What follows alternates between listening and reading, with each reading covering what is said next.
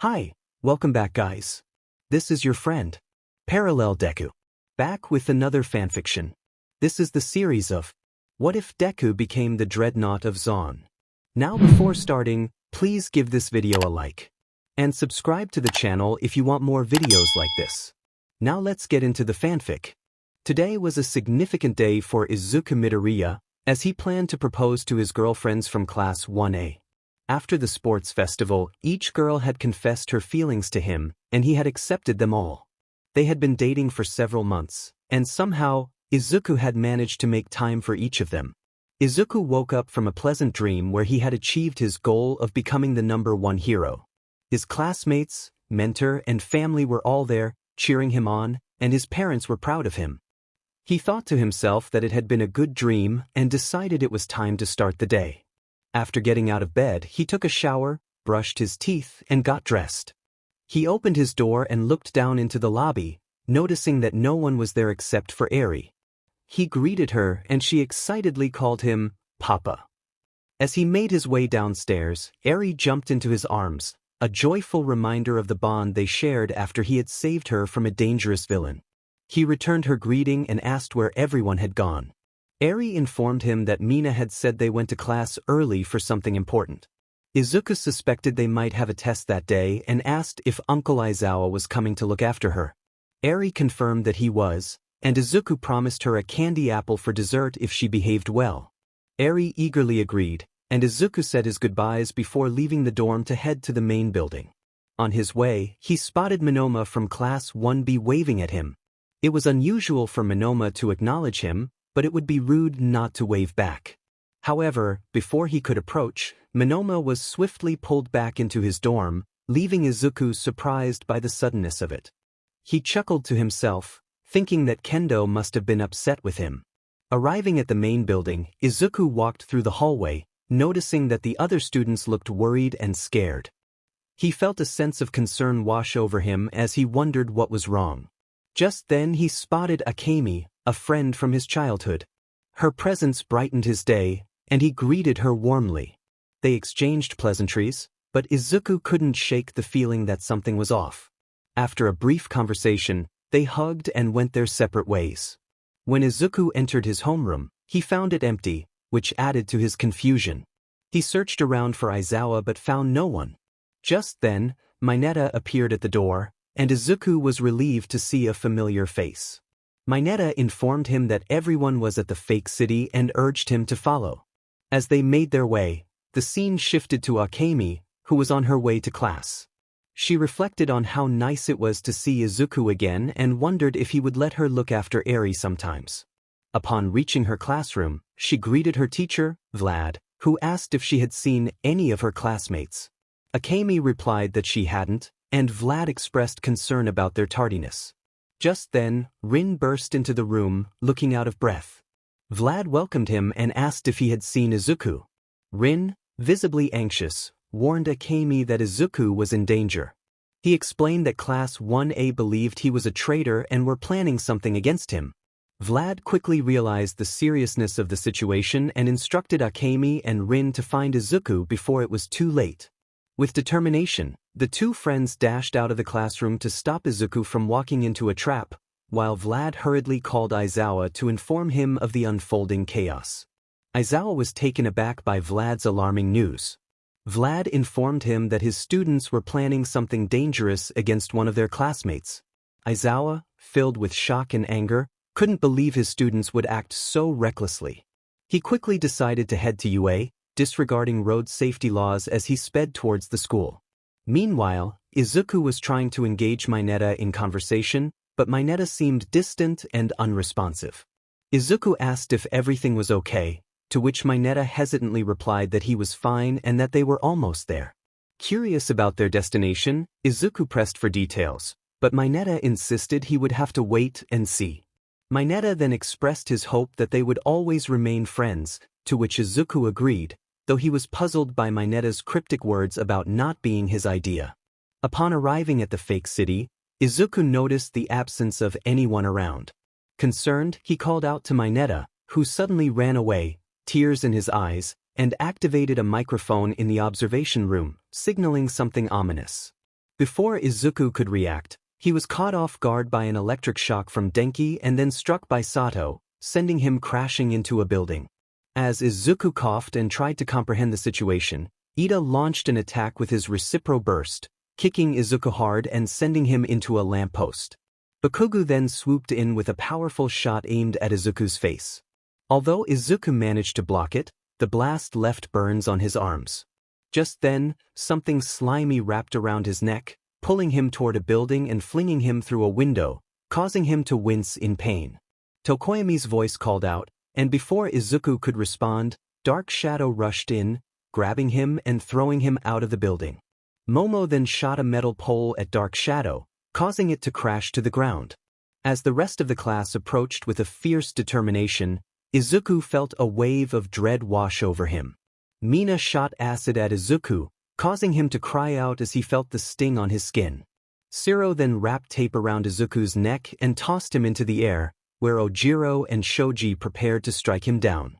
Izuku, however, managed to grab both of their arms and throw them to the ground, landing in front of the class, demanding to know what was wrong with them. Momo accused him of betrayal, leaving Izuku confused and defensive. Bakugo shouted for him to be quiet and attacked, but Izuku swiftly countered, throwing Bakugo over his shoulder and incapacitating him. Denki tried to intervene, but Izuku retaliated with a rock infused with his power, knocking Denki out. Shoto attempted to burn Izuku, but he leaped high into the air, crashing down onto Shoto and sending a shockwave that knocked others off their feet.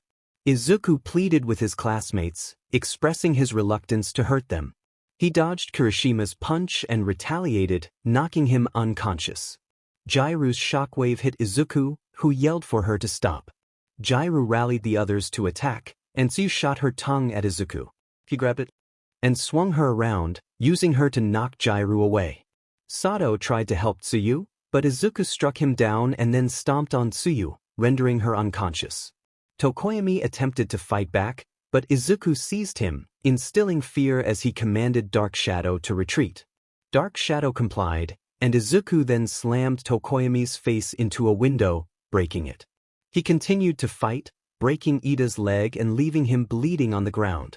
As Izuku approached Koda, who was trembling in fear, he playfully startled him, causing Koda to faint. Izuku turned to the remaining classmates, confused about their hostility. Momo accused him of being a traitor, but Izuku insisted he had no idea what they were talking about. Before he could gather his thoughts, Hagakure flashed him, temporarily blinding him. Momo seized the opportunity to strike him in the gut, and soon, the other girls joined in, overwhelming Izuku. Just as the tide seemed to turn against him, All Might arrived, commanding everyone to stop. The class halted their assault, looking over at All Might and the Yagi family, including Inko, Izumi, and Isaac. Izuku, hearing All Might's voice, couldn't help but smile, sensing that things were about to change dramatically. That sorry excuse of a son is the traitor. Before Izuku could continue his thoughts, he felt himself lifted into the air by Inko, his lungs constricting painfully. He let out a cry as he was thrown through 3 buildings. Inko instructed Izumi and Isaac to take action, and the two dashed after Izuku. When they caught up, they simultaneously kicked him down to the ground, creating a crater on impact.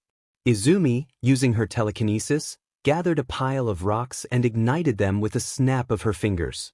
She declared that it would be death from above for the traitor as she pointed at Izuku. He barely managed to get up and dodge the incoming projectiles, but one struck his leg, causing him to fall. The hot rocks rained down on him, and he cried out in pain. Isaac scoffed at Izuku's weakness, declaring that he should perish. He then came crashing down onto Izuku's other leg, causing him to scream from the intense pain.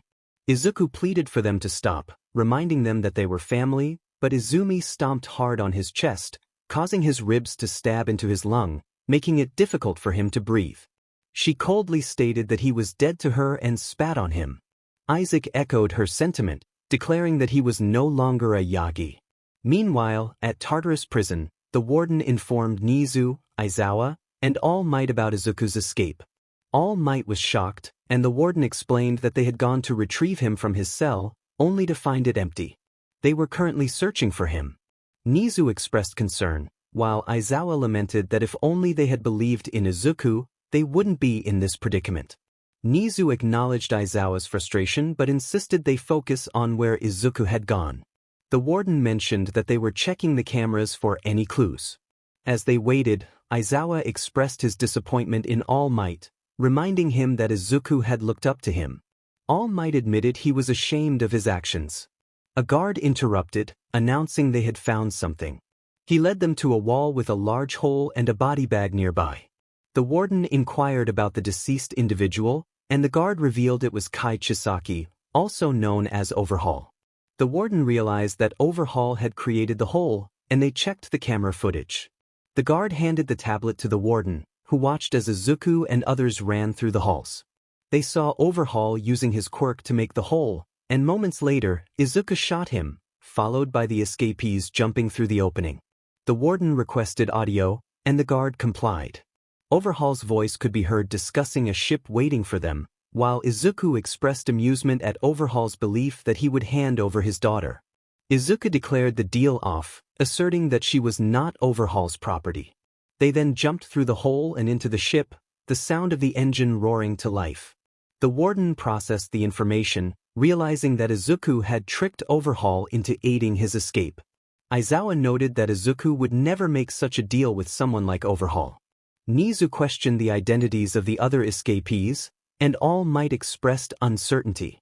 The warden ordered prison files on the escapees to be gathered, and as they reviewed the files, they discovered that the group included notorious criminals.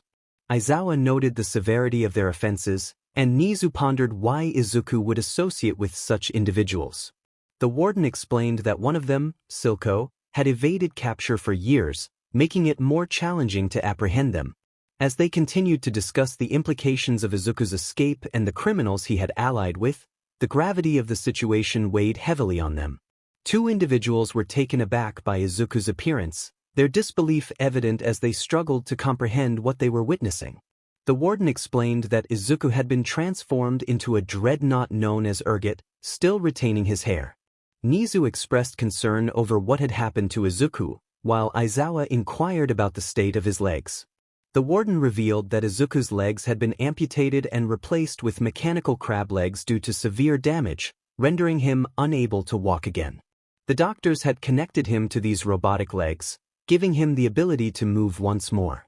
Izawa's thoughts turned dark as he reflected on the damage inflicted upon Izuku, wishing he had been faster to intervene. The warden continued, stating that Izuku's arm had been replaced with an old turret unit from storage. Nezu questioned the reasoning behind this decision, and the warden admitted that they had not expected it to work, but somehow Izuku had managed to make it functional, resulting in a machine gun for an arm. Izawa then asked about the mask, to which the warden explained that it was created to assist Izuku with his breathing, as his lungs had been damaged. Although he could remove it, he could only do so for a limited time. Izawa sighed, acknowledging the drastic changes in Izuku. Nezu noted that Izuku had also grown physically, as he had been lifting weights to maintain his fitness despite his condition. Izawa thanked the warden for the information, indicating it was time for them to leave. The warden reminded Nezu that any future incidents would be his responsibility. As they exited Tartarus and made their way to the parking lot, they approached the car they had arrived in. The drive back to UA was filled with silence until Nezu attempted to speak. Izawa interrupted, expressing his frustration over the situation and blaming Nezu and the students for what had happened to Izuku.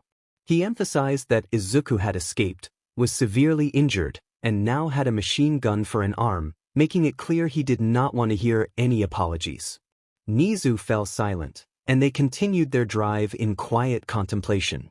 Upon arriving back at UA, they noticed Class 1A, Class 1B, and some staff members waiting for them. Izawa questioned why they were all outside, and Momo asked if it was true that Izuku had escaped from prison.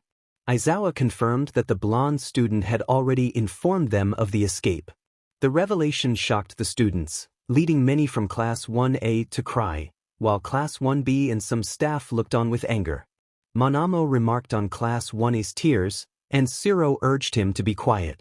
Rin defended Class 1A, blaming Monamo for the situation, while Kendo pointed out that jumping to conclusions had led to this outcome. Tetsu joined in, calling out the others for their behavior. Akemi added that they had lost a great man, revealing that Izuku had planned to propose on the day he was harmed. The girls from Class 1A were devastated, and Taguru lamented that even Izuku's siblings had not believed him. Nezu intervened, reminding the students to cease the insults and confirmed that Izuku had escaped Tartarus. He assured them that the police were actively searching for him and instructed everyone to return to their dorms to rest. Bakugo attempted to speak up, but Tetsu cut him off, reminding him of his past treatment of Izuku. Setsuna echoed Tetsu's sentiments, challenging Bakugo to consider how Izuku had endured his behavior. Aizawa ordered both students to their dorms, and they complied. Meanwhile, Izuku was in the garage of the second Yakuza base, getting repairs done on his gun and crab legs. He inquired about the repair timeline, and a Yakuza member informed him it would be completed shortly. As he waited, Nagant, Makoto, and Tadano entered the garage. Nagant asked where he had been, and Izuku confirmed he was there for repairs. Tadano revealed that Makoto had dealt with Stain, prompting Izuku to sigh and ask for details. In a brief flashback, Stain confronted Makoto, who expressed his intent to seek revenge on All Might for his imprisonment. When Stain threatened him, Makoto unleashed his own bloodlust, overpowering Stain's. Seizing the moment, he transformed into a werewolf and swiftly defeated Stain. The flashback ended with Tadano questioning what would happen next, and Makoto expressing concern over how to explain the situation to Izuku. Returning to the present, Makoto recounted the events, and Izuku listened, unfazed. Izuku believed he could easily find someone to replace their former ally. Nagant expressed surprise, thinking Izuku would be angry. However, Izuku clarified that while the individual had been useful, he wouldn't have lasted long. A Yakuza member informed them that their repairs were complete, prompting Izuku to ask what they had come down for. Now that they were out of prison, Nagant wondered what their next move would be. Izuku explained that they needed to lie low for a while and recruit more followers. Tadano questioned where they might find more unsavory characters to join them, and Izuku mentioned he knew someone who could help. The scene shifted to a city illuminated by the night sky, though some areas were less than appealing. They arrived at a rundown thrift shop on a street filled with thugs and criminals. The shop owner was in the basement when he heard the bell on the front door ring. Expecting a customer, he went upstairs but found no one there. Suddenly, he was punched in the face and sent crashing into the wall. As he looked up, he saw 4 figures standing over him. Nagant pointed out that the person they were looking for owned a shabby thrift shop. Izuku clarified that the shop was merely a front for smuggling goods. Jiren, the shop owner, demanded to know who they were. Makoto asked if he could bite him, but Izuku denied the request and grabbed Jiren by the neck, lifting him off the ground. Izuku declared that they were now his new bosses. Jiren, realizing the situation, tried to assert himself but was quickly silenced when Izuku commanded Makoto to bite down on his ankle. With a swift motion, Makoto complied, causing Jiren to scream in pain. Izuku warned him to listen or risk losing his other leg. Jiren reluctantly agreed to cooperate, and Izuku dropped him to the ground. Jiren attempted to crawl away but was halted by a mechanical limb holding him in place. Izuku laid out their terms. Jiren would abandon his old boss and work for them, reporting any smuggled goods. Jiren complied, asking if there was anything else. Tadano inquired about finding more grunts for hire, to which Jiren explained that local thugs would follow anyone strong enough. Makoto commented on how Tadano didn't seem like the fighting type, but Izuku reassured them that appearances could be deceiving. They pressed Jiren for information about the largest gang in the area, known as the Face Bashers. Nagant dismissed the gang's name as foolish and asked where to find them. Jiren indicated they could be found almost anywhere on the street but warned that luring out their boss would require some disruption. Izuku decided to take action, and soon they were in the territory of the Face Bashers, creating chaos and taking down any members they encountered. They were currently at a bar, eliminating the remaining gang members. Makoto prepared to finish off a goon, who pleaded for his life, but was silenced with a swift action. Makoto then began to devour a fallen gang member's arm, prompting Nagant to question if the boss would indeed show up. Tadano, wanting confirmation, lifted a goon by the hair and asked about the boss's frequent visits to the bar. After receiving confirmation, Tadano ended the goon's life, assuring the group that everything was under control. Izuku remained confident that the boss would come, as street thugs were often too ignorant to ignore such disturbances. Just then, the boss of the face bashers appeared, flanked by numerous goons. Izuku stepped out to confront him, introducing himself as the Undertaker and implying that the boss's time was running out. The boss laughed off Izuku's threat, but Izuku revealed he didn't need to fight alone. Before the boss could react, Izuku shot a harpoon into his leg, causing him to scream. Izuku intended to make an example of him. As the chain pulled the boss closer, Izuku ominously stated he would show him fear beyond death. The boss, now terrified, pleaded for mercy, claiming he would follow Izuku. Izuku dismissed his cowardice, stating that weakness was not welcome in his ranks. As the chain accelerated, the boss's cries for help echoed, but it was too late. The blender compartment of Izuku's device opened, and the boss was consumed, leaving behind a gruesome sight that terrified the remaining face bashers. Izuku then offered them a choice: join him or meet the same fate as their leader. It didn't take long for the second-in-command to step forward, trembling, and declare their allegiance to Izuku. Izuku instructed his followers to find more villains and weapon suppliers, announcing that they were no longer the face smashers but part of the warriors of Zaun. Was eagerly agreed, calling him Urgot as he and the others set to work. Meanwhile, at UA, a little girl with white hair and a small horn, named Eri, gazed out the window into the night sky, missing her father. She expressed her longing for Izuku, her adopted father, to Kendo, who was unsure of how to comfort her. Eri explained that she considered Kendo and the others as her new mothers because her previous ones had hurt Izuku. Kendo was taken aback but felt a flicker of hope as Eri reassured her of her feelings. As Kendo tucked Eri into bed, Hagakure overheard their conversation and rushed back to the Class 1A dorms, worried that Eri no longer saw them as her mothers. Bursting into the room, she called for an urgent meeting. The girls gathered in Momo's room, locking the door and dimming the lights. Hagakure shared her troubling news about Eri and Kendo, igniting a fierce determination among the girls to protect their bond with Eri. They expressed their anger at the thought of the Class 1B girls trying to take Eri away, vowing to fight for her. Their resolve was strong, and they were ready to take action. In the weeks that followed, the warriors of Zaun made a name for themselves through various operations, eluding the heroes who sought to capture them. The heroes struggled to uncover the identity of their elusive leader, as the group operated with multiple underbosses. Each member had their own small enterprises, with Makoto running underground fight rings and Tadano managing smuggling operations. Meanwhile, Lady Nagant took on the role of Izuku's bodyguard, despite not being formally assigned. At UA, the search for Izuku continued, with Class 1A and Class 1B growing increasingly competitive, especially among the girls. The Yagi family remained heartbroken over the truth of Izuku's situation but continued their efforts to find him. Back at the secret base, Izuku and his crew gathered around a table to discuss their operations. Izuku acknowledged their successes, while Makoto shared news about a promising fighter named Bearhead, who was scheduled for a match soon. Despite concerns about Izuku's mobility, he assured them he had a plan to attend the fight. As the meeting concluded, Makoto revealed he had found a replacement for Stain, an old friend named Ziggs who wanted to join their cause. With that, the meeting wrapped up and everyone returned to their tasks. Meanwhile, at UA, a hero meeting was in progress. Nezu addressed the group about the new crime organization, the Warriors of Zaun, which had been causing unrest in the streets. Aizawa reported on his search for Izuku, revealing that he had found no clues. Hawks continued his aerial surveillance, but nothing unusual had come to light. The atmosphere was tense as they all pondered the challenges ahead. Aizawa instructed his students to continue their patrols, reminding them to look for any clues regarding Izuku or the Waz. After leaving the meeting room, he made his way down the hallway toward the classroom. However, he soon heard raised voices coming from the lunchroom.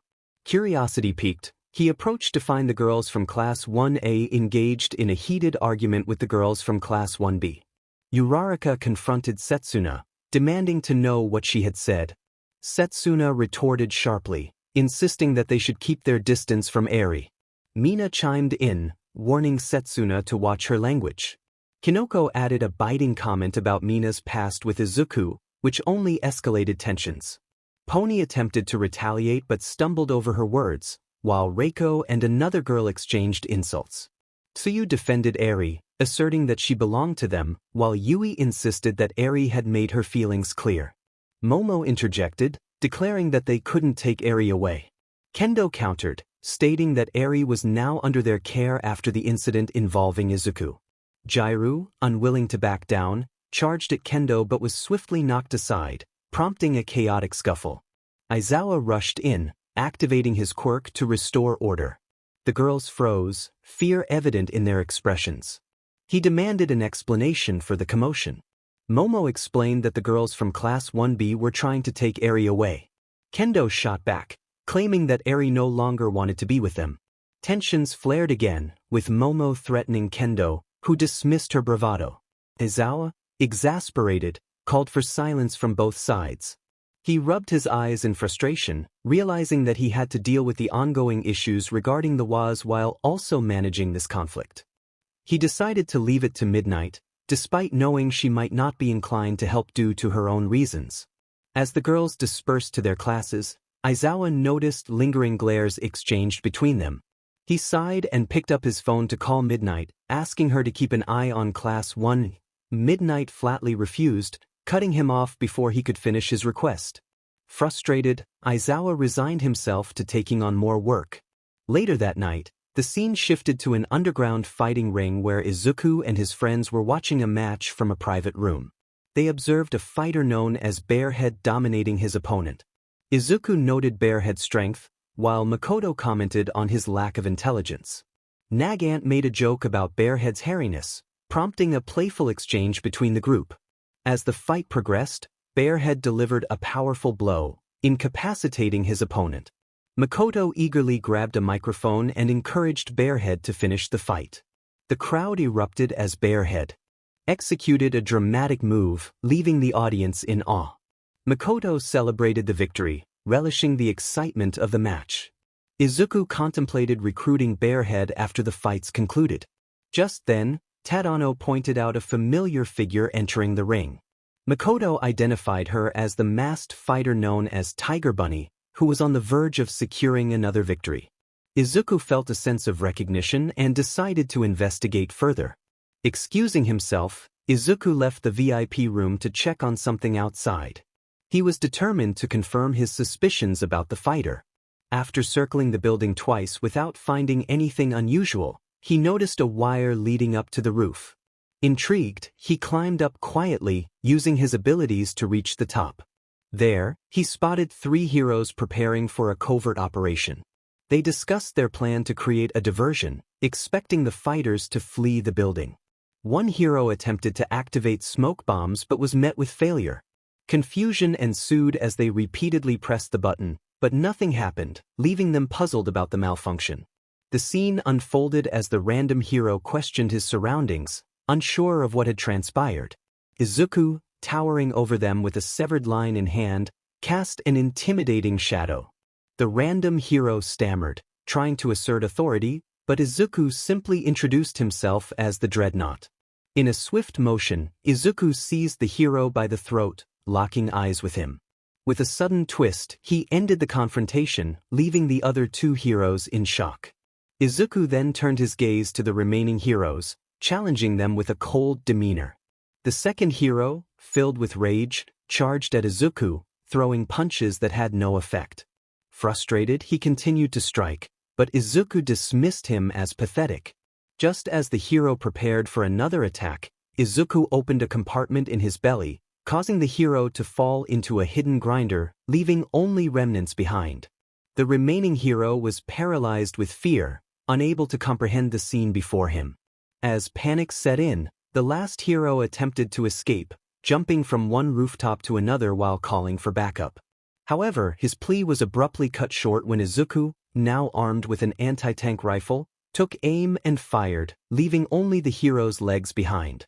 With a smirk, Izuku decided it was time to leave. He quickly descended the wall and returned to the VIP room, where Tadano and Makoto awaited his return. Izuku urged them to get on his shoulder, swiftly carrying them out of the chaos. Nagant joined them, her smile indicating her excitement for the adventure. As they fled the scene, Tadano questioned the urgency, and Izuku explained that heroes had spied on them. An explosion erupted behind them, confirming their need to escape. They managed to distance themselves from the fighting ring, and once they were safe, Izuku set his companions down. Makoto suggested they regroup later, transforming into his wolf form and leaping onto a rooftop to howl into the night. Tadano sighed and took off in another direction, while Izuku continued on with Nagant still perched on his shoulder. Curious about her presence, Izuku asked Nagant why she chose to stay with him. She explained that it was her duty as his bodyguard, and she enjoyed being close. Just as Izuku was about to inquire further, he sensed something was off. Suddenly, he fired his rifle at a shadowy figure lurking nearby. The figure, Kurwaro, was caught off guard. Izuku confronted him, demanding to know his intentions. Kurwaro, terrified, promised not to reveal their location. Izuku, satisfied with the response, let him go, knowing Kurwaro valued his secrets. As they continued their escape, they encountered a group of heroes, including Setsuna. Without hesitation, Nagant took action, eliminating one of the heroes, leaving Setsuna stunned. The day progressed, and Izuku found himself in the attic of Jiren's thrift shop, examining a shipment of support items. Jiren informed him that Chemtech was not selling well, as many deemed it unnecessary. Izuku learned that a group of street thugs had been in the shop recently, and he decided to confront them. Hours later, the thugs gathered in their abandoned hideout, discussing their plans. Just as they prepared to leave, the door burst open, sending 3 of them crashing into the wall. Izuku stepped through the wreckage, announcing his presence and challenging them, ready to make a statement. Izuku stood confidently, ready to confront a group of strangers. One of them shouted in confusion, demanding to know who he was. Izuku responded with a chilling declaration, stating he was there to introduce them to pain. Without hesitation, he charged at the group, sending them sprawling in all directions. He trampled over some, leaving them incapacitated. As the chaos unfolded, one of the remaining individuals, terrified, questioned what Izuku intended to do with them. Izuku informed them that they were about to undergo an evolution phase. He swiftly grabbed one person, smashing his face against the wall, rendering him unconscious. 2 others attempted to flee but were ensnared by a harpoon that pulled them back toward Izuku. In their frantic escape, one dashed upstairs while the other tried to exit through the front, only to have their leg caught by one of Izuku's powerful limbs. Izuku declared that none would escape this evolution. He gathered the 4 individuals, opening a compartment in his body and tossing them inside before pursuing the last one. The frightened man cried out for help, but Izuku coldly remarked that running would only worsen his situation. As the last individual stumbled and fell, Izuku caught up to him, and with a swift motion, incapacitated him as well. He then placed him with the others and began his journey back to base. While descending the stairs, he heard a noise from one of the rooms. Curiosity piqued, he approached the door and opened it, revealing a frightened blind girl on the kitchen floor, clutching her cane defensively. She warned him to stay back, but Izuku assured her he was not her enemy. He offered to take her to safety, and after some hesitation, she agreed to come closer. Izuku gently picked her up, cradling her in his arms as he continued downstairs.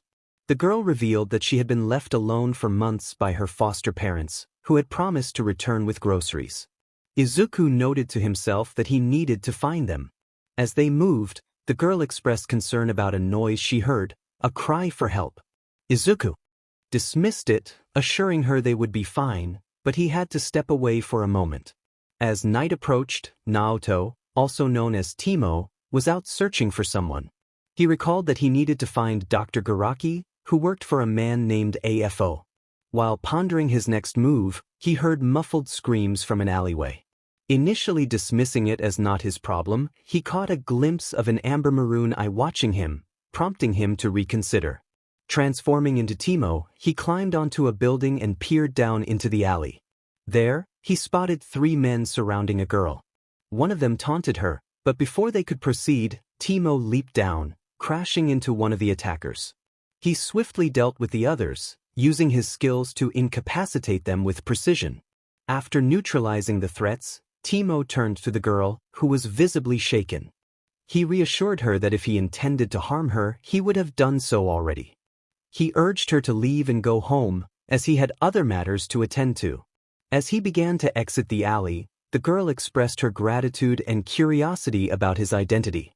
Teemo, however, advised her not to dwell on a dead man like him.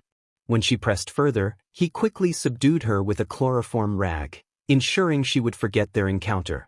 With her unconscious, Teemo turned back to Naoto, ready to continue their mission.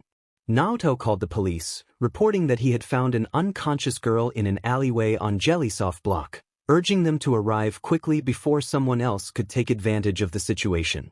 After hanging up, he leaped onto a rooftop to wait for the authorities. He thought to himself that it was time to wait. 50 minutes later, he spotted the police arriving. They quickly assessed the scene, noticing Misaki lying unconscious on the ground alongside 3 lifeless bodies. The officers took immediate action, transporting Misaki to the hospital and calling for an ambulance for the deceased. With the situation under control, Naoto decided it was time to return to his mission. He jumped from rooftop to rooftop, contemplating where to find the doctor he was searching for. He recalled that his boss had mentioned a man named Jiren who might have the information he needed. Determined, Naoto made his way to Jiren's thrift shop, hoping for some answers. Upon arriving, he noticed a closed sign hanging on the front door. Unfazed, he thought to himself that the sign didn't deter him. Naoto pushed the door open and stepped inside, spotting 2 men standing nearby. One of them remarked that Naoto should have read the sign. "It says they're close." Naoto questioned if the person even worked there. A random individual warned him to leave, but Naoto's response indicated he had no intention of doing so. Without hesitation, Naoto pulled out 2 silent pistols and swiftly incapacitated the 2 men, leaving them lifeless on the ground. He then approached the door leading to the back of the thrift store and kicked it open, revealing 10 more men inside. One of the men shouted, demanding to know who Naoto was. Naoto declared that none of them would be going home. He fired his pistols, taking down 5 of the men before the remaining 5 ducked for cover. Naoto holstered his pistols, drew his combat knife, and charged at one of the men hiding behind a crate. He rolled over the crate, striking the man and using him as a shield against the incoming gunfire. Naoto then lunged at another man, pushing the shield forward and landing on top of him. He leaped into the air, landing a powerful stomp on the second man's head. As a third man attempted a sneak attack, Naoto swiftly turned and dispatched him with a precise strike. The 4th man tried to flee but was knocked unconscious by a dart. Naoto's gaze fell upon the last man, who remained seated and unfazed by the chaos. The man remarked that Naoto's knife tricks did not intimidate him. Naoto countered that it wasn't the knife to fear, but the person wielding it. The man dismissed Naoto's words, but Naoto's confidence remained unshaken. When the man challenged Naoto, he swiftly closed the distance, grabbing him by the neck and lifting him off the ground. Naoto slammed him down and began to strike, leaving the man visibly shaken. He then broke the man's arm and incapacitated him further. Naoto placed him in a chokehold, slowly applying pressure until the man agreed to talk. Once released, the man explained that they had come to disrupt the shop at the behest of their boss, who wanted some chemicals the shop sold. Naoto realized the shop owner was not present. He instructed the man to relay a phone number to his boss, warning him against sharing it with anyone else. The man, terrified, agreed. Naoto then picked him up, giving him a few light taps on the back before walking away. As he did, the random man from earlier began to regain consciousness.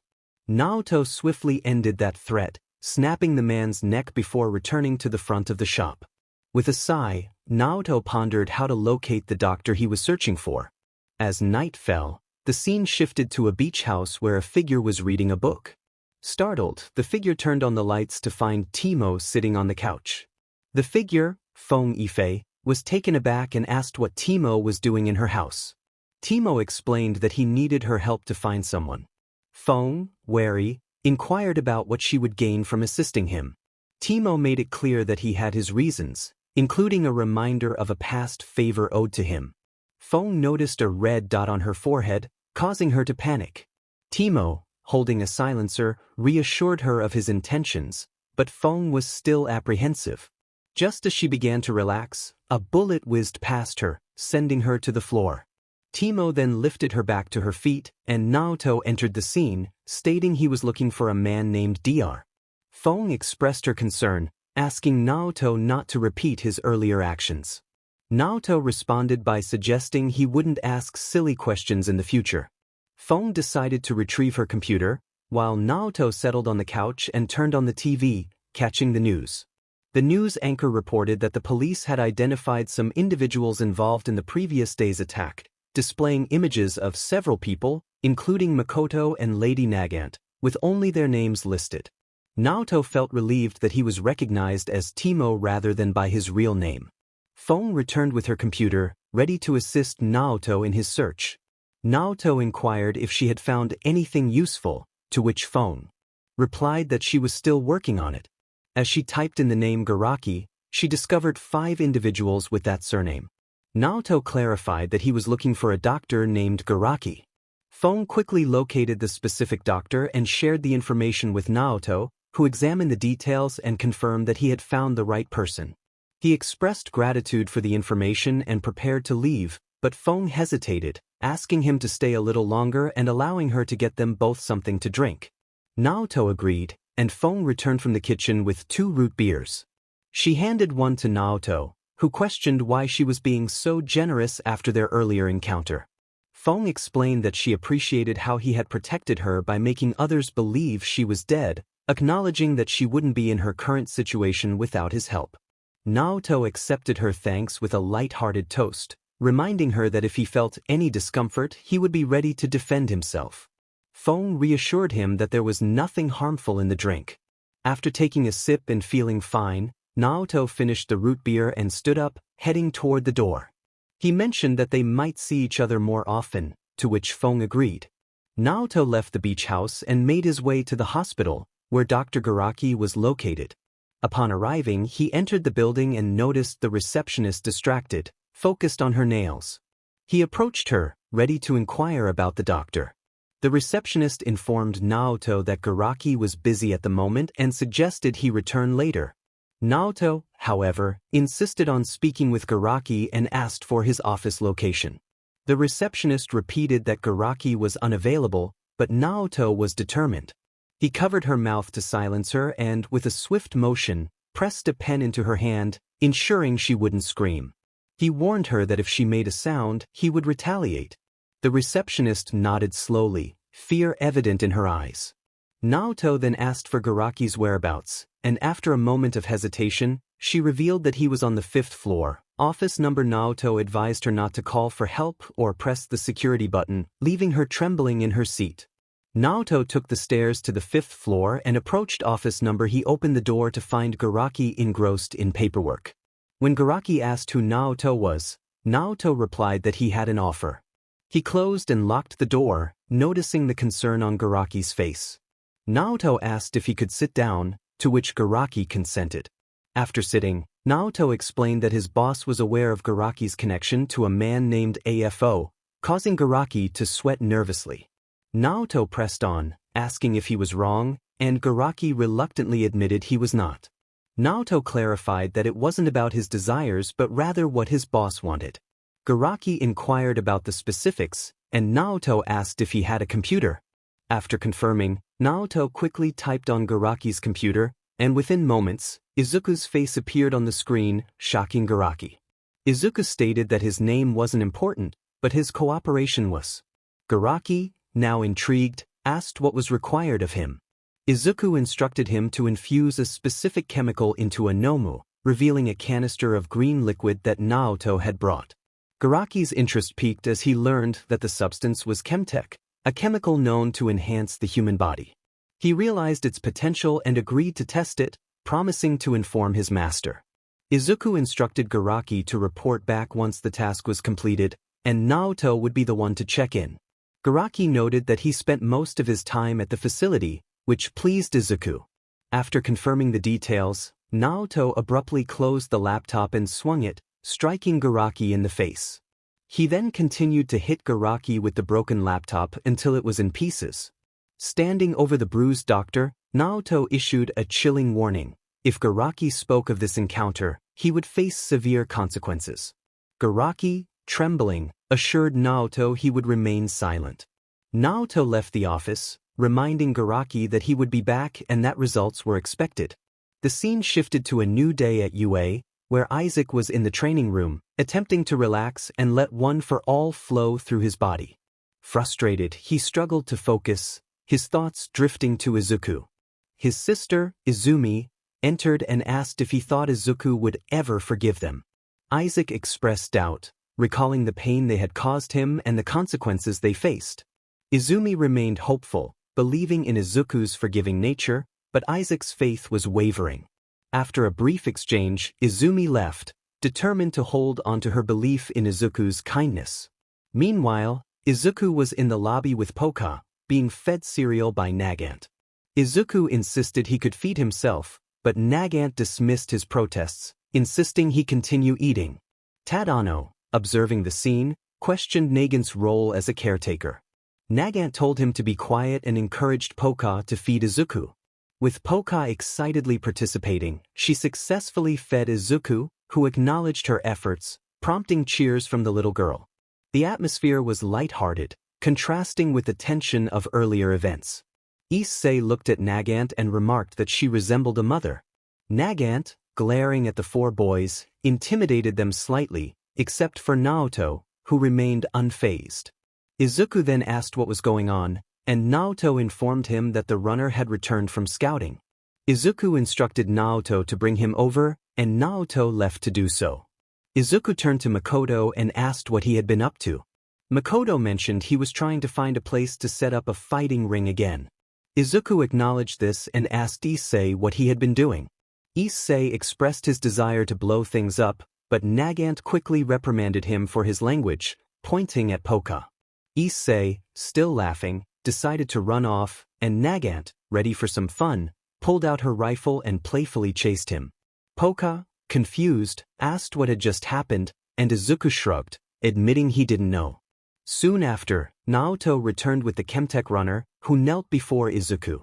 Izuku prompted the runner to share his findings. The Chem runner reported that things had been quiet on both sides, with Urget and no one else making any noteworthy moves. When Izuku inquired about the doctor, the runner explained that he was focused on Chemtech infusions for a project while the League had been silent. Izuku, intrigued, suggested they shake things.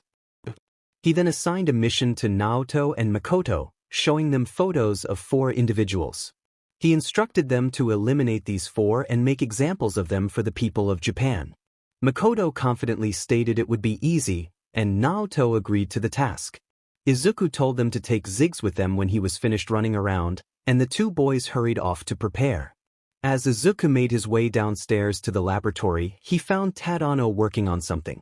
Izuku asked how the new test subjects were progressing. Tadano reported that one was adapting well, while the other, a magma individual, was struggling with the transformation and experiencing significant pain.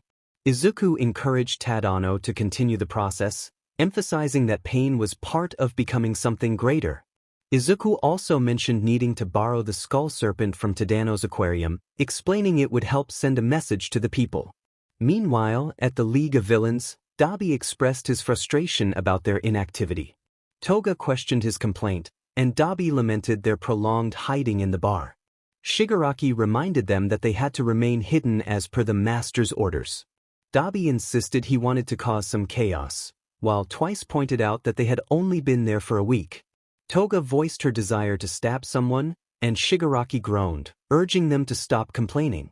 Spinner added that they were all bored, and Compress agreed that they should be acting like villains. Shigaraki, tired of their restlessness, instructed Twice to call Jiren to see if he had any tasks for them. After some back and forth, they decided that Jiren had been unusually quiet. Shigaraki then sent Spinner, Compress, and Twice to find Jiren at his shop, cautioning them to avoid drawing attention. Kurogiri offered to teleport them, and they stepped through a portal, arriving in an alleyway. They realized they were in the slums, close to Jiren's thrift shop. After sneaking around, they finally spotted the shop. Upon entering, they called out for Jiren, but he was nowhere to be found. Suddenly, a Chemtech slasher appeared, attacking Compress and sending him crashing into a pile of boxes. Twice rushed to check on him, relieved to find he was still alive. However, as they regrouped, the slasher charged at them again. Spinner managed to deflect the attack but was soon met with a devastating blow.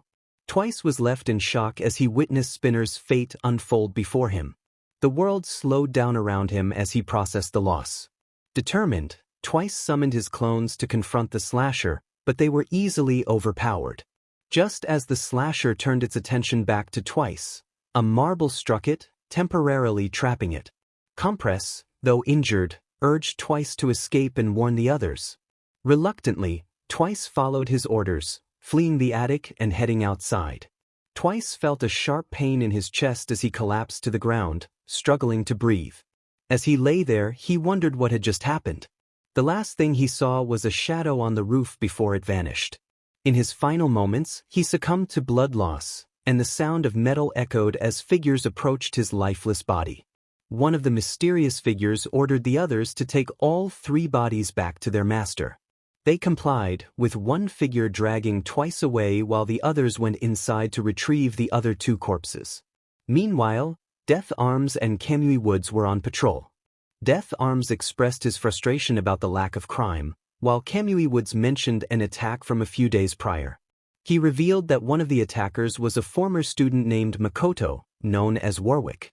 Death Arms was shocked at how a kid could end up in such a situation. Suddenly, they were interrupted by Warwick, who struck Death Arms with a powerful punch, sending him crashing into the ground and creating a shockwave that knocked Kamui back. The citizens nearby fled in panic.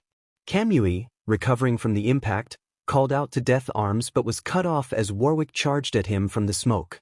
Kamui attempted to ensnare Warwick with his branch arms, but Warwick effortlessly sliced through them. As Warwick prepared to strike, he felt something wrap around his neck and was suddenly pulled backward, crashing into a building. He quickly regained his footing, seething with anger. A hero in training, accompanied by 2 others, revealed themselves. One introduced himself as Nekomaru Nidai, while another was Piko Pikoyama, and the last was Akane Owari. Warwick demanded to know who they were, and Akane confidently declared that they were there to take him down. Warwick charged at Nekomaru, who met him in the air, their fists colliding. Despite Nekomaru's efforts, Warwick overpowered him and sent him crashing into the concrete. Just as Warwick was about to deliver a finishing blow, he sensed a kick coming and blocked it, recognizing Akane as a fighter. They exchanged banter about Akane's fighting spirit and Warwick's enhanced senses. As the battle intensified, Piko rushed to check on Kamui, who was injured. Piko reassured him, but Kamui urged her to find help. Just then, Warwick commanded Nar to stop Piko, and the massive creature smashed through a building, looming over them. Piko instructed Kamui to stay behind her as she prepared to confront Nar. Piko charged at Nar, dodging his attacks with agility. She managed to slash at his side, but to her surprise, no blood emerged. Nar laughed menacingly and rolled into a ball, barreling toward her. Piko remained in her defensive stance, waiting for the right moment, but Nar rolled past her, heading straight for Kamui. In a devastating moment, Kamui was struck and fell unconscious. Mega Nar then turned his attention back to Piko, who prepared to strike. Just as she lunged, an explosion erupted between them, sending both flying backward. Piko regained her balance and checked on Nekomaru, who was concerned for Akane, who had just been thrown into a car. Nekomaru rushed to assist Akane, but Warwick was relentless, charging at him with the intent to overpower. Nekomaru threw a punch, but Warwick caught his fist and tossed him aside. Just as Warwick prepared to stomp on Nekomaru, Piko blitzed past him, slicing through the tubes on his back, causing a chemical leak. Warwick staggered back, realizing his strength was waning. As he transformed back to his original form, he let out a howl before collapsing, unconscious. Akane celebrated their victory, but Pico sensed something was off, questioning why Warwick had let out that howl. Howl echoed through the air, perhaps a last attempt at hope. Akane reassured her companions that their victory was what mattered most, but suddenly, a loud bang shattered the moment. Akane gasped as a bullet struck her shoulder, causing her to collapse to the ground. Nekomaru rushed to her side, calling her name in alarm. Pikoyama shouted for everyone to take cover just as another shot rang out. With swift precision, she sliced the bullet in two and looked up to see Naoto perched in a nearby building, intrigued by her skill. Naoto leaped from the window, defying gravity as he ran down the wall, surprising the trio. He landed and charged at Pikoyama, aiming to stab her. She blocked his attack, pushing back against him, but they found themselves locked in a fierce clash of blades. Pikoyama acknowledged his skill with a knife, to which Naoto corrected her, stating it was a Bowie knife. Nekomaru slid in beside Naoto, attempting to land a punch, but Naoto evaded and, in the chaos, Pikoyama accidentally sliced Nekomaru's knuckles. He winced in pain, but she quickly apologized.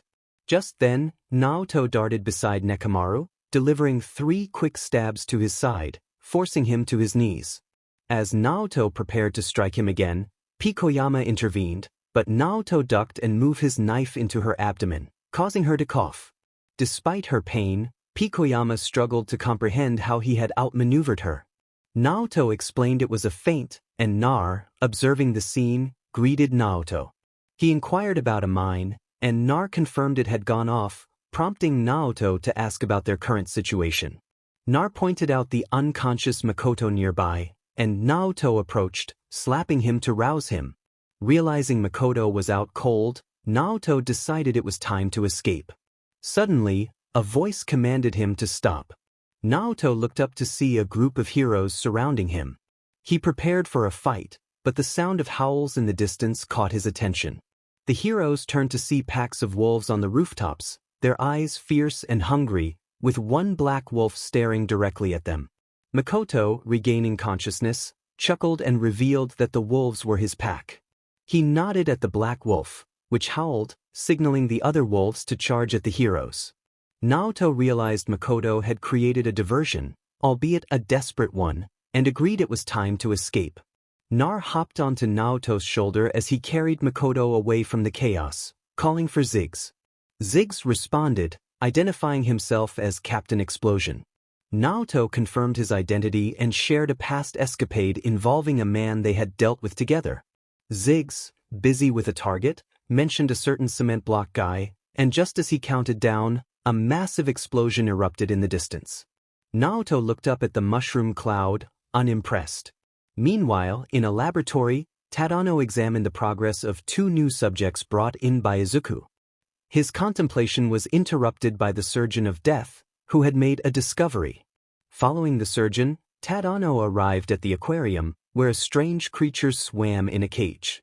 The surgeon explained that they had found it bleeding on the coast, identifying it as a bizarre shark mutation. Tadano noted its aggressive nature and ordered it to be kept until further notice. As they discussed their findings, the scene shifted to a hospital room where Mina, Yuga, and Hagakure were resting. The 2 surgeons of death entered, catching the attention of a doctor who questioned their presence. In a swift motion, one of the surgeons eliminated the doctor, and the other prepared to inject Mina and Yuga with toxic spiders that crawled down their throats, settling inside them. With their task completed, the surgeons planned their escape, but one of them had a final task to handle. He retrieved a larger spider, a puppeteer specimen, and after a brief struggle, placed it inside the doctor's mouth. Moments later, the doctor rose, now under the spider's control.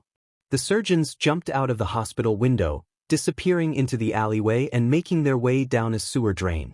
Inside, one of them activated a wristwatch, and a hologram of Tadano appeared, confirming their mission was complete. Tadano instructed them to return to base. Death confirmed the plan, and the Surgeon of Death inquired about the other target, the Invisible Girl. Tadano reassured him that Urgot had plans for her. With that, the Surgeon of Death signed off, and they prepared to leave. As they departed, The scene shifted to Izuku, who was navigating the dark alleys of the city to avoid being seen. He hoped to find Eri, who he believed would be nearby. Spotting a park filled with children, he saw Eri playing on the swings with Koda, and a smile spread beneath his mask. He felt a sense of relief at the sight of her. Suddenly, a voice interrupted his thoughts, asking who he was watching. Izuku turned to see Viper, the person he had come to meet. Viper wanted to know why Izuku had called him out. Izuku explained that he needed Viper to bring someone to his base for a deserved punishment. Viper joked about the way Izuku phrased it, but Izuku clarified that it wasn't that kind of punishment. Viper, relaxed and teasing, agreed to help and asked who he needed to kidnap. Izuku requested the invisible girl from Class 1A, the same one he had previously put in the hospital. Viper acknowledged the task and assured Izuku he wouldn't disappoint him. As they parted ways, Eri and Koda watched from a distance, curious about the man with the robotic legs. Koda expressed concern that he might be a bad guy, and they decided to inform someone about their encounter. They approached Akemi and Mandalay, who were sitting on a bench. Eri pointed out the man hiding in the dark, describing his robotic legs and the fact that he was speaking to someone. Mandalay instructed the children to stay put while she investigated. She contacted Ragdoll, requesting backup due to a potential situation at the park. As she ventured deeper into the alley, she noticed an open sewer hole and hesitated before jumping down. The darkness surrounded her, but she relied on the natural light to guide her. Suddenly, she was attacked from behind, and a large metal leg crushed her radio. Izuku emerged from the shadows, introducing himself as Urgot and revealing he knew Mandalay's true identity. Mandalay was taken aback and warned him he wouldn't get away with this, but Izuku assured her he would and that she would help him. Before she could protest further, he knocked her unconscious and prepared to execute his plan. Meanwhile, Tadano was walking down the street, trying to locate a specific house. He paused in front of one, taking a deep breath before knocking on the door. When no one answered, he knocked again, only to be greeted by Komi's mother, Shuko. She couldn't see his face due to his hoodie and asked if he was selling something. Tadano stumbled over his words, finally stating he just wanted to talk. Shuko agreed to let him inside, and once they were both in the living room, Tadano inquired about her children. Shuko informed him they were at school, and Tadano suggested it would be better if the whole family were present for the conversation. Shuko offered to pick them up, but Tadano insisted he could wait. She then asked if he wanted something to drink, and he requested lemonade. As she went to fetch it, Tadano reflected on how kind she was, even to a stranger. Back in the sewers, Mandalay regained consciousness, feeling disoriented and recalling the events that led to her being knocked out. She wondered who had attacked her and why he felt so familiar.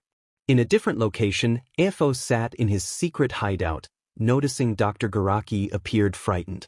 AFO questioned him about it, and Garaki quickly denied any issues. AFO pressed for updates on the Nomu production, and Garaki reported that it was increasing and becoming more efficient. AFO instructed him to prepare a test run for the completed ones, eager to see them in action. He then decided to check on Shigaraki and the others, while Garaki complied with the order. AFO opened a portal and left the lab, prompting Garaki to let out a sigh of relief. Naoto's voice echoed in the space, causing Garaki's heart to sink. He had hoped no one else knew about this place, but there was Naoto, emerging from the shadows with a knife in hand.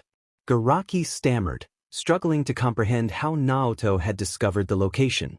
Naoto questioned why Garaki had kept this place a secret, pointing out the numerous monsters he had created and expressing his frustration at Garaki's desire to keep them all to himself.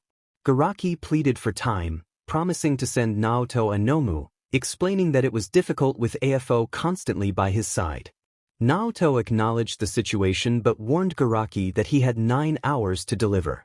With a final remark, Naoto vanished back into the shadows, leaving Garaki in a state of panic, aware that time was running out. Meanwhile, Class 1A was gathered, concerned for their friends Mina and Yuga, who were in a coma after the recent events. Uraraka expressed her worry, questioning why this was happening to them. Momo noted that Hagakure was also missing, heightening their anxiety. Denki lamented their misfortune, while Kirishima tried to reassure everyone that they would prevail as they always had. Bakugo, attempting to calm Uraraka, insisted that everything would likely be over soon. In the sewers, Izuku, Naoto, and Makoto were on a mission. Makoto asked why they were in such an unpleasant place, and Izuku explained that Naoto had overheard information about multiple Nomu production sites. Naoto clarified that there were 3 locations, which still posed a significant challenge. As they discussed their plan, Izuku emphasized the importance of taking action rather than waiting. He instructed Naoto that if it came to it, he could eliminate Shigaraki, but only after securing valuable items from the lab. As they approached the first factory, Naoto confirmed they were directly above it. Izuku prepared to blast a hole in the ceiling, and Makoto jumped out first, announcing their presence with a roar. Naoto instructed everyone to get on the ground and drop their phones, ensuring compliance. As Izuku emerged, he noted the unusual setting of an ice cream factory. They began searching for anything out of the ordinary while Izuku contemplated the people on the ground. Switching his arm cannon to a chemical sprayer, Izuku sprayed the workers, who reacted with cries of distress. The atmosphere shifted as they transformed into monstrous forms, and Izuku ordered them to create a distraction. The newly transformed beings rushed out, causing chaos outside. Izuku then turned to Naoto and Makoto, inquiring about their findings. Naoto reported nothing unusual, while Makoto was preoccupied with the ice cream. As they descended to the lower part of the factory, the lights flickered on, revealing a shocking sight. Nomu body parts were being mixed into the ice cream. Naoto expressed disgust, and Makoto was overwhelmed, resulting in him losing his lunch. The scene was grim, and Izuku acknowledged Makoto's reaction as reasonable. They discussed the need to eliminate the factory, realizing that their initial plan to take it over was no longer viable. Izuku instructed Naoto to plant explosives, and Naoto eagerly complied, preparing for their next move. As they made their way back to the surface, Makoto caught a foul scent and turned around, startled by a large, slimy creature emerging from the production room. The tension in the air thickened as they faced the unknown threat. Makoto felt a mix of disgust and shock, while Izuku looked on in disappointment. He wondered what he was witnessing. Makoto expressed his confusion, noting it appeared to be some kind of ice cream monster. Izuku found the creation quite interesting, but Makoto insisted it was utterly gross. The ice cream creature let out a pained cry as it charged at them. In response, Izuku quickly switched his chemical sprayer to a flamethrower and unleashed flames upon the creature, causing it to melt away. The ice cream monster thanked them as it dissolved into a large puddle, revealing some still-moving limbs. Izuku found the sight disgusting and increased the fire, incinerating the remaining limbs until they stopped moving. Determined, Izuku signaled for them to move on. He and Makoto dropped back into the sewers, with Naoto following closely behind. Naoto informed them that the charges were armed and ready, prompting Izuku to urge them to get out of the blast radius. The trio sprinted away, and once they were at a safe distance, Naoto pressed the detonator. They heard the explosion echo in the distance and felt the ground tremble beneath them. Naoto noted that one target was down, with 2 more to go. Izuku was ready for the next challenge, while Makoto asked where it would be. Naoto informed them it was an abandoned prison. Makoto felt prepared to handle any zombies they might encounter. They hurried away before anyone could follow them into the sewers. Meanwhile, Tadano and Nagant walked down the street, discussing their mission.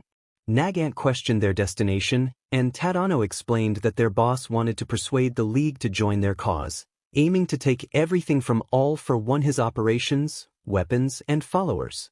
Nagant understood that they either needed to eliminate or convince their targets. Tadano revealed that Compress had given him the coordinates to a bar, and they were almost there. Upon arriving, they found the old, run-down bar. Nagant remarked on its poor condition, and Tadano steeled himself before knocking on the door. After a moment, it opened to reveal Kurogiri. Tadano greeted him and asked if they could enter.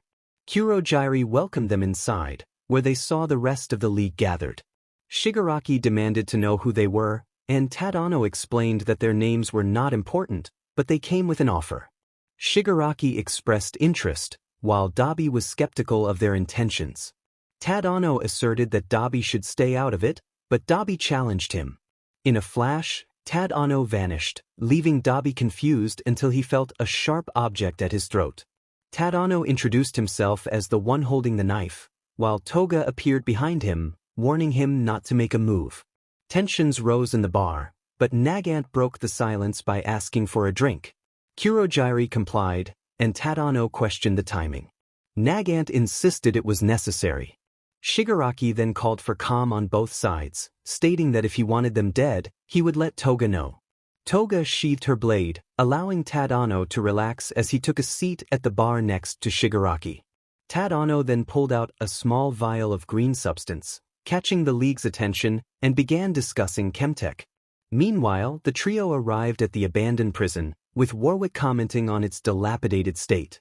Naoto explained the dark history of the place, detailing how prisoners were treated cruelly until the HPSC intervened and shut it down, eliminating the staff. Izuku noted the grim nickname it had earned, the Land of Sinners. Warwick wondered if they might encounter a ghost, while Naoto revealed he had seen plenty in the past. Izuku urged them to focus and investigate. As they entered the prison, a strong scent filled the air, though Izuku, protected by his mask, was unaffected. They wandered through the eerie halls, observing rusty cell doors, broken chains, and remnants of torture devices in each cell. Makoto questioned the presence of electric chairs, and Naoto explained that they were a cruel option for prisoners either face execution or endure endless suffering. Makoto was horrified by the history, while Naoto revealed that a deranged warden had been responsible for the atrocities. Curious about Naoto's knowledge of the prison, Izuku prompted him to share. Naoto hesitated before recalling a dark memory from his past. In a cold basement, he had confronted an enemy general, presenting him with a grim choice. He could either sacrifice himself or his family. The general's desperate pleas echoed in Naoto's mind as he recalled the tension of that moment, the weight of life and death decisions hanging in the air. Naoto swung the saw down onto the boy's leg, embedding it deeply as the boy let out a horrified scream. Naoto continued to saw, ignoring the cries and pleas from the boy's mother and sister. Just as he was about to sever the leg, the general intervened, declaring his choice. The general shouted for Naoto to stop, and Naoto removed the saw from the partially severed leg, placing it back on the floor. He then began stitching the boy's leg back together, commenting on the difficulty of the task. With a firm tone, Naoto delivered the verdict, stating that the boy would face a life sentence, while the family would receive a week-long sentence before they could return to their lives. The rest of their life. Without you, of course. Naoto expressed his reluctance to discuss the past, and Izuku accepted his silence for the moment. Makoto then asked if they had spotted anything yet. Naoto replied no, and Izuku suggested they check the boiler room. He pointed to the boiler room located 2 floors down in the hot zone. Naoto acknowledged the hot zone, and Izuku urged them to go. As the 3 descended to the hot zone, they observed the metal surroundings, blood stains, and old rusty tools that had once been used to brand prisoners. Upon reaching the boiler room, they were met with the unsettling sight of skeletons belonging to both prisoners and guards, with the rusty boiler dominating the center of the room. Makoto questioned the purpose of the boiler, and Izuku speculated that it was irrelevant since everyone there was dead. They decided to search for clues about the whereabouts of the Nomus. After 20 minutes of searching, they found nothing. Izuku asked if there were any clues, and both Makoto and Naoto shook their heads in response. Suddenly, a loud noise echoed through the room, causing them to turn. A mutated prisoner emerged from the boiler, and Izuku was taken aback by the sight. The creature, Supreme, demanded the return of his body, mistaking the 3 for Dr. Garaki. In his frustration, Supreme charged at them. Naoto quickly pulled out his dart gun and shot at Supreme, but the dart bounced off harmlessly. Realizing the need for a more direct approach, Naoto drew his knives and rushed at Supreme, narrowly avoiding a swipe and managing to slash at Supreme's left eye. Supreme let out a pained roar. Makoto, ready to assist, transformed into Warwick and lunged at Supreme, attempting to tear him apart. However, Supreme's regeneration was astonishingly fast. In a fit of rage, Supreme punched Warwick into the air and grabbed him by the tail, throwing him into the boiler. Supreme continued to demand the return of his body. Izuku, determined to intervene, switched to his anti-tank rifle and fired at Supreme, blowing off his left arm. Yet, Supreme remained unfazed and retaliated by shooting a tentacle at Izuku. Izuku caught the tentacle and swung Supreme into the wall. Izuku instructed Naoto to check on Makoto while he faced Supreme. Naoto hesitated but agreed, warning Izuku to be careful. As Naoto ran off, Supreme burst through the wall, launching another tentacle at Izuku. Switching to his buzzsaw, Izuku sliced through the tentacle, causing Supreme to roar in anger. Izuku declared that he was not Dr. Garaki and prepared to charge at Supreme with a chainsaw. As they clashed, Supreme attempted another punch, but Izuku opened his belly compartment, shredding Supreme's arm in the process. With Supreme's hand caught in the grinder, Izuku seized the opportunity to stab him in the face with the chainsaw, revving it up and slicing downward, splitting Supreme in half. Izuku remarked on what Supreme could have been if he had been handled properly. Warwick returned, relieved to see Izuku unharmed. They then approached the boiler, where they discovered a room containing 4 old iron coffins, 2 of which were open. Inside, they found a Nomu in a mummy-like position. Izuku expressed interest in waking them up, and Naoto located the switch. However, after several attempts, nothing happened. Izuku took matters into his own hands and punched the switch, causing sparks to fly and a strong electrical shock to surge through the coffins. The room began to shake, and Izuku warned that it was going to blow. Makoto urged everyone to run, and they scrambled out of the hole. Izuku used his crab legs to climb up the wall, escaping just as an electrical explosion occurred, causing the boiler to collapse. The entire prison began to tremble, and the 3 raced outside, narrowly avoiding falling debris. Once outside, they jumped into the sewers to evade the crumbling structure. As the dust settled, they emerged to find nothing but rubble where the prison once stood. Makoto expressed his disbelief, while Naoto lamented the loss of new opportunities. Izuku reassured them that although they hadn't found the Nomus, the factory's destruction was a positive outcome. They acknowledged that there was one more factory left before returning to base. Just as they were about to leave, a giant fist erupted from the rubble, startling Makoto while Naoto and Izuku remained unfazed. They turned to see a large figure rising from the debris, accompanied by 2 others. The figures spoke of freedom and fresh air, revealing their survival. Makoto was astonished, and Naoto noted that they were Nomus, likely more durable than regular people. One of the figures introduced himself as Xander, explaining that he was a hybrid who had nearly lost his humanity due to Dr. Garaki's experiments. Izuku found Xander intriguing, and Xander introduced his companions, Slicer and Big Man.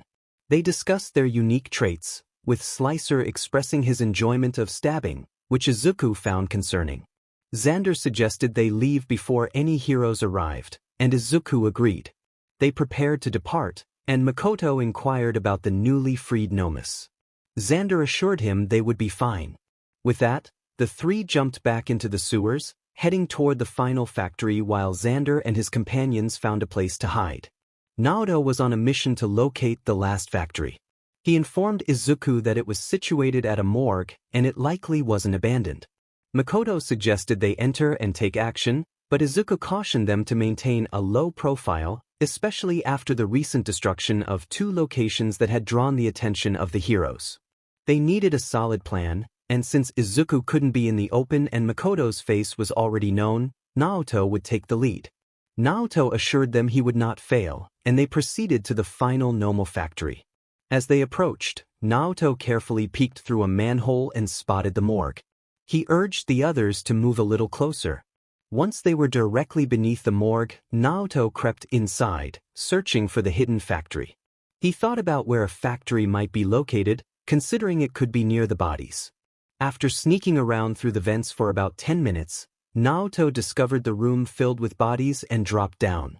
While searching for clues, he stumbled upon a file belonging to Garaki. As he read through the information, he realized that Garaki's office was next to the fireplace, leading him to believe he had found the factory. However, Naoto didn't notice the security camera in the room, and one of the guards saw him jump into the vents and activated the lockdown, alerting everyone inside. Naoto hurried through the vents, reaching the fireplace just as the door was kicked open by 5 guards. They commanded him to freeze, but Naoto quickly drew 2 pistols and took down 2 guards before seeking cover as the others opened fire. The situation escalated rapidly, and Naoto managed to eliminate the remaining guards before barricading the door and continuing his search. He pressed a button on the wall, causing the fireplace to shut down and reveal a hidden staircase. Naoto rushed down the stairs into darkness, and when the lights flickered on, he found himself in a long corridor filled with gnomes in tubes. Excited, he began planting charges throughout the factory, ensuring he placed them correctly. Once finished, he made his way back to the surface. As Naoto exited through the secret entrance, he was confronted by a group of heroes, including Aizawa, Vlad, and Midnight. Naoto sighed and greeted Aizawa, who recognized him immediately. He attempted to negotiate his escape, but the heroes were determined to apprehend him. Naoto revealed a detonator, shocking the heroes and causing them to step back. He warned them that if he couldn't leave, no one would. Aizawa, realizing the gravity of the situation, reluctantly decided to let Naoto go. Midnight protested, but Aizawa insisted it was better than risking everyone's lives. With a smart move, Naoto walked past the heroes, but before leaving, he tossed a gas grenade into the room and closed the door behind him. The grenade exploded, filling the room with toxic gas as he made his escape. Naoto dashed through the hallway and leaped down into the sewers, where he found Makoto waiting. Makoto informed him that Urget had to attend to something else. Naoto confirmed he had completed his mission and suggested they leave the area. Makoto transformed into Warwick, allowing Naoto to hop onto his back as they quickly fled.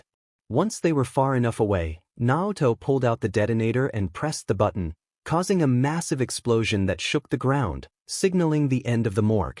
Warwick declared the mission complete, but Naoto had something else to attend to.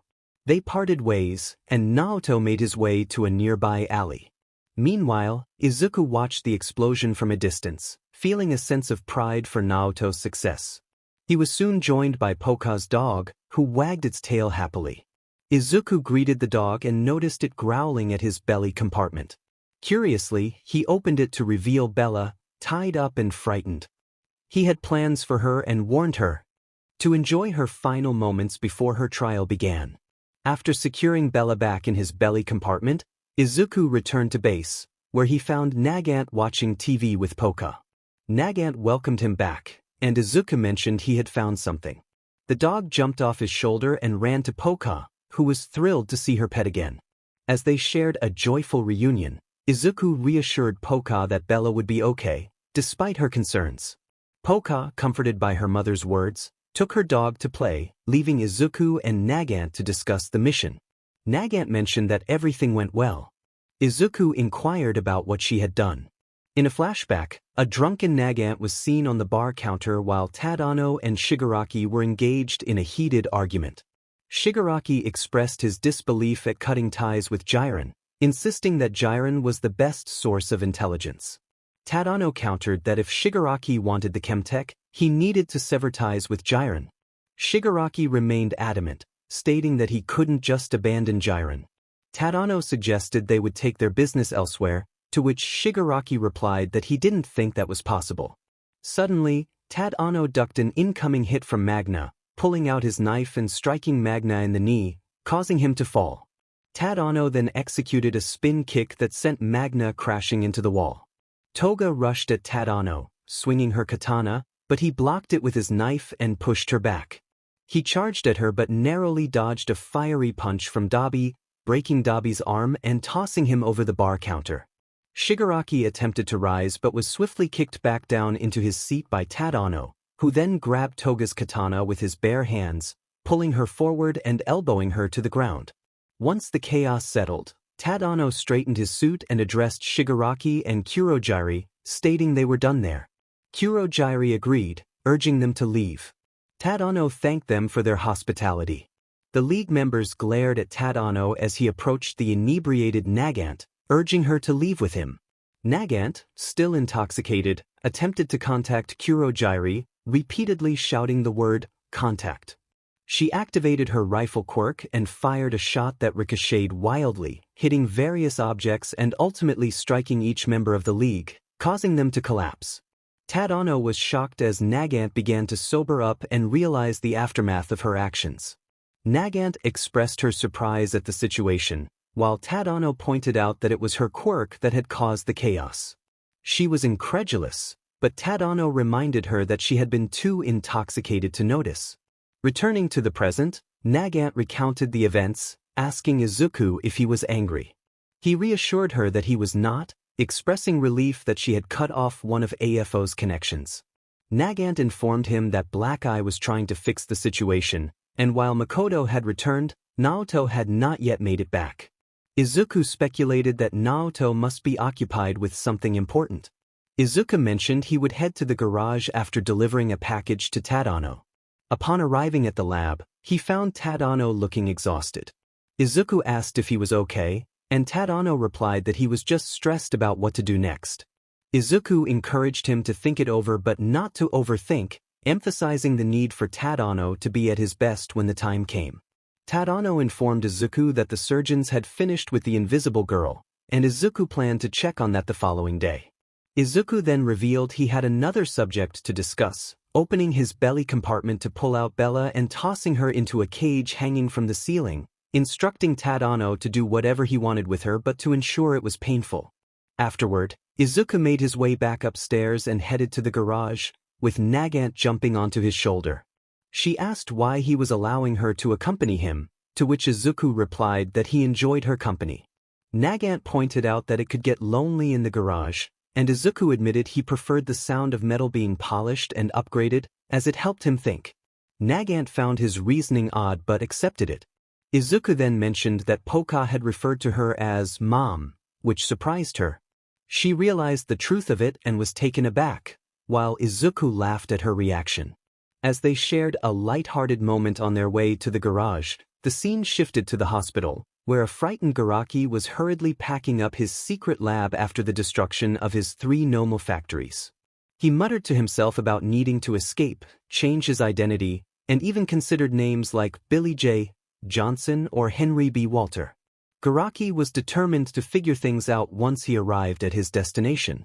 He needed to fake his death to ensure that Master AFO wouldn't come searching for him. In his frantic state, he stumbled and fell to the ground, glancing over to discover a small gift box lying nearby. Curious, Garaki picked up the box, searching for a sender's name but finding none. Instead, a message read, "From a friend to a friend." He raised an eyebrow in confusion. Opening the box, Garaki's disappointment grew as he pulled out a large mushroom. He wondered who would send him such a peculiar gift and what he was supposed to do with it. As he examined the mushroom, he noticed a note tucked at the bottom of the box. It read, "My patience is waning. Is this entertaining? My patience is waning." The scene shifts to the aquarium area of the base, where Tadano and Izuku stand together. Tadano expresses his excitement about the new and improved invisible girl, now known as Angie. Izuku is eager to see the results. Tadano signals to one of the surgeons, who presses a button, causing a crane to lower a cage into the water. When the cage opens, it initially appears empty. Izuku questions the lack of a visible presence, but Tadano urges him to wait. Suddenly, Angie appears in front of the glass, smiling. Tadano introduces her and explains that it's better to demonstrate her abilities than to describe them. He snaps his fingers, catching Angie's attention. She swims over, and Tadano uses sign language to communicate with her. She nods and disappears into the water. Izuku realizes she can go invisible. Tadano continues, revealing that Angie possesses more than just invisibility. He instructs the surgeon to bring in a reef shark. As the shark swims into the tank, Tadano explains that Angie can sneak up on unsuspecting prey and attack from any angle. Just then Angie reappears below the reef shark and swiftly takes it down, showcasing her incredible bite force. Tadano notes that she could potentially take down even larger creatures if she desired. Izuku is impressed and asks if there's anything else. Tadano reveals that Angie can also make her bites paralyzing and infectious. He instructs the surgeon to bring out a bull shark. As the bull shark enters the tank, Tadano explains that Angie's bite can confuse and incapacitate her targets. They watch as Angie bites the bull shark, causing it to react erratically. Izuku inquires about the infection's onset, and Tadano confirms it has already begun. As they observe, the bull shark begins to exhibit alarming symptoms, with a yellow substance seeping from its mouth. The shark eventually stops moving, and Tadano refers to them as seeker sharks. Izuku praises Tadano for his work, and Tadano mentions one final ability of Angie: she can make the seekers explode. At that moment, the seeker shark detonates into a mist, and Angie reappears, smiling. Izuku decides it's time to return to plan their next move and bids farewell to Tadano and Angie. As he heads upstairs, he notices Issei sleeping on the couch surrounded by tiny bombs. Izuku sighs and attempts to wake him. Issei stirs, expressing his reluctance to leave home. Izuku insists he needs to be active until called upon and heads to the garage. Meanwhile, at the hospital, the WWPC gathers in the lobby, grappling with the news of Mandalay's death. Ragdoll expresses her sorrow, while Pixie Bob questions how it happened. Tiger suggests they must consider how to break the news to Koda. Pixie Bob argues against telling him, fearing the pain it would cause. Ragdoll is uncertain, but Pixie Bob reassures her that Koda will be fine if they keep it a secret. Just as they prepare to leave, they hear screams from upstairs. Rushing to investigate, they find doctors struggling to sedate Aoyama, who is in distress. The doctors explain that Aoyama was fine yesterday but is now foaming at the mouth and incoherently babbling. Ragdoll recognizes him as one of the students from Class 1A, while Pixie Bob makes a comment about karma. The guards hold Aoyama down, and a doctor administers a tranquilizer, calming him temporarily. However, Aoyama's legs begin to twitch and swell, alarming everyone. Suddenly he screams uncontrollably, causing chaos as windows shatter around him.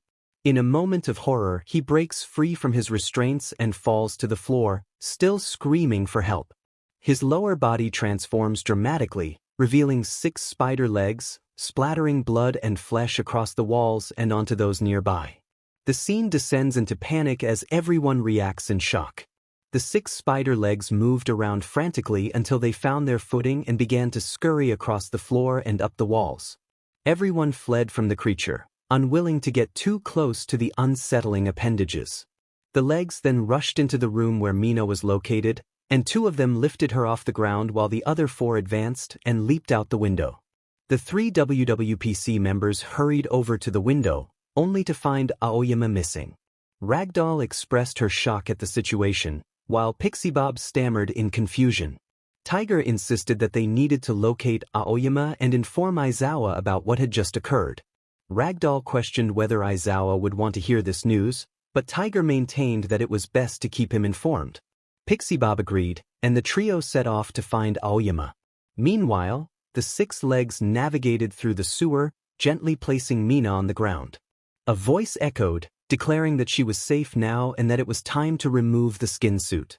The upper part of Aoyama began to slide away, revealing another individual beneath. This figure stretched and glanced at the lifeless Aoyama on the ground, expressing delight at the meal before them. The figure picked up the upper part of Aoyama and began to consume it, savoring the taste. After some time, the figure finished and remarked on the unusual flavor. Just then, Shino emerged from the shadows, holding a peculiar trophy. She greeted her brother, noting that he had finally awakened after weeks of growth, and inquired about his breakfast. The figure, now on guard, stood protectively over Mina as the tension in the air thickened. Shino was pleased to hear from his little brother and asked for his name. Yuga Aoyama introduced himself, though he admitted he didn't know what kind of spider he was. Shino, confident in his identity as a tarantula, boasted about his strength. He suggested they find their father, and Yuga mentioned their baby sister was growing inside a cocoon. Excited, Shino urged Yuga to escape before the mean people found them. Yuga picked up the unconscious Mina, and together they ran deeper into the sewers. Meanwhile, Issei sneaked back into his old house through his bedroom window. Surprised to find everything unchanged, he searched for a specific item. Under his bed, he discovered a dusty book on how to access hell, which he deemed a jackpot. He transformed into Ziggs, climbed out the window, and headed toward his old high school. Upon arrival, Ziggs observed students relaxing and having fun. He noticed two boys from the kendo club running away, yelling at them, and smiled at their antics. Maintaining his stealth, he approached the main building and spotted an open window belonging to the Occult Research Club. Climbing inside, he rummaged through the room and found explosives, preparing to set them up. As he worked, a symbol on the floor suddenly lit up, prompting him to hide behind the couch. He peeked over to see Gasper and Kaneko enter the room. Kaneko lay on the couch while Gasper searched for something. Kaneko caught a familiar scent and realized Issei was nearby. Suddenly, she lunged, grabbing Issei by the ear and tossing him into the air with a spin kick. Issei acknowledged Kaneko's growth, but she demanded to know why he was there. Their playful banter escalated into a fierce confrontation. Issei ducked and swept Kaneko's legs, but she quickly recovered, capturing him in a hold. The fight continued with both displaying impressive skills, exchanging blows and maneuvers. Kaneko was eventually thrown through the floorboards, landing near Gasper, who was shocked to see Issei again. Issei reassured him that he had escaped prison, despite rumors of his death. He then turned his attention back to Kaneko, threatening her with a bomb if she didn't answer his questions truthfully. Kaneko reluctantly revealed that she knew about a man named AFO, who was trying to open the gates to hell. Issei, intrigued, considered the implications of her information and pondered a potential alliance.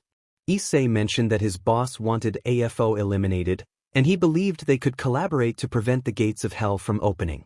Gasper expressed his confusion about Issei's plan, while Kaneko urged Gasper to stay out of it. Issei proposed that they locate AFO and share their location, allowing him and his team to handle the situation. Kaneko questioned if there was a catch, to which Issei confidently replied that it was a win-win scenario. They would stop the gates from opening, and the #1 villain in Japan would be taken care of. Kaneko considered Issei's offer, knowing that he often struggled with planning. She decided to agree to the alliance. Issei was pleased and jumped down into the room, extending his hand for a handshake. Kaneko hesitated but eventually accepted. However, when their hands met, she was unexpectedly shocked, causing her to leap back in anger. Issei laughed at the situation, revealing that he had a hand taser. He declared the deal sealed and prepared to leave. As he jumped out of the hole, he suddenly remembered the explosives in the room. He lit the fuse and leaped out the window, turning to run as Kaneko climbed out to see the fuse nearing the explosives. The room erupted in a series of explosions, sending fire and smoke into the air. Ziggs looked up, admiring the spectacle before heading back to base. Meanwhile, at UA, Akemi wandered the halls, missing Izuku and wondering where he could be. Jiro approached her, curious about whom she missed. The other girls from Class 1A confronted Akemi, demanding to know Eri's whereabouts. Akemi was frustrated by their persistence, reminding them that Eri did not want to see them. Tsuyu insisted that Eri still loved them, but Akemi dismissed their claims. With tensions rising, Momo charged at Akemi, wielding a flail. Akemi ducked and countered with an uppercut, catching Momo off guard. Uraraka and Tsuyu rushed in, but Akemi fired shards of glass at them, forcing them to dodge. As Tsuyu attempted to use her quirk, Akemi skillfully evaded her. Jiro then used her quirk to vibrate the floor, causing chaos among the group. Momo urged Jiro to stop, fearing the consequences of their actions. Jiro, however, pulled out a box cutter, shocking everyone. With determination, she charged at Akemi, who retaliated with glass shards. To everyone's surprise, Jiro pushed through the pane and leaped into the air, aiming for Akemi. Just as she was about to strike, Setsuna intervened, delivering a powerful punch to Jiro's gut.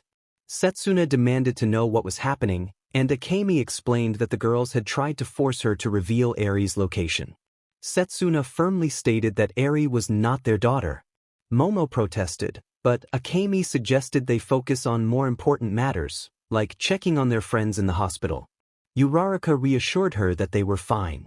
Setsuna decided it was time to leave, warning the girls not to try anything like this again. Momo scoffed, but Akemi reminded them of their numbers. As the Class 1A girls departed, Akemi glared at them, while Setsuna comforted her, promising they would be ready next time. They agreed to go get something to eat, and Akemi suggested a diner she used to visit with Izuku. Meanwhile, Izuku was busy examining blueprints for his new gun arm. He discussed the various attachments, including a hook, a claw, and a chainsaw, with his friends. They explained the purpose of each component, emphasizing the claw's potential as a weapon. Just then, Issei entered the room, drawing everyone's attention. Issei revealed that he had a lead on AFO, and the group listened intently. He explained that he had discovered a book that contained information about a way to hell. As he shared his past experiences, the others listened in shock. Issei concluded by mentioning that he still had connections in hell and could use them to track down AFO. All they needed to do was eliminate him, and then it would be over. Makoto asked Issei if he trusted their allies. Issei chuckled, admitting he absolutely did not, knowing that Kaneko believed he couldn't devise a flawless plan, which was true. He then turned to the boss, questioning what they should do if betrayal was on the table. Izuku stated he needed extensive information on every member they had encountered. Issei assured him it would be easy and asked for a few hours to compile everything. When Makoto inquired why, Issei explained he would write it all down, as he could easily ramble on about irrelevant details if he spoke. Izuku accepted this and let Issei get to work. Issei retreated to his room to document everything he knew about his past life. As he worked, time passed, and a new day dawned. Suddenly his phone rang, waking him from sleep. He answered, jokingly introducing himself as Papa John's. Gasper, on the other end, was confused and thought he had dialed the wrong number. Kaneko quickly interjected, cutting through the banter, and informed Issei that they had located AFO. Issei eagerly asked for the details, and Kaneko revealed he was on an island. Issei requested the coordinates, and Kaneko promised to send them. As the coordinates appeared on Issei's phone, he showed them to Izuku, who examined them closely.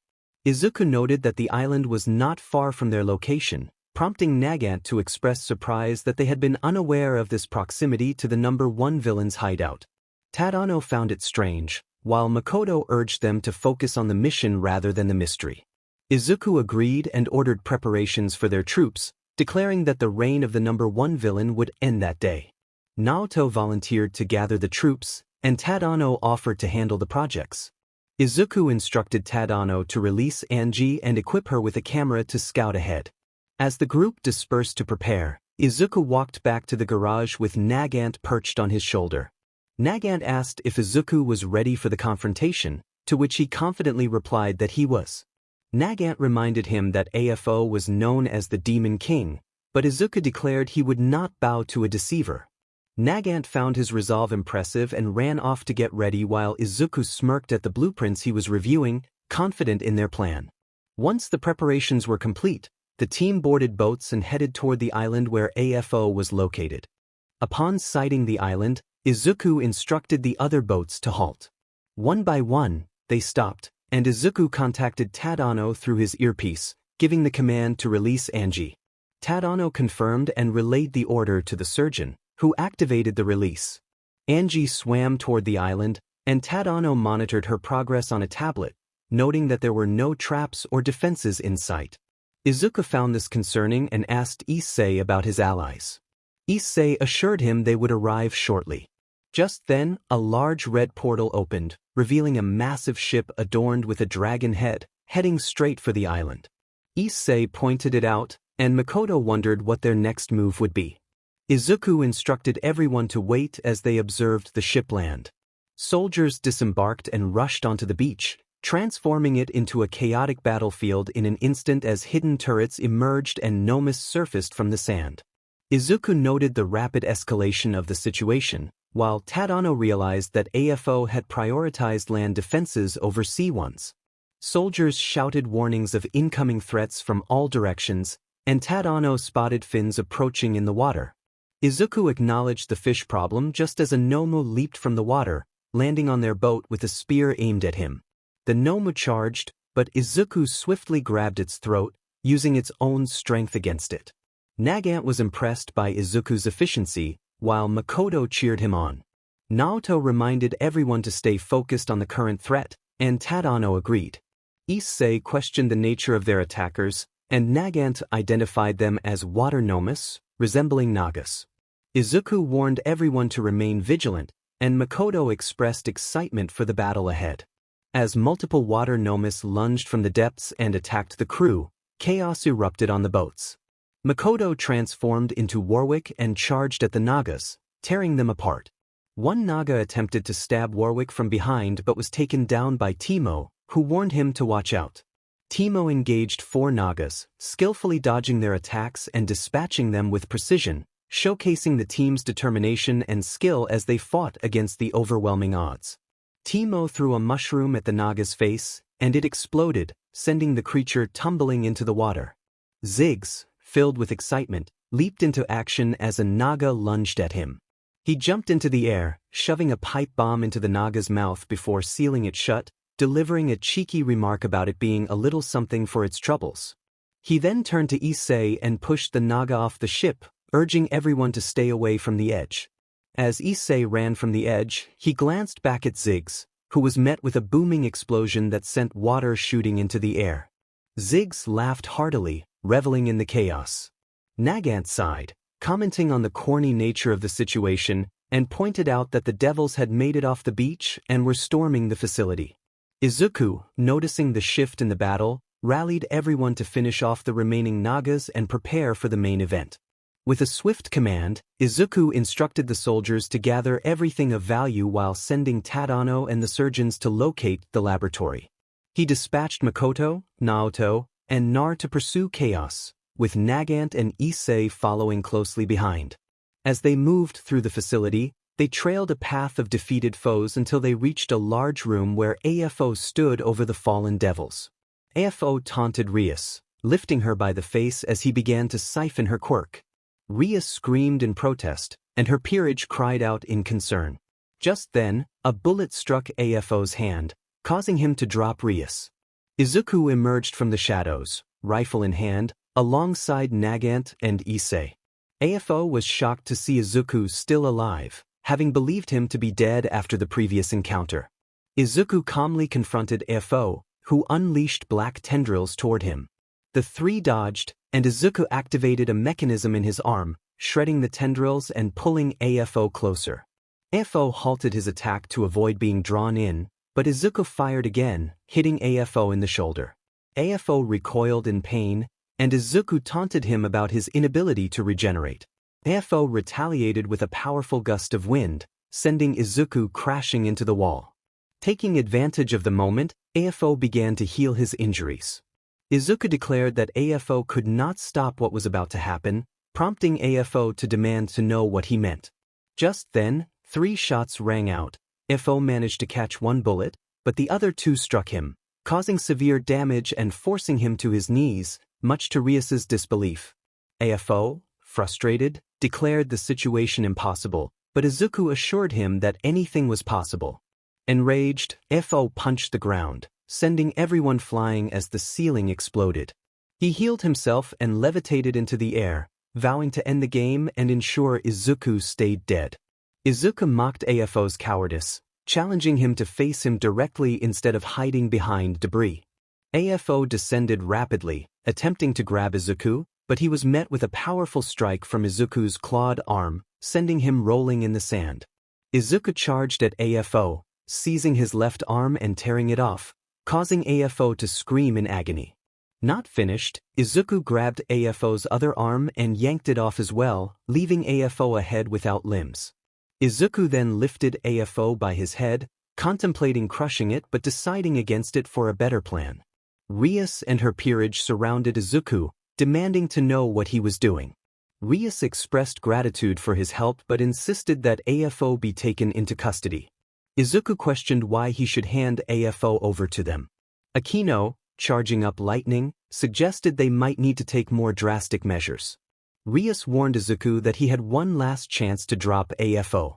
Before Izuku could respond, a ball rolled into the fray, activating and shocking Rias and her peerage, causing them to collapse to their knees in surprise.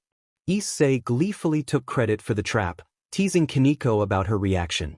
Kiba, struggling to stand, warned Issei that he would not get away with this, but Issei shrugged off the threat, confident in his success. Izuku, frustrated, demanded to know where everyone else was. Izuku turned around to see Makoto, Naoto, and Nar. He asked if they had seen Tadano by chance. Makoto replied that he hadn't seen him since. Naoto pointed to a man lying on the ground and asked who he was. Izuku explained that this was the #1 villain of Japan. Makoto remarked that he looked more like a nuisance than a threat. Nar made a noise of agreement, and Issei chuckled, saying that Makoto was right. Nagant then questioned what they were going to do with the captured individuals. Izuku stated that he only came for AFO and had no use for them, so they could do whatever they wanted. Nagant agreed and aimed her rifle at Rias's head, instilling fear in her as her peerage begged her not to pull the trigger. Their cries fell on deaf ears as Nagant prepared to act. Suddenly, Issei shouted for a timeout. Nagant asked what he wanted now, and Issei suggested that maybe they shouldn't kill them. Nagant tightened her grip on Issei's throat, who struggled to escape her hold. She demanded to know why they shouldn't. Issei stammered that they could be of use, and if she let him go, he would show her. Nagant released him, and he regained his breath before walking over to the paralyzed Rias and opening a spell book. Rias was confused, asking what he was doing. Issei reminded her that she must have forgotten about his old spell book. Rias insisted that she had told Asia to grab it. Asia confirmed that she had, but Issei corrected her, saying it was under his bed the whole time, and she must have grabbed the illusion one instead. Akino asked when he learned to make illusions, to which Issei casually replied that he got bored one day. Nagant interrupted, demanding that they stop talking and proceed with whatever they were doing. Issei complied, flipping through the book until he found the right page. Rias stuttered, recognizing the spell, and Issei confirmed that it was the mind control spell. He explained that once he cast it, they would have to listen to him. Akino protested, but Issei insisted he was going to enjoy this. Once everyone stepped back, Issei began chanting the spell. Rias and her peerage screamed as their minds were invaded, their thoughts and memories beginning to fade. Issei commanded them to abandon their kingdom and serve him. He clapped his hands together, and a gust of wind swept through the area. After the spell was complete, he looked into Rias's eyes, noticing they were still the same color. Makoto asked if it worked, and Issei told him to hold on as he prepared to find out. He instructed Akino to kiss Rias, and Nagant was taken aback by the suggestion. Makoto expressed disbelief, and Naoto doubted it would work. However, without warning, Akino rushed over and kissed Rias, shocking Issei and the others. Issei exclaimed that it worked, and the others reacted with a mix of astonishment and concern. Issei then ordered the peerage to stop kissing and stand up. They complied, awaiting further instructions. He told them to return home and live their lives, but they were to answer whenever he called. The peerage responded affirmatively and headed back to their boat. As they departed, Tadano, the surgeons, and the rest of WZ emerged from the facility. Tadano noted that they had taken care of the big man, and Izuku agreed, stating they should head back home. As they boarded their ships, Rias and her peerage returned to their own vessel, heading back to their realm. Nagant declared the day a success, but Izuku disagreed, saying there was one final thing to do. He began to explain his plan to Nagant. Meanwhile, Akemi returned from the diner, cradling a sleeping Eri in her arms. She thought about how peaceful Eri looked while asleep. Eri stirred and hugged Akemi tighter, mumbling for her father to come back. Akemi realized Eri was dreaming of Izuku and felt a pang of sadness. Eri expressed how much she missed him, and Akemi felt her heart ache at the sight. Suddenly, Uraraka and Tsuyu appeared, glaring at Akemi. Without hesitation, Akemi held Eri in one arm and prepared to defend herself. Uraraka attempted to negotiate, suggesting they could walk away without consequences if Akemi handed Eri over. Akemi retorted, questioning how their class was faring given the city's disdain for them. Uraraka demanded Eri, but Akemi refused. Before the situation escalated, Uraraka found herself ensnared in vines, while mushrooms sprouted on Tsu's body as Ibra and Kinoko approached. Kinoko remarked on the situation, and Ibra agreed that they should show Uraraka and Tsuyu their place. Akemi thanked the girls for their support and headed off to tuck Eri into bed. As she made her way to her room, the rest of Class 1B rushed in, but Akemi quickly silenced them, showing Eri to calm them down. Monoma asked where the TV remote was, and Akemi pointed it out. He grabbed it and turned on the TV, revealing Izuku in the shadows, addressing the people of Japan. Izuku stepped into the light, removing his mask and taking a deep breath of fresh air. He revealed himself as the betrayed young hero in training, Izuku Yagi. The entire country was shocked by this sudden revelation. Akemi, along with the rest of the class, was horrified. They had heard the news from Setsuna, but seeing it for themselves was a different experience altogether. They wished it were a lie, but it was not. The image on the screen was undeniably Izuku. Akemi stammered, her voice trembling as she processed the sight. Rin expressed that everyone likely wished Setsuna had been mistaken. Monoma echoed that sentiment, and Setsuna admitted she wished she were wrong, but the truth was undeniable. In the 1A dorm, the class was horrified by Izuku's new appearance. Kirishima struggled to comprehend what he was seeing, while Jiro gasped in disbelief. Momo questioned what had happened to him, and Izumi called out to her brother, her voice filled with concern. Isaac was in shock, realizing that this was not a lie. Mineta, filled with anger, blamed everyone for what had happened. Meanwhile, in a hero meeting, the heroes were equally shocked by Izuku's transformation, and his parents were terrified. Aizawa addressed the non-believers, emphasizing the consequences of their neglect towards Izuku. Inko was distraught, while Toshinori struggled to find words. Midnight warned them to refrain from finishing certain sentences, and Nezu called for silence. All eyes turned back to Izuku as he donned his mask once more and addressed the camera. He explained that he had come to show them something significant. The camera shifted to reveal All for One hanging from a tree, and Izuku stood before the camera once again, declaring him the former number 1 villain. The audience was left speechless at the sight of All for One in such a state. Toshinori was stunned, questioning what Izuku had done. Izuku confirmed that this was indeed the same All for One who had terrorized Japan for years, but today marked the end of his reign. He proclaimed himself as the executioner of the so-called Demon King. As Izuku approached All for One, he asked if there were any last words to share. All for One responded with confidence, claiming his legacy would live on. Izuku dismissed him as a usurper, asserting that once he was done, All for One would be forgotten. With resolve, Izuku aimed his flamethrower at All for One, who wore an evil smile. Izuku declared that evil needed a new master and fired the flamethrower. The flames engulfed All for One, and his screams echoed as he was consumed by the fire. The tree caught fire, and the audience watched in shock as the number 1 villain met his end. Izuku returned to the camera, his gaze intense as he warned the people of Japan that all would be tested and power must be earned. He cautioned the heroes who thought they could stop him, stating that their rise could not be halted. With a final punch to the camera, the screen went to static, leaving everyone in a state of panic and fear. In Class 1B, the students were stunned by Izuku's actions. They turned to see Eri crying, and Akemi realized she was not the one in distress. Eri asked if that was her papa on the television, prompting Akemi to cry alongside her. The girls in Class 1B embraced them, trying to comfort the two. Eri questioned what had happened to her father, and Akemi could only apologize, tears streaming down her face. As the country grappled with the shocking news, Izuku was busy upgrading his gun arm. Nagant inquired about his feelings now that All for One was dead and he had become the number 1 villain. Izuku responded calmly, noting that the constant talk about All for One being a formidable force was proven false. He was ready to focus on their main objective, rising from the rubble. Meanwhile, in the sewers, Shino and Yuga watched the events unfold on a display television. Shino jumped around excitedly, proclaiming their dad was cool, while Yuga agreed. They resolved to find their father, and Shino, filled with enthusiasm, led the way. As chaos erupted in the city following All for One's demise, Villains and thugs took to the streets, emboldened by the absence of fear.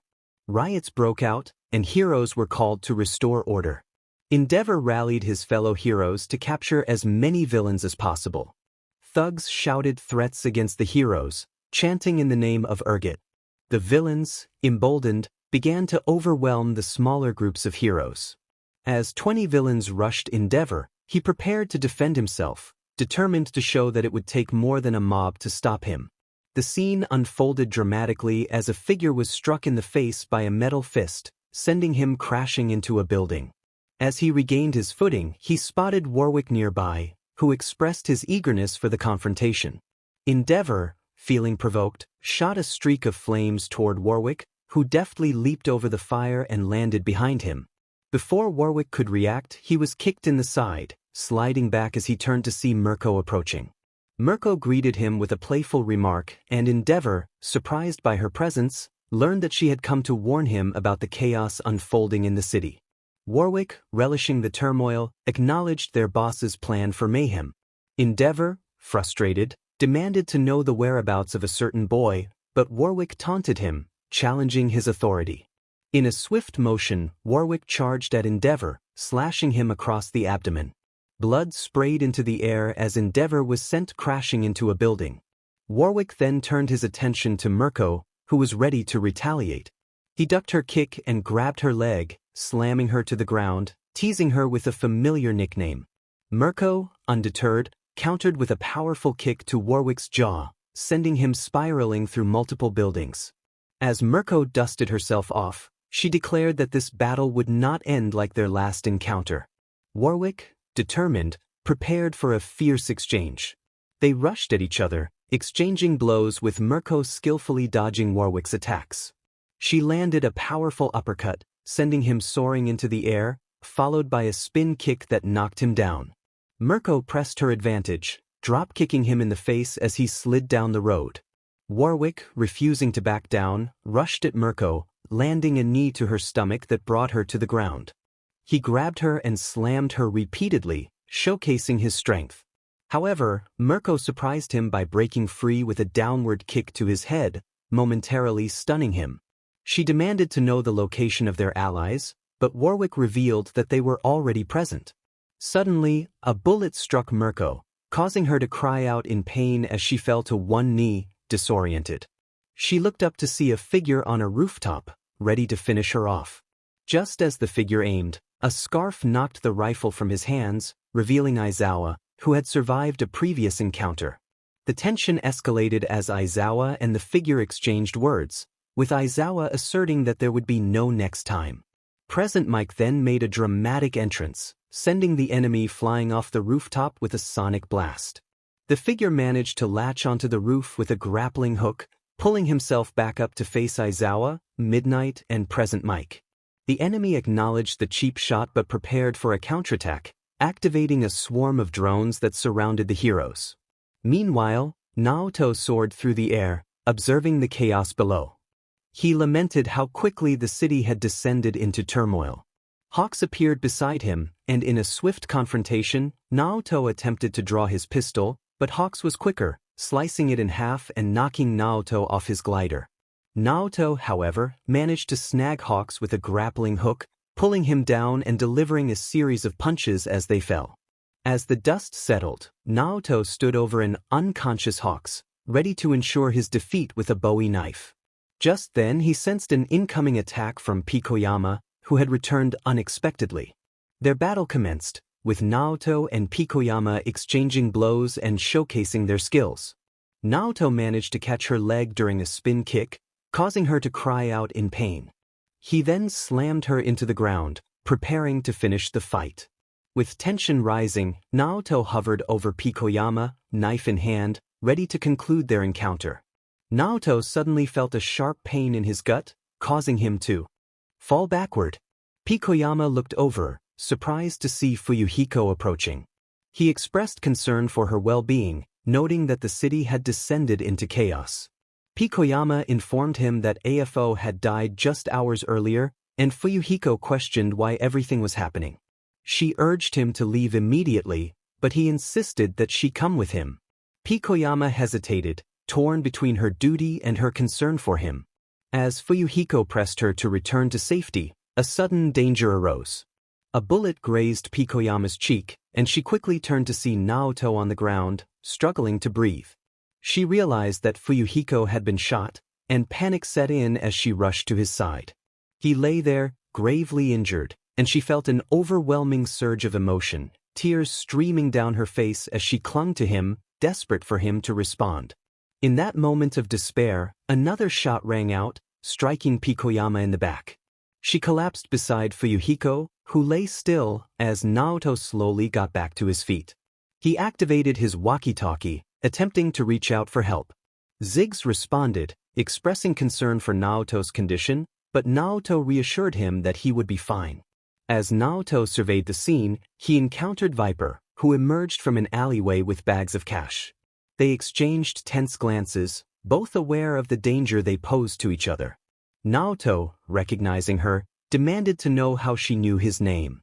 Viper revealed that she was aware of the past events surrounding Omega Squad, and Naoto reacted swiftly, disarming her with a shot.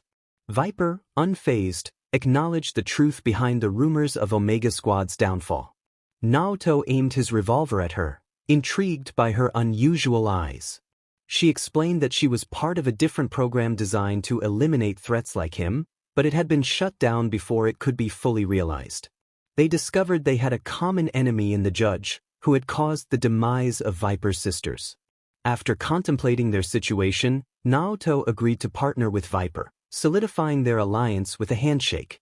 She promised to work with him until he decided otherwise. As Viper departed, Naoto could hear the sounds of heroes nearby, realizing the urgency of the situation. Heroes were searching the area for survivors, and Naoto knew he needed to blend in. He quickly concealed his gear and pretended to be a civilian in distress. When heroes found him, they rushed to help, recognizing his injuries. They carried him away, determined to get him to safety. As they moved, Naoto felt a small smile form on his lips, grateful for their assistance. He remained quiet, following their instructions to relax. The heroes continued their search for others, aware of the chaos that had unfolded in such a short time. They knew they had to act quickly to prevent further devastation, all while Naoto plotted his next move in the shadows. "Anyone out there help us?" A random hero pointed toward the manhole, urging the others to gather around it. They called down into the darkness, hoping for a response. A voice echoed back, pleading for help. 2 children were trapped below, hiding from danger. The heroes assured them they would rescue them and asked if anyone had a strength quirk. One hero stepped forward, ready to assist. With determination, he approached the manhole and began to pull it upward. After a struggle, he finally wrenched it free, only to be suddenly ensnared by sticky webs, shocking his companions. The heroes rushed to help him, trying to remove the webbing from his face. As they did, they were startled to find baby spiders scuttling across one hero's hand, causing a commotion. Shino emerged from the hole, dropping cocoon bombs that exploded into a swarm of tiny spiders, further unsettling the heroes. She exclaimed that it was a spider festival, and in her excitement, she landed on one of the heroes, knocking him down. Meanwhile, Yuga crawled out of the hole, carrying Mina, who was wrapped in a large cocoon. As he noticed Shino's chaotic antics, he expressed his shock at the scene unfolding before him. Shino, unfazed, suggested they could eat the survivors, playfully teasing Yuga about the idea. He hesitated, feeling uneasy about her words. Just then, Issei called out for Naoto from a rooftop, searching for his friend. Shino, sensing more action, zoomed toward Issei, who quickly threw down a smoke bomb in an attempt to evade her. As Shino brushed the smoke away, she found Issei had vanished, leaving her surprised. Yuga, noticing 6 SWAT trucks approaching, warned Shino that they needed to leave. However, she reassured him, claiming they had nothing to fear because she was there and ready for adventure. Before they could act, an explosion rocked the area, sending the trucks crashing into buildings. Shino's eyes lit up at the sight of a large mech moving through the streets. Excitedly, she suggested they investigate the mech, hinting at the possibility of a feast afterward. Yuga, still apprehensive, questioned her intentions. Compress and the newly enhanced Shigaraki and Dabi appeared, interrupting their moment. Shino, curious about their presence, noted their strange scent. Shigaraki acknowledged her observation with a hint of amusement. Suddenly, a bullet fired from Dabi's gun struck Shino, but to everyone's astonishment, she began to regenerate her injury almost instantly. With a determined grin, she prepared to retaliate. The two exchanged fire, with Shino getting hit while Dabi suffered a minor injury. As the battle escalated, Yuga found himself ensnared by Shigaraki's tentacles, struggling against their grip.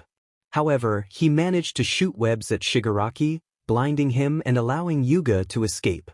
Just as things seemed dire, Compress aimed his weapon at Yuga, but Shino intervened, destroying the weapon and releasing toxic gas into the area. The villains retreated, and Shino and Yuga seized the opportunity to flee the scene. Shino, exhilarated by the chaos, expressed her desire to find more excitement, while Yuga sighed, commenting on her wild nature. Meanwhile, Izuku, Tadano, Nagant, and other villains wreaked havoc in the affluent neighborhoods. Izuku urged them to burn everything down, leaving nothing behind. The villains cheered and began their destructive work, while Tadano and Nagant watched with a mix of acceptance and curiosity. Nagant suggested taking some valuables from the fallen, but Izuku insisted everything must burn. The banter continued as they reveled in the chaos they were creating. As the days passed, Izuku felt himself growing weaker.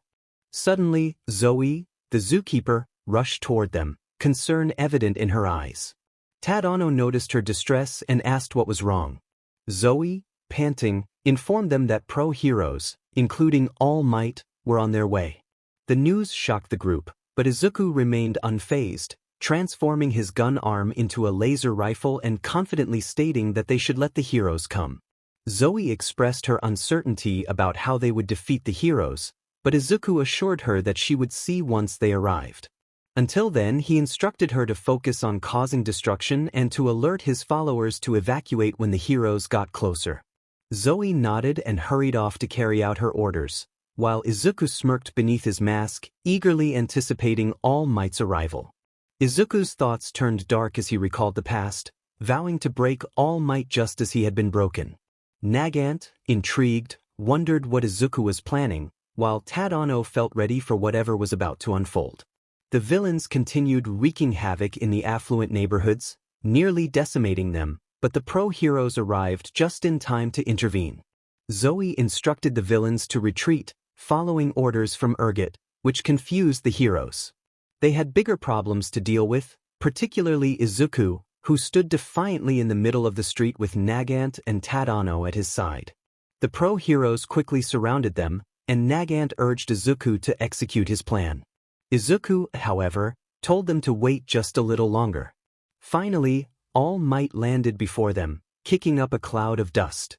As the dust settled, the heroes saw All Might standing tall, but his expression was one of sympathy and sadness, which did not faze Izuku. He confronted All Might, reminding him of his role in creating the person he had become. The comment struck All Might hard, and the surrounding heroes felt anger and disappointment, unable to forget the past. Izuku interrupted All Might, pointing out that he only had 2 children, not 3, and questioned if he was merely a replacement. All Might stammered in response, but before he could explain, a pro-hero shouted at him, calling him a fake hero and a scumbag. The other heroes joined in, berating All Might and attacking his mental state, leaving him unsure of how to respond. Amidst the chaos, Tadano observed the situation with amusement, while Izuku felt everything was falling into place. He instructed Tadano to release the creatures, and with a swift motion, Tadano blew into a horn, capturing the attention of the pro-heroes. He then commanded his little monsters to rise, and suddenly, every manhole in the neighborhood burst open, unleashing a swarm of tiny creatures that filled the sky, shocking everyone who witnessed it. Tadano smirked at the pro-heroes, taunting them about their plans to capture them. As the swarm descended upon the heroes, screams filled the air, and chaos ensued. When the dust settled, All Might looked around, realizing that the pro-heroes were missing, leaving only puddles behind. All Might, bewildered, questioned where everyone had gone, while Nagant asked Tadano what had just happened. Tadano explained that it was a result of the Carol he had created, which had multiplied and now hovered above them. Although Nagant expressed discomfort at the thought of the flying creatures, Tadano reassured her that they followed his command. With the heroes distracted, Izuku aimed his laser rifle at All Might, charging it up. All Might, still in shock, backed away, but before Izuku could fire, he was suddenly pushed out of the way just in time. Nagant cursed at the missed opportunity, and Tadano noted that they had company. Vi and Caitlin had arrived to assist All Might. Izuku questioned why they were prolonging All Might's fate, to which Caitlin replied that despite his flaws, society still needed him. Tadano, skeptical, asked if that was truly what they believed. Vi, uninterested in the philosophical debate, declared they were there to stop them. Izuku welcomed the challenge. As Vi charged at Izuku, Caitlin stayed back to provide cover fire. Nagant took the opportunity to chase after Caitlin, leaving Izuku to face Vi alone. Tadano decided to confront Vi, while Izuku prepared to deal with All Might. Tadano dodged Vi's punches and countered with an uppercut, but she quickly recovered and continued her assault. Frustrated, Tadano pulled out a saber, attempting to stab Vi, but she shattered it with her fist, infuriating him. He retaliated with a swift kick, expressing his displeasure at the loss of his weapon. Undeterred, Vi taunted him, but Tadano was ready, pulling out a spear that crackled with electricity, challenging her to try and stop him. Tadano spun the electric spear rapidly before striking Vi in the leg, sending a jolt of electricity through her. She fell unconscious, hitting the ground hard as Tadano withdrew the spear and gazed up at the swarm of Keu.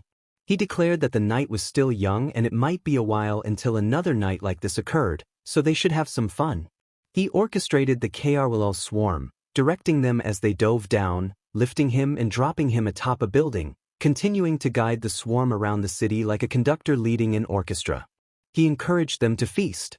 Meanwhile, Izuku was engaged in a fierce confrontation with All Might, who was bruised and battered but refused to fight back. Izuku questioned why All Might was not defending himself, expressing his frustration. All Might, struggling to catch his breath, stated that he refused to hurt his son. Izuku reminded him that he had previously claimed Izuku was no son of his. Despite All Might's pleas, Izuku struck him with his clawed arm, sending him crashing into a nearby car. He declared his intent to change the world, regardless of opposition. All Might urged Izuku to stop the chaos and called for him to reconsider, but Izuku, filled with determination, grabbed All Might by the head, seeing regret in his eyes. He found it amusing that the number one hero was begging, recalling the day All Might had taken his arm. Izuku tightened his grip, causing All Might to scream in pain as he struggled to break free. Izuku, undeterred, declared that All Might was no father of his and, with a swift motion, tore All Might's arm away, leaving him in agony on the ground. Izuku looked down at him, stating that he would show All Might what it felt like to be built on pain before walking away, leaving All Might behind. As the night continued, the city was in chaos, with villains causing destruction everywhere. Naoto had recovered and sneaked out of the shelter to return to base. Tadano had taken down several heroes throughout the city, while Nagant had battled Caitlin for most of the night. Makoto had fought Mirko and narrowly avoided arrest, holding his own until dawn broke. The WOZ retreated to base, victorious. In the garage, Izuku and Nagant were devising new plans. Izuku reflected on their recent victories, while Nagant noted how they had bested the heroes and embarrassed All Might. They were interrupted by an unknown presence, prompting them to be on guard. When the figures revealed themselves, it was Shino and Yuga, the spider siblings. Shino introduced himself and Yuga, who greeted Nagant as father. Confusion ensued as they explained that they were the result of toxic spiders created by Tadano, which had emerged as children instead of monsters. Shino expressed his eagerness to see Uncle Tadano, and without waiting for a response, he grabbed Yuga's arm and charged through the garage door, heading straight for Tadano. Izuku and Nagant were left bewildered, contemplating their new family dynamic. In the aftermath of the previous night's attack, the city was in turmoil. The people were furious, blaming UA for the destruction of homes, loss of family members, and the chaos that ensued. Many demanded UA be shut down and for those who had harmed Izuku to be arrested. The HPSC assured the public that UA would handle the situation, which provided some reassurance, though uncertainty lingered. At a large round table, Nezu and the UA staff sat in silence, surrounded by pro-heroes and HPSC members, including President Beatrice. The atmosphere was tense, with everyone afraid to speak. Beatrice broke the silence, asking those who believed Izuku Yagi was a traitor to raise their hands. Ectoplasm, Nezu, and Hound Dog hesitantly raised their hands, feeling the weight of scrutiny upon them. Beatrice instructed them to put their hands down, and they complied, feeling the pressure of the moment. The atmosphere in the room was tense, with everyone avoiding eye contact. Beatrice addressed the pro-heroes, asking which of them believed the boy was a traitor. Only one hand was raised, Inko's, tears streaming down her face in silence. She sat alone, feeling the weight of many hard gazes upon her. Beatrice suspected she knew who it was. Random spoke up, identifying Inko as the one who raised her hand. Beatrice confirmed this and instructed Inko to lower her hand. Inko complied, allowing her tears to flow without making a sound. Beatrice, rubbing her eyelids, opened her eyes to see the room still avoiding her gaze. She sighed deeply. Beatrice then slammed her hand on the desk, startling everyone and drawing their attention. She expressed her frustration, demanding an explanation. Nezu stammered, trying to respond, but Beatrice interrupted him, her anger palpable. Nezu, startled, fell from his seat but quickly regained his composure, gripping the edge of the table as he faced Beatrice's fury. She pressed him for answers about why he and two others thought the boy was a traitor. Nezu explained that an anonymous email had arrived, accompanied by a video that seemed convincing. Beatrice cut him off, questioning how he could believe it based on something so dubious. Nezu admitted that it appeared real, and Beatrice's frustration escalated. She snapped her fingers, and one of the HPSC members handed her a glass of water, which she drank quickly before tossing it aside, narrowly missing Nezu. Beatrice berated Nezu, pointing out that despite his intelligence, he failed to use it that day. She demanded to know if the others shared the same belief. Both Hounding and Ectoplasm confirmed they did. Beatrice ordered Nezu to wait outside and told the other two to leave as well. After they exited, one of her board members offered a brief massage to ease her tension. Beatrice turned her attention to Inko, asking if her feelings were similar. Inko hesitated, expressing her love for her son but revealing her doubts about his suitability as a hero. Mirko interjected with a teasing remark, prompting a reprimand from Beatrice. Inko explained that her son was reserved and more focused on his books than his siblings, which led her to doubt his potential. Beatrice pressed Inko, suggesting that her lack of faith in Izuku was evident. Inko struggled to defend herself, but Beatrice pointed out that Izuku had accomplished more heroic deeds than his siblings combined. Inko was taken aback, realizing her misjudgment as she looked at the evidence. Beatrice presented photos of Izuku saving civilians and letters of gratitude from those he had helped. Overwhelmed, Inko began to cry harder, recognizing her doubts about her son. Beatrice declared that Izuku's journey was a true transformation from zero to hero. She then requested for Nezu to return, and one of the HPSC members went to fetch him. When Nezu returned, he looked apprehensive as Beatrice informed him that the public wanted UA shut down due to the situation. However, she assured him that UA would manage the crisis on their own. Nezu protested, suggesting that they needed help, but Beatrice insisted that the responsibility lay solely with him and his team. She called for a vote among the staff regarding assistance for Nezu, but no one spoke up, leaving him shocked. Beatrice then asked for a vote on whether UA should handle the situation independently, and the response was unanimous in favor. Beatrice concluded the meeting, but a staff member reminded her of something she had overlooked. After confirming the presence of two guests, Beatrice announced that UA would have two figures assisting them in their efforts. Nezu expressed gratitude, but Beatrice cautioned him that they had chosen to help of their own accord. As the door opened, two figures entered the room. Beatrice introduced Roman and Layla Sarazawa, prompting recognition from Aizawa and Vlad, who shared a knowing smile. The room fell silent as the significance of the Sarazawas sank in. Mirko and Ryuko were confused, but Vlad explained that these two were Akemi's parents, leading to a collective realization about the implications of their presence. When they realized who they truly were, Niza mentioned that Roman's daughter's last name was Sarazawa. Inko, feeling a wave of panic, recognized that these were Akemi's parents and thought about the consequences of her actions. Beatrice confirmed that the two had volunteered to help, but they would be the only assistance provided. Nezu acknowledged this, but Layla interrupted, expressing her disdain. She then asked which of the ladies was named Inko Yagi. Inko, overwhelmed with dread, hoped someone would come to her aid. Midnight introduced herself as Namuri, Mirko as Rumi, Ryuko as Ryuko Tatsuma, and E-Lady as Yu Takayama. Layla, realizing the only one left was Inko, demanded her name. Inko looked around for help, but the others remained silent, unwilling to intervene. Layla called out to Inko, who stammered her name. Before she could finish, Layla grabbed Inko by her hair and threw her out of the meeting room, shocking everyone except Beatrice, who had anticipated this outcome. Layla cautioned herself not to hurt Inko too badly, and as she approached Inko, who was crawling away in fear, she expressed her intention to show Inko how they dealt with people like her in Russia. Inko pleaded for mercy, but Layla proceeded to punish her, the sounds of the struggle echoing in the room. After a few moments, Layla tossed Inko back into the meeting room for all to see her disheveled state. The pro-heroes and UA staff reacted with shock. Layla declared that she felt better now, and Beatrice announced that the meeting was over.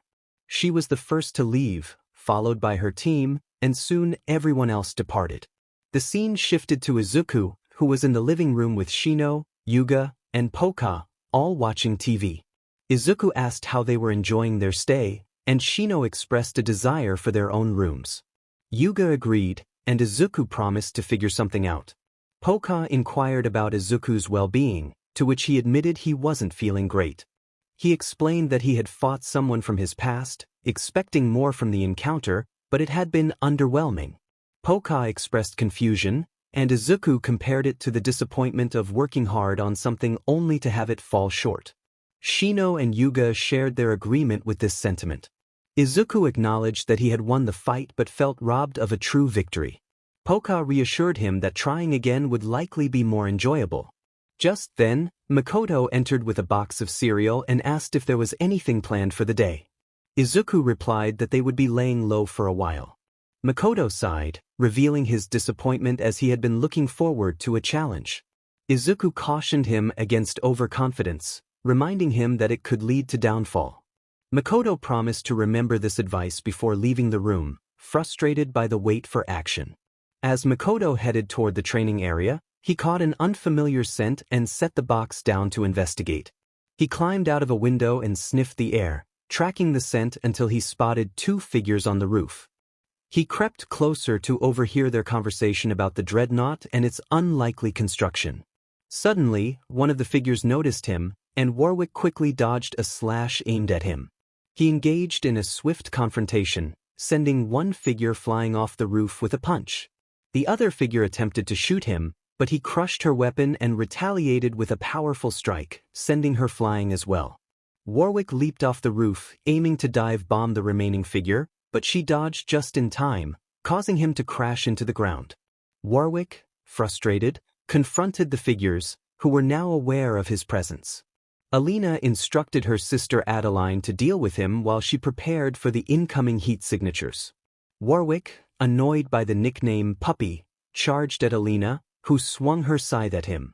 He caught it with his metallic claw and threw her against the wall, creating a crater. As he attempted to punch her, she narrowly dodged and retaliated with a kick that only fueled his anger.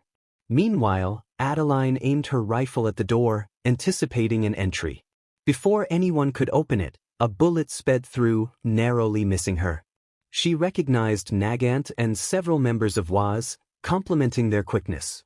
Adeline then aimed her rifle at Nagant, but her shot missed, hitting a soldier behind her instead, prompting Nagant to flee the building. Adeline and Nagant engaged in a fierce gunfight, each trying to outmaneuver the other. Their reflexes were impressive, but Adeline's skills surpassed Nagant's. Adeline questioned Nagant about her origins, suggesting that she might be a type of enhanced being they had yet to encounter. Nagant, slightly defensive, asked what made Adeline think that. Adeline pointed out their similarities, noting Nagant's sniper rifle-like elbow and her agility, implying that she likely possessed advanced ammunition. To demonstrate her abilities, Adeline shot into the air, causing Nagant to look on in confusion. The bullet arced back down, striking 3 unsuspecting targets and shocking Nagant and the others. Nagant acknowledged the impressive display with a smirk, and Adeline then inquired about the location of a dreadnought. Nagant clarified whether they were searching for a machine or their boss, who was a mix of both. Adeline, along with her sister Alina, explained that their father had sent them to investigate a dreadnought causing chaos in Japan. Nagant instructed them to wait outside while she went to find Izuku. Inside, Izuku was watching television with some younger companions when Nagant informed him of the visitors. Intrigued, Izuku agreed to meet them. When he stepped outside, Adeline and Alina were visibly impressed by his presence. Adeline introduced herself as Naito Black, while Alina introduced herself as Naito White. They explained that their father had heard of Izuku's accomplishments and wanted to meet him.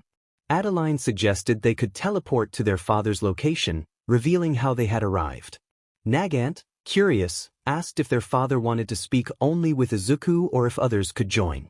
After some deliberation, it was decided that Nagant could bring Tadano along, and they prepared to leave.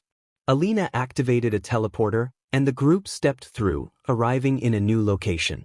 Nagant checked to ensure everything was in place, and Alina welcomed them to the land of Remnant, explaining that it was where their father lived and worked.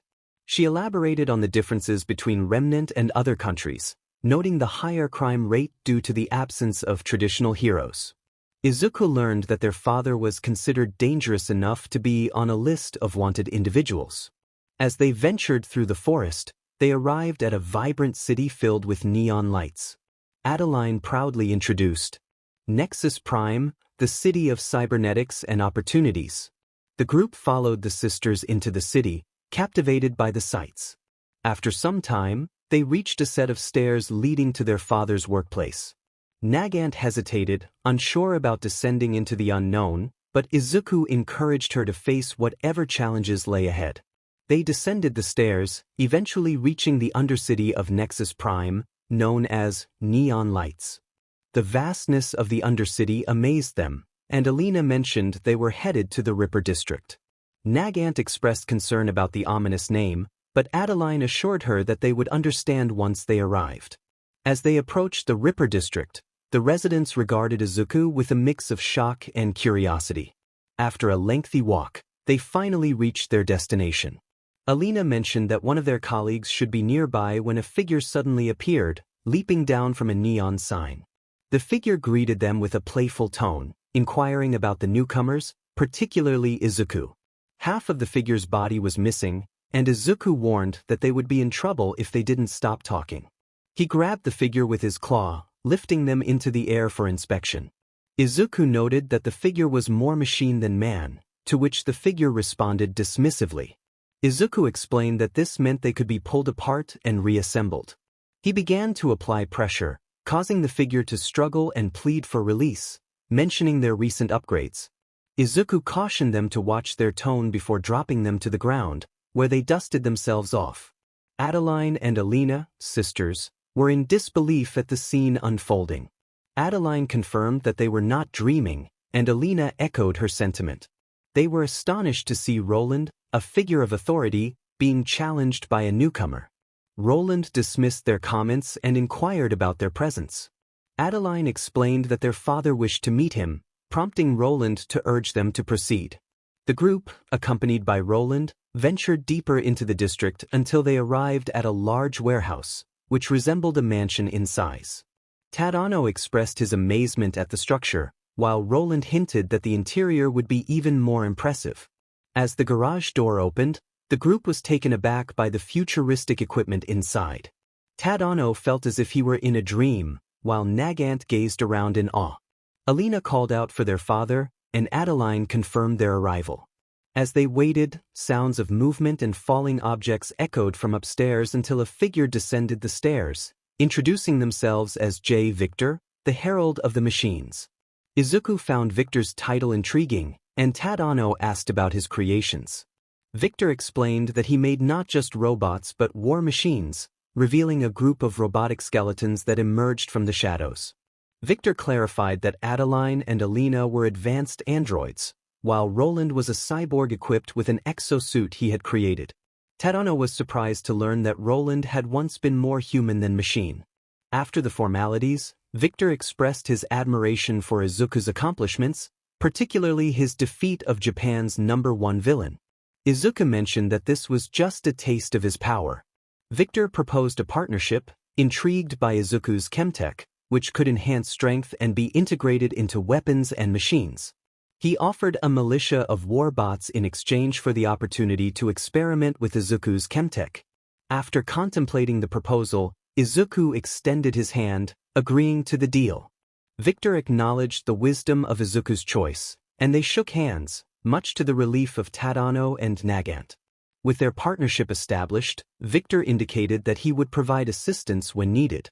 Alina activated a teleporter, creating a rift for the group to exit through.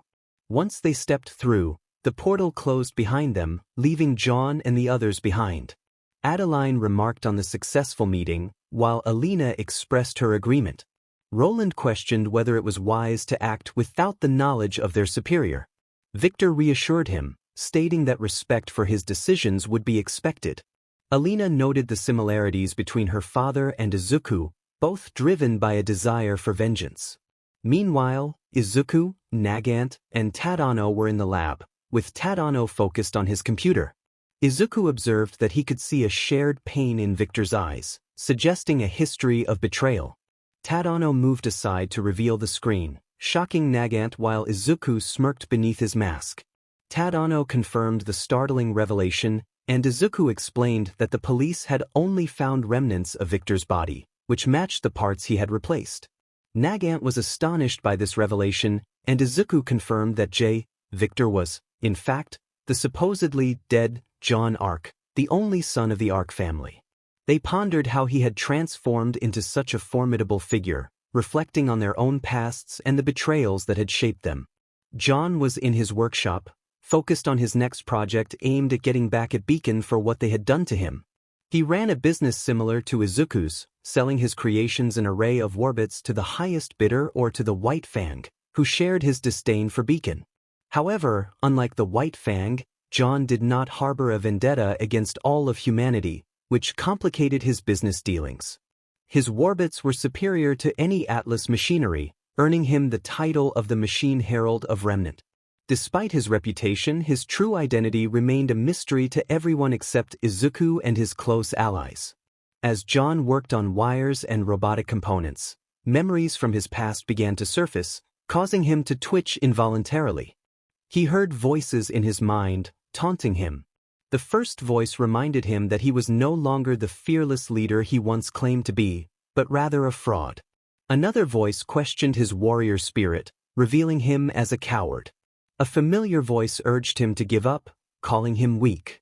He heard yet another voice, this one filled with disbelief, expressing how hurt they were by his actions.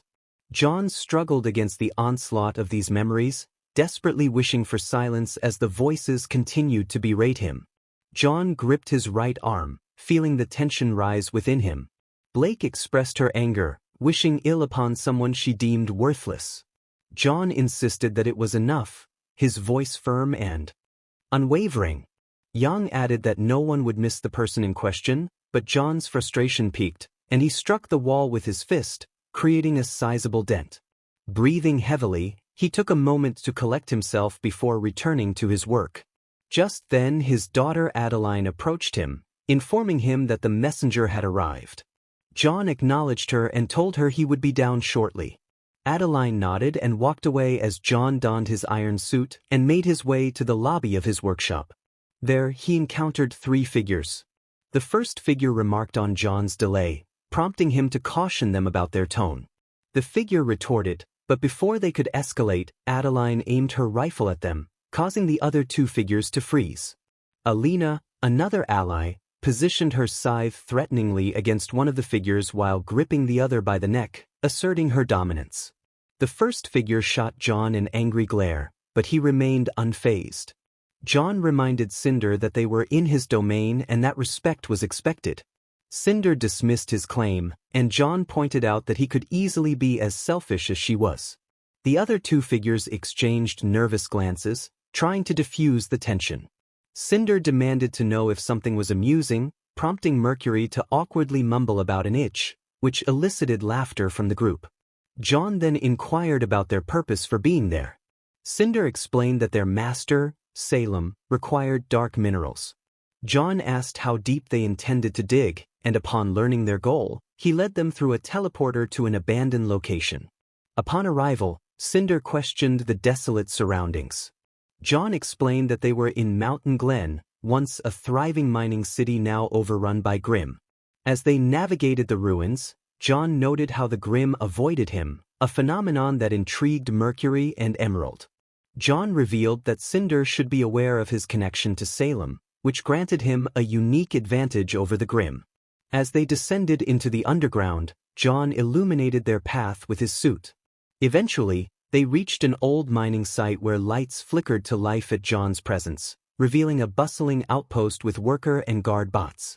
Mercury marveled at the sight, and John explained that he had repurposed the mine as a secondary base for his larger projects. Cinder grew impatient, demanding to see the dark minerals. John assured her that they would find what they were looking for and led them further into the outpost. A mining drone approached, dropping a shard of dark crystal into John's hand. Cinder acknowledged that it was a start but not enough. John confirmed that it was merely a sample, and as if on cue, the ground trembled violently, prompting them to steady themselves. Once the shaking subsided, they moved toward the source of the disturbance, discovering that the miner drones had unearthed a significant cache of dark minerals. Cinder expressed her excitement, and John confirmed that this would satisfy their needs. With a snap of his fingers, the mining drone began extracting the crystals from the wall. As they prepared to leave, John's wristwatch beeped, indicating an incoming call. He stepped away from the group, and Cinder, suspicious of his actions, exchanged glances with Emerald. Cinder instructed Emerald to investigate, suspecting John was up to something. Reluctantly, Emerald agreed and followed John discreetly through the mine. Emerald pondered whether John was hiding something or simply valued his privacy. As she trailed him, she overheard him speaking to someone named William, discussing a pizza job. Realizing the conversation was mundane, Emerald decided to return, feeling that Cinder's suspicions were unfounded. John's mood shifted the moment Cinder and Mercury departed. He felt a sense of relief wash over him, having been followed moments before. Urgot approached Izuku, expressing a desire for results. John, curious, pondered what was needed. Izuku expressed his curiosity about the potential devastation that could occur when Chemtech was fused with John's warbits. John found the idea interesting and agreed to proceed with it. However, he mentioned that he had other matters to attend to and needed about 10 minutes before he could continue their discussion. Izuku acknowledged this and said he would be waiting. Returning to the three individuals he had left behind, John found Cinder waiting impatiently. She complained about the time it took him to return, to which John replied that he had only been gone for a few seconds. Cinder, uninterested in the duration, wanted to know how much longer it would take. John assured her it would be just 5 more minutes. Frustrated, Cinder decided to head back to the surface, using her flames to light her way. Emerald sighed, expressing her annoyance with Cinder's attitude, while Mercury agreed, acknowledging the challenges they faced being part of her squad. John reassured them that he felt more sympathy for them than for himself. After a brief wait, mining drones arrived, carrying a large basket of dark minerals. John noted that their timing was perfect. Mercury, relieved, expressed a desire to leave the underground location, which Emerald found somewhat frightening. John reassured them that there was nothing to fear, aside from occasional ghost sightings. However, as they prepared to ascend, the ground suddenly began to rumble. Emerald questioned what was happening, and John speculated that something was occurring above them.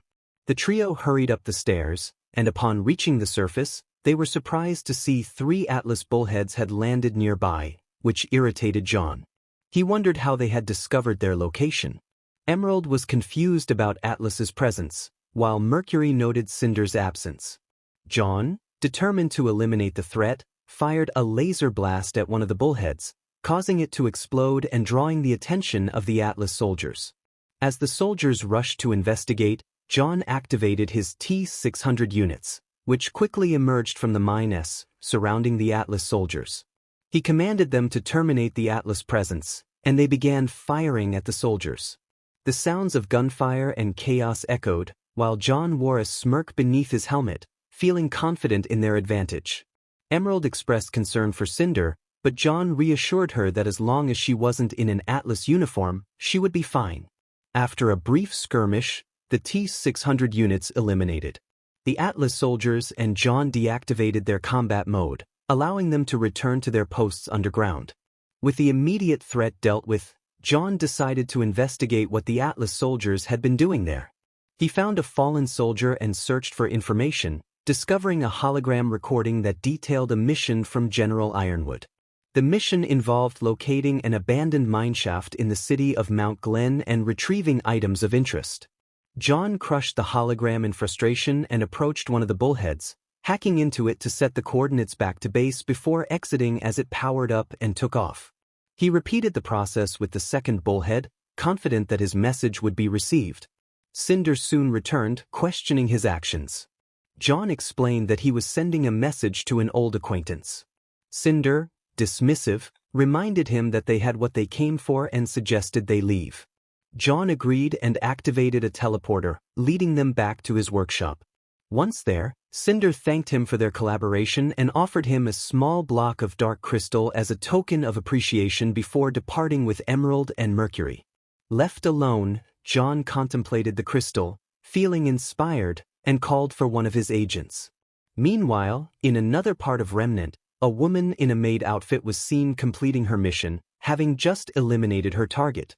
She received a call from John, who congratulated her on her success and instructed her to return to base, hinting at a reward. Excited by the prospect, she quickly activated her teleporter, only to collide with another individual upon arrival. In a swift reaction, she used her taser on him, sending him sprawling as she continued on her way. Alice arrived, eager to see her master, Victor. John stood nearby, holding a small chunk of dark crystal, which puzzled her. He requested to see her weapon module for a moment. Aline lifted her skirt, revealing 4 large gun barrels. John opened the gun's ammo panel, crushed the dark crystal, and sprinkled it into the 4 panels. After closing them, Alice's gun barrels began to glow purple. John explained that he had upgraded her guns, ensuring that if she shot someone and they survived, the bullets would cause further blood loss, ultimately leading to their demise before they could escape. Grateful, Alice expressed her thanks, and John suggested she could show her gratitude by destroying an Atlas compound near the city. With coordinates sent to her, Alice set off to test her new upgrades. Once Alice left, John took out his phone and called Izuku. After confirming that the supply of Chemtech was ready, John decided he would retrieve it himself. He then pulled out a teleporter and threw it to the ground, opening a portal. He invited Roland to join him, and they stepped through the portal, arriving on the beach where Urget's base was located. There, they spotted Tadano. John greeted Tadano and inquired about his name. Tadano introduced himself and informed them that Urget was inside. He also explained that he was not alone, and with a loud whistle he summoned an impressive orange shark with green glowing spots and 2 large arms. The shark, named Ace, halted at Tadano's command, surprising both John and Roland. Tadano explained that he had healed Ace and made some improvements, and as he gave the shark belly rubs, Ace acted playfully like a puppy. Just then, the doors to the base opened, revealing Izuku, Nagant, and another figure carrying a large crate. John acknowledged Izuku and expressed his purpose for being there. Izuku handed over the sample of Chemtech, and John opened the crate to inspect its contents. The other figure questioned why John was opening it, suggesting they should just take Izuku's word for it. Roland, skeptical, wondered if they were being scammed, but John urged him to calm down. Tensions rose briefly, but Nagant intervened, and the situation diffused. After Roland confirmed the contents of the crate, John decided it was time to leave. As they prepared to go, Toga was instructed to scout UA and gather information on their activities. She transformed and burrowed into the ground, heading toward UA. Meanwhile, Tadano agreed to see what the Safety Commission was planning. Back with John and Roland, they placed the crate near some robot exoskeletons. John, determined to produce results, opened a door to reveal a workshop filled with robot parts. He selected an exoskeleton and began the restoration process. After successfully reviving it with Chemtech, the robot unexpectedly exploded, startling John. Alina and Adeline rushed in, concerned for their father, but he reassured them that he was fine, despite the minor explosion. As John continued his work, the scene shifted to Alice, who was reveling in chaos, surrounded by flames and defeated Atlas soldiers. One soldier ordered a retreat, but before they could escape, Alice eliminated a threat with a precise shot. She giggled, impressed by her master's upgrades. 3 robotic hunting dogs emerged from the flames, awaiting her command. Alice instructed them to seek and destroy, and they dashed into the forest in pursuit of the fleeing Atlas soldiers. Alice's phone rang, and she answered, identifying herself as an agent. After the call, she threw down a teleporter and stepped through the portal, arriving back in the workshop to find robot parts scattered everywhere. She asked what had happened, and Alina explained that their father was attempting to fuse Chemtech with the robots, but each attempt resulted in explosions.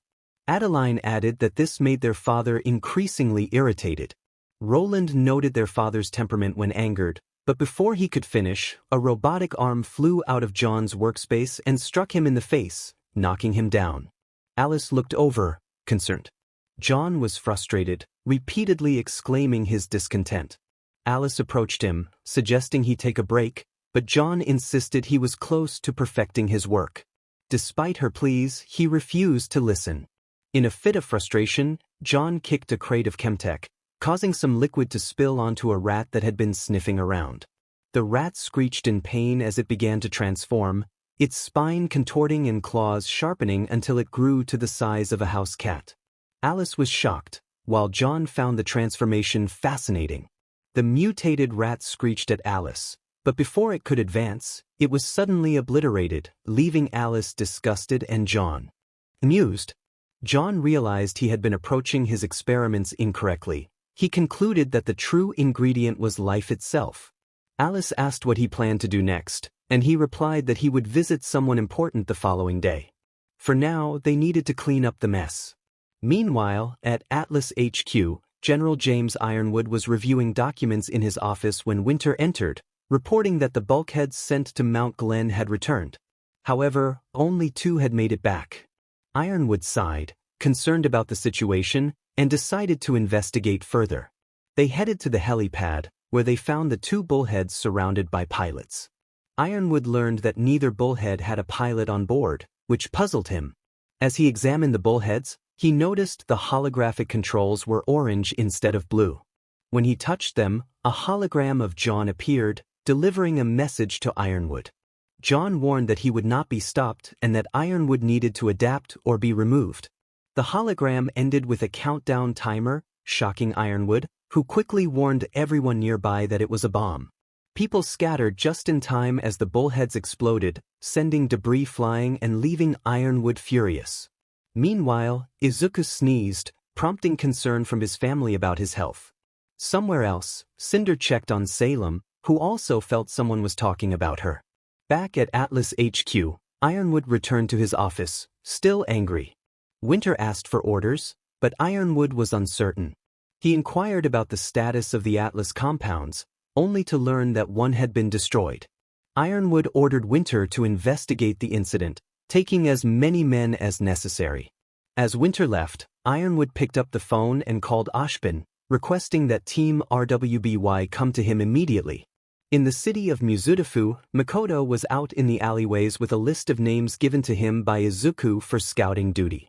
He was determined to investigate, starting with Pikoyama, whom he remembered from a past encounter. In a flashback, he recalled a moment when Warwick was about to stomp on Nekomaru's face, But Pikoyama intervened, slicing through the tubes on Warwick's back, causing Chemtech to leak everywhere. Warwick panicked, realizing his strength was compromised. Despite his weakened state, Makoto transformed back to Warwick and let out a howl before collapsing. Returning to the present, Makoto was determined to find Pikoyama, sticking to the shadows as he searched for her location. Makoto found himself on search and seek duty, feeling frustrated that he wasn't out hunting for heroes or even that infamous #1 hero. He thought to himself that All Might's hero career was effectively over. No one would ever see him the same way again. As he moved through the area, he overheard a group of guys discussing a kid named Fuyuhiko. They mentioned that he had been shot during the chaos involving the warriors a few days prior. One of them noted that it was surprising he was in the hospital, especially since he had reportedly been shot through the eye. The conversation turned to speculation about the shooter, with one guy warning that whoever it was better start running because the Kuzuryu clan would be after them. Makoto stepped out of the shadows, interrupting their conversation. He asked them if they knew which hospital Fuyuhiko was in. After some hesitation, they revealed he was at Boisha Hospital. Thanking them, Makoto quickly left, but not before one of the guys recognized his metal claw. Ignoring the warning, Makoto dashed past them, leaving them behind as he flicked the blood off his claw. He had a mission to complete. Fuyuhiko Kuzuryu was on his list, and he was headed to Boisha Hospital. As he crept through the dark alleyways of Japan, he felt the urgency of his task. After 20 minutes of stealth, he entered the hospital and approached the receptionist.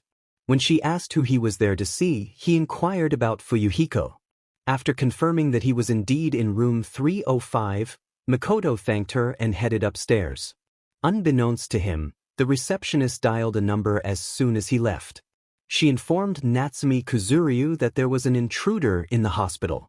Meanwhile, Makoto arrived at room 305, where he found Fuyuhiko in a hospital bed, along with 3 Yakuza members. One of the Yakuza demanded to know who Makoto was. He simply stated he was a friend, but the Yakuza insisted he leave. Ignoring the warning, Makoto swiftly incapacitated the first Yakuza member, shocking the others. He quickly dispatched the remaining 2, wiping the blood from his face as he checked on Fuyuhiko, who was stable. Makoto then called Izuku to report that Fuyuhiko was alive. Izuku instructed him to keep Fuyuhiko safe, and Makoto agreed, ready to move on to his next targets. Just then, a lockdown alarm blared throughout the hospital, causing confusion. In the lobby, Natsumi Kuzuryu entered with a group of 70 Yakuza members. When she asked the receptionist about the intruder, she was met with resistance and, in a fit of rage, threatened her. After reviewing the security footage, Natsumi realized the receptionist had lied and shot her, sending everyone in the lobby into a panic. Natsumi commanded her Yakuza members to find and eliminate Makoto, and they rushed upstairs. Meanwhile, another figure entered the hospital, noticing the chaos. Natsumi instructed this figure to check on her brother and to find Makoto, showing them the footage as they prepared to leave.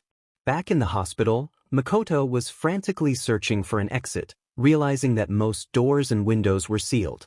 Just then, a Yakuza member spotted him, and a fight ensued. Makoto skillfully dodged attacks and fought back, taking down his opponents with agility and precision. As he continued to evade capture, he wondered about the Yakuza members' progress. The tension in the hospital escalated as both sides prepared for a confrontation, with Makoto determined to escape and Natsumi intent on avenging her brother. To confront a member of the WZ, there were 70 individuals up there, so they should be fine. Meanwhile, on the 3rd floor, the Yakuza members were in disarray. They could hardly keep fighting as most of their comrades had fallen in mere moments. The remaining members watched in horror as Makoto displayed his strength, easily overpowering one of their own. With a sinister smile, he instilled fear in them, prompting their instinct to flee. Makoto called out to them, urging them not to run, reminding them that they had started this conflict. He pursued the remaining Yakuza members as they rushed downstairs, their screams echoing through the building. One of the Yakuza members shouted for others to move aside, panic evident in their voice, as they realized Makoto was closing in. Suddenly, they halted in their tracks, spotting Natsumi's enforcer on the stairs. One of the Yakuza members stammered in surprise at her presence. She questioned why they were all running when Makoto appeared, surprising her as he dove down and tackled one of the Yakuza members. The impact shook the stairs, causing chaos as the remaining members fell, but Natsume's enforcer managed to grab hold of the railing. Makoto, sensing a lingering presence, leaped onto the second flight of stairs, spotting the figure preparing to act. He swiftly grabbed her by the neck, lifting her into the air. She calmly replied that he should have dropped her when he had the chance. In a surprising move, she kicked him upward, breaking free from his grip and landing gracefully on the stairs. Makoto was impressed by her resilience. She introduced herself as Akiha, noting that he was meddling in Yakuza affairs. Before Makoto could respond, Akiha dashed past him, leaving him momentarily confused. She tapped her blade holster, and suddenly, Makoto felt pain surge through his body as wounds appeared. He was shocked and questioned what was happening. Akiha declared that he was now hers to deal with. As Akiha charged at him, Makoto managed to block her attack and pushed her back. He attempted to swipe at her, but she evaded and countered with a swift strike. In a fierce exchange, Makoto used his strength to slam Akiha against the stairs multiple times, creating a gap in the floor. Just as he was about to drop her, she moved a knife at him. He dodged, but she cleverly caught it with her foot and stabbed him in the back. Makoto fell, but he quickly regained his composure and retaliated with a powerful gut punch, causing Akiha to stumble. As she regained her stance, she was taken aback to see Makoto transformed into Warwick. Warwick charged at Akiha, throwing a punch that she blocked with her blade, but the force still sent her crashing into the wall. Akiha realized he had grown stronger. Warwick taunted her, and as she attempted to counter, he grabbed her and hurled her down the stairs, creating a crater upon impact. He dove down to crush her, but she narrowly escaped. Akiha quickly got back on her feet and charged at Warwick, slashing at him, but he dodged and retaliated with a backhand that sent her crashing into the wall again. He charged her once more, ramming her through the wall and into the main floor of the hospital. Warwick seized Akiha by her foot and spun her around, throwing her through the hallway. She hit the wall again, visibly injured. Natsume, witnessing the scene, called out to Akiha in concern. Akiha, struggling, urged her mistress to run, but Natsume refused to abandon her. She rushed to Akiha's side, dragging her towards the exit. Warwick was about to pursue them but remembered his mission. He decided to leave, crashing through the hospital walls and making his way outside. Climbing a building, he transformed back into Makoto and checked his list, crossing off Fuyuhiko's name. Just then, Toga appeared, startling Makoto. He instinctively punched her, sending her crashing into a nearby generator. Toga, confused, reminded him of her voice, but he still didn't recognize her. With a sigh, she morphed back into her true form, prompting recognition from Makoto. She playfully asked why he had hit her, and he explained that he hadn't known who she was. Toga expressed her frustration at being scared, and Makoto questioned her motives for sneaking up on people. She explained that it was simply fun. Makoto advised her to leave before the authorities arrived, and she thanked him for the warning before jumping away. As Makoto evaded the police, he made his way toward the abandoned zoo where the curator was located. He wondered what the boss wanted with the curator, who was currently in a precarious situation. Makoto skillfully navigated the area until he reached the entrance of the zoo, where he spotted Bearhead and the zookeeper. Bearhead called out to him, questioning if he was lost. In response, Makoto transformed into Warwick, towering over Bearhead, who stepped back in surprise. Warwick demanded to know where the curator was, and the zookeeper informed him that the curator was in the lizard exhibit area, working on something important. Warwick followed the zookeeper and Bearhead to the lizard exhibit. After a lengthy walk, they arrived at an area overrun with vines and plants, finding it empty. Bearhead suggested they search for the curator, but Warwick called out to him directly. The curator, startled, responded, revealing his location in the amphibious part of the exhibit. Upon reaching the curator, they found him focused on a task. He was attempting to create something, and when he was interrupted, he accidentally dropped a vial of blue liquid into an enclosure. The curator expressed his frustration at the interruption and explained that he was creating life. Bearhead and the zookeeper were confused, while Warwick pressed for an explanation. The curator invited them to see his work, revealing small white lizards with striking blue crystal eyes. He called them gem geckos and explained that the crystals they produced could be used as ammunition for laser cannons. Warwick found this intriguing and noted that this was what the curator had been working on for weeks. The curator acknowledged this, and Warwick mentioned that Urgot had sent him to check on him. After confirming that Urgot was still the name to use, Warwick decided to leave and inform Urgot of the curator's progress. He exited the abandoned zoo and headed to the rough part of town to find Jiren. Upon arrival, he noticed two individuals outside Jiren's shop, indicating that Jiren had customers. Transforming back into Makoto, he stealthily approached the shop, listening in on the conversation through the wall. Jiren was discussing a deal involving smuggled weapons and ammunition with the two men. As Jiren revealed the contents of a crate, one of the men suddenly knocked him unconscious, exposing themselves as heroes in disguise. They planned to take Jiren in for information about Urgot, discussing how he could have been a symbol of peace if circumstances had been different.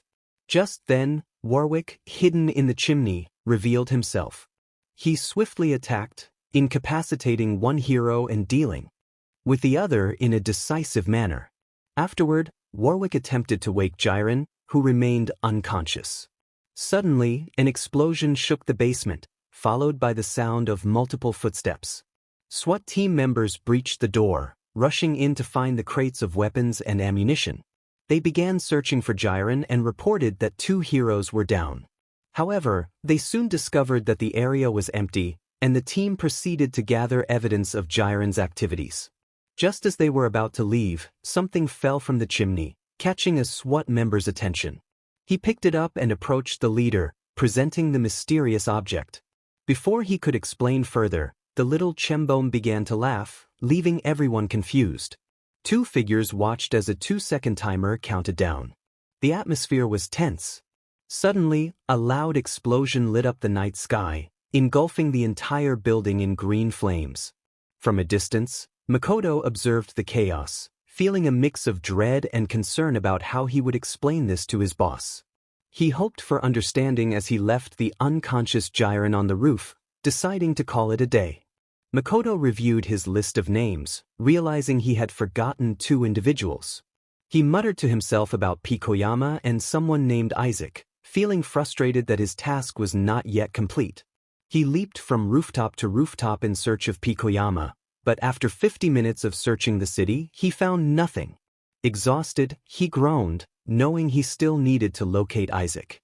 Just then, Toga appeared, catching Makoto off guard. He instinctively threw a punch, but she ducked, stepping back with a playful grin. Toga introduced herself as his friendly neighborhood serial killer, which only added to Makoto's irritation. She mentioned overhearing his search for Isaac, revealing that Isaac Yagi was the full name he sought. Makoto was shocked to learn that All Might had two children, connecting the dots about his boss's interest in Isaac. Toga informed him that Isaac was last seen at UA, prompting Makoto to decide that was their next destination.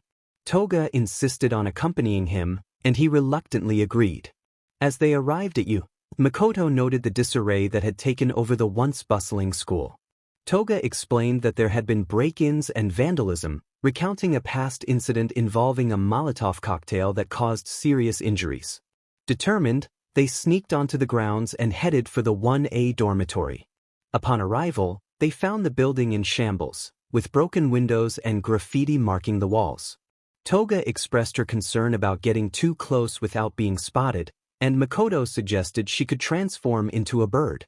Toga, annoyed by the suggestion, playfully punched him, but their bickering was interrupted by voices coming from inside the dorm. Makoto climbed a tree to get a better view, peering down to see a heated discussion among his classmates. Mineta was adamant about keeping his investigation to himself, while others expressed their concern for Deku. The tension escalated, and Makoto listened intently, realizing he had been present during some of the events being discussed. Suddenly, Jiro noticed Makoto on the roof, alerting the others. Toga seized the moment, jumping above the dorm and unleashing smoke bombs and firecrackers, causing chaos below. She laughed at the sight of her classmates scrambling in panic. However, Mineta burst out of the smoke, surprising both Toga and Makoto. He threw shurikens at Makoto, who dodged them and charged at Mineta. They exchanged blows, but Mineta managed to land a hit, causing Makoto to stumble back. Frustrated, he decided to tackle Mineta, but the smaller boy evaded him, only for Makoto to quickly turn and kick him, sending him nearly off the roof. Makoto questioned Mineta's identity, noting the unusual height of the boy compared to his classmates. Mineta, confused, wondered if Makoto was connected to Izuku. Makoto confirmed he worked for the bossman, sending regards to Isaac. Just as Makoto was about to continue his search for Pikoyama, he felt a sharp pain across his back. Turning, he saw Pikoyama behind him. Ignoring the pain, he fought back, grabbing her and throwing her into a tree. She quickly recovered, narrowly avoiding a crash from Warwick, who had jumped in to assist. The scene was chaotic, but Makoto was determined to find the answers he sought. Warwick charged towards Pikoyama, swiping his claws at her, but she skillfully blocked his attack. He acknowledged her presence, mentioning that he had been searching for her. Pikoyama responded, revealing that she was also looking for him, specifically the one responsible for her young master's condition. As Warwick questioned her, she swiftly blitzed past him, swinging her katana. He dodged her strike and attempted to punch her, but she jumped back, only to rush in again as their battle intensified.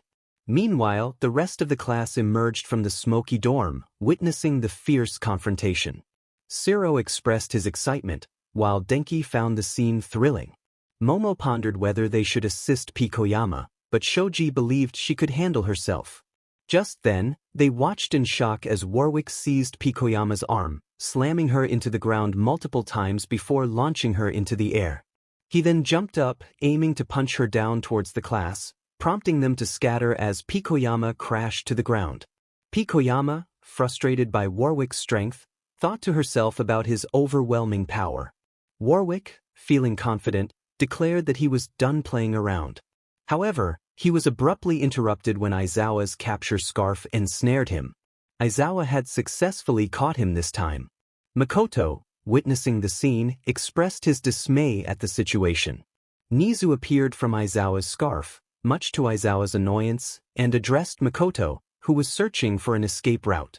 Makoto recognized the group as the ones who had betrayed their boss and was questioned by Nezu about the whereabouts of young Yagi.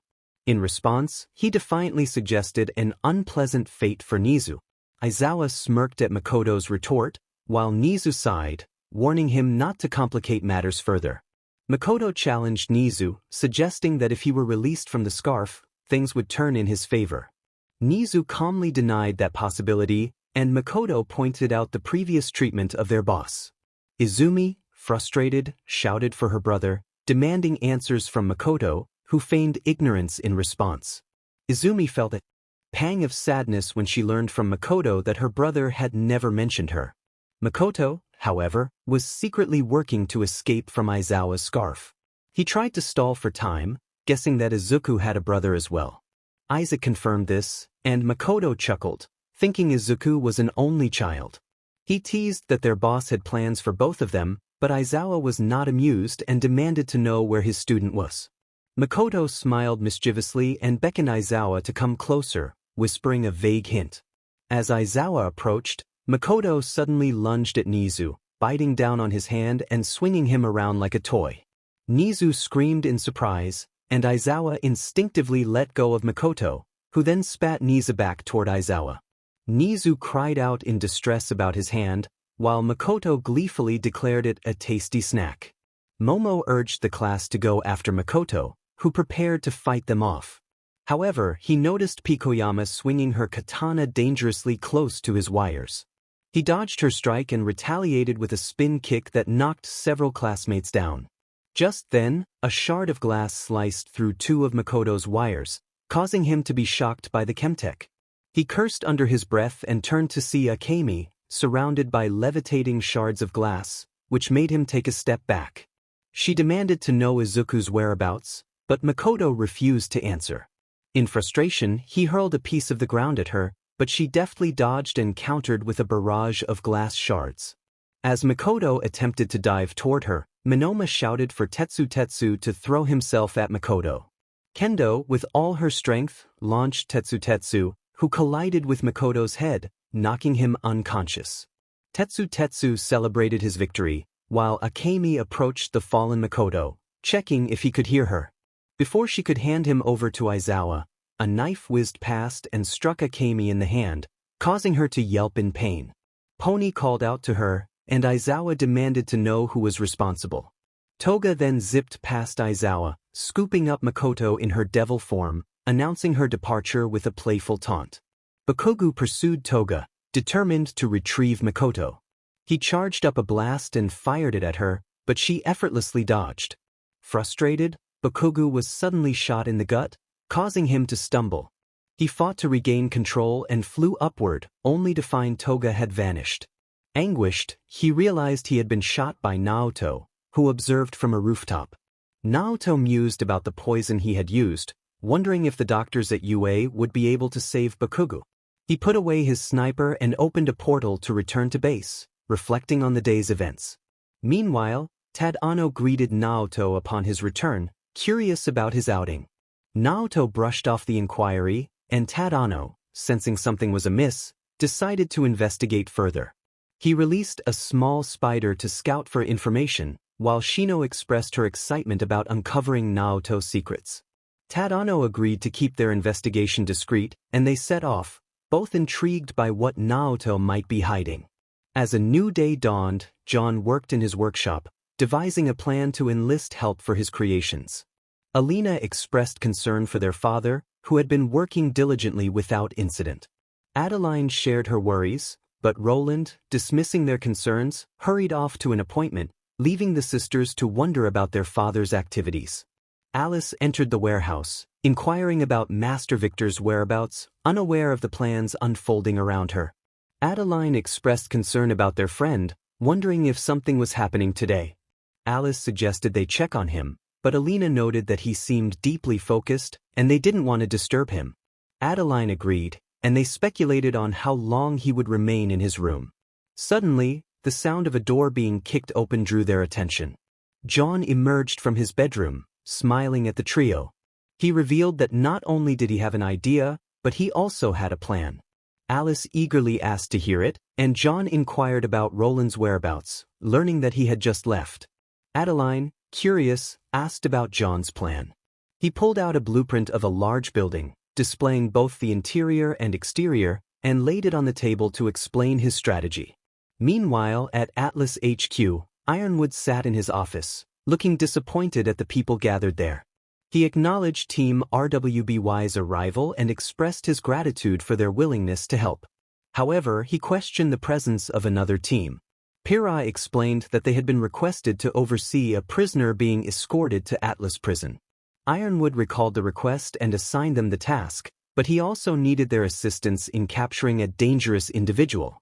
He revealed a picture of the Machine Herald, whose real name was Victor, and explained that he had been a persistent problem for Atlas. Blake noted that he had also caused issues for Beacon, revealing that he had exposed staff and students, leaving many in dire situations. Ironwood emphasized the importance of capturing Victor and instructed them to investigate a compound that had been attacked recently. The two teams agreed to the mission, and Ironwood assigned Winter to escort them to the prison, ensuring the escort would go smoothly. Pyrrha reassured him that everything would be fine, and the teams left the office. As Ironwood reviewed files on the prison escort, he noted the serious crimes attributed to the prisoner, including kidnapping, torture, and mass murder. He was taken aback by the extent of the offenses associated with one individual, who was known by many names, including the Mad Chemist and the Doctor. In a distant prison, four guards approached an iron door, their demeanor tense. One guard called out to the prisoner, who responded with a hint of sarcasm about finally being moved after 3 long years. The guard scoffed at the idea of Atlas Prison being decent and offered the prisoner a farewell snack, to which the prisoner requested a Philly cheesesteak sandwich. The guard was surprised by the request but agreed to fulfill it. As the guards left, one of them threw a rat into the cell, laughing as they walked away. The prisoner calmly reached out to the rat, reassuring it before retrieving a cup containing another rat and several bottles of colorful liquids. He prepared to conduct an experiment, but a sudden noise caught his attention. A small drill fell into his cell, and he caught it, confused. A hologram of John appeared, greeting him as the Machine Herald. John revealed that he knew Hajime's name and provided details about his past, mentioning their shared history at Hope's Peak Academy and the challenges Hajime faced at Beacon Academy. Hajime was taken aback, recognizing John and expressing his dissatisfaction with prison life. John assured him that he had a plan that would address their mutual concerns. The scene shifted to Team RWBY, accompanied by Harriet Bree from the Ace Operatives, as they flew in a bullhead toward the Atlas compound that had been attacked. Harriet briefed them on their mission, emphasizing the need for reconnaissance. Once they landed, they would split up to search for anything salvageable. The team was on high alert, searching for any clues or anything worth salvaging in the ruins. Ruby affirmed her readiness, followed by Blake and Young, who both understood the situation. Weiss confirmed her readiness as well. Harriet, the pilot, inquired about their arrival time, to which the pilot responded that they were just a few minutes away from the compound. Harriet expressed her eagerness to arrive soon. Meanwhile, a figure perched in the trees was engrossed in a book about cocktails until the sound of the bullhead caught their attention. They quickly activated their earpiece, reporting the approaching Atlas bullhead. John noted that their enemies had responded faster than expected and ordered to shoot it down.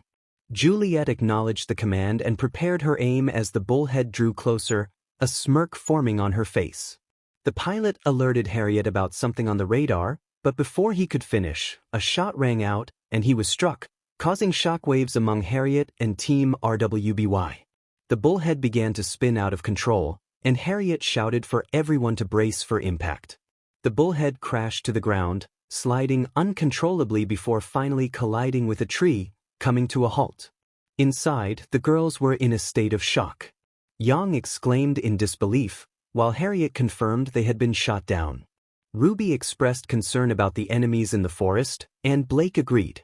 Harriet quickly assessed the situation, realizing they had to adapt to the new challenge. Weiss suggested returning to base, but Harriet insisted they stick to the mission, noting that they were 8 miles away from safety. As they exited the wreckage, Harriet signaled for the team to follow her. Unbeknownst to them, Juliet was in the trees, using camouflage to stalk their movements. She activated the archers, receiving confirmation from John to proceed.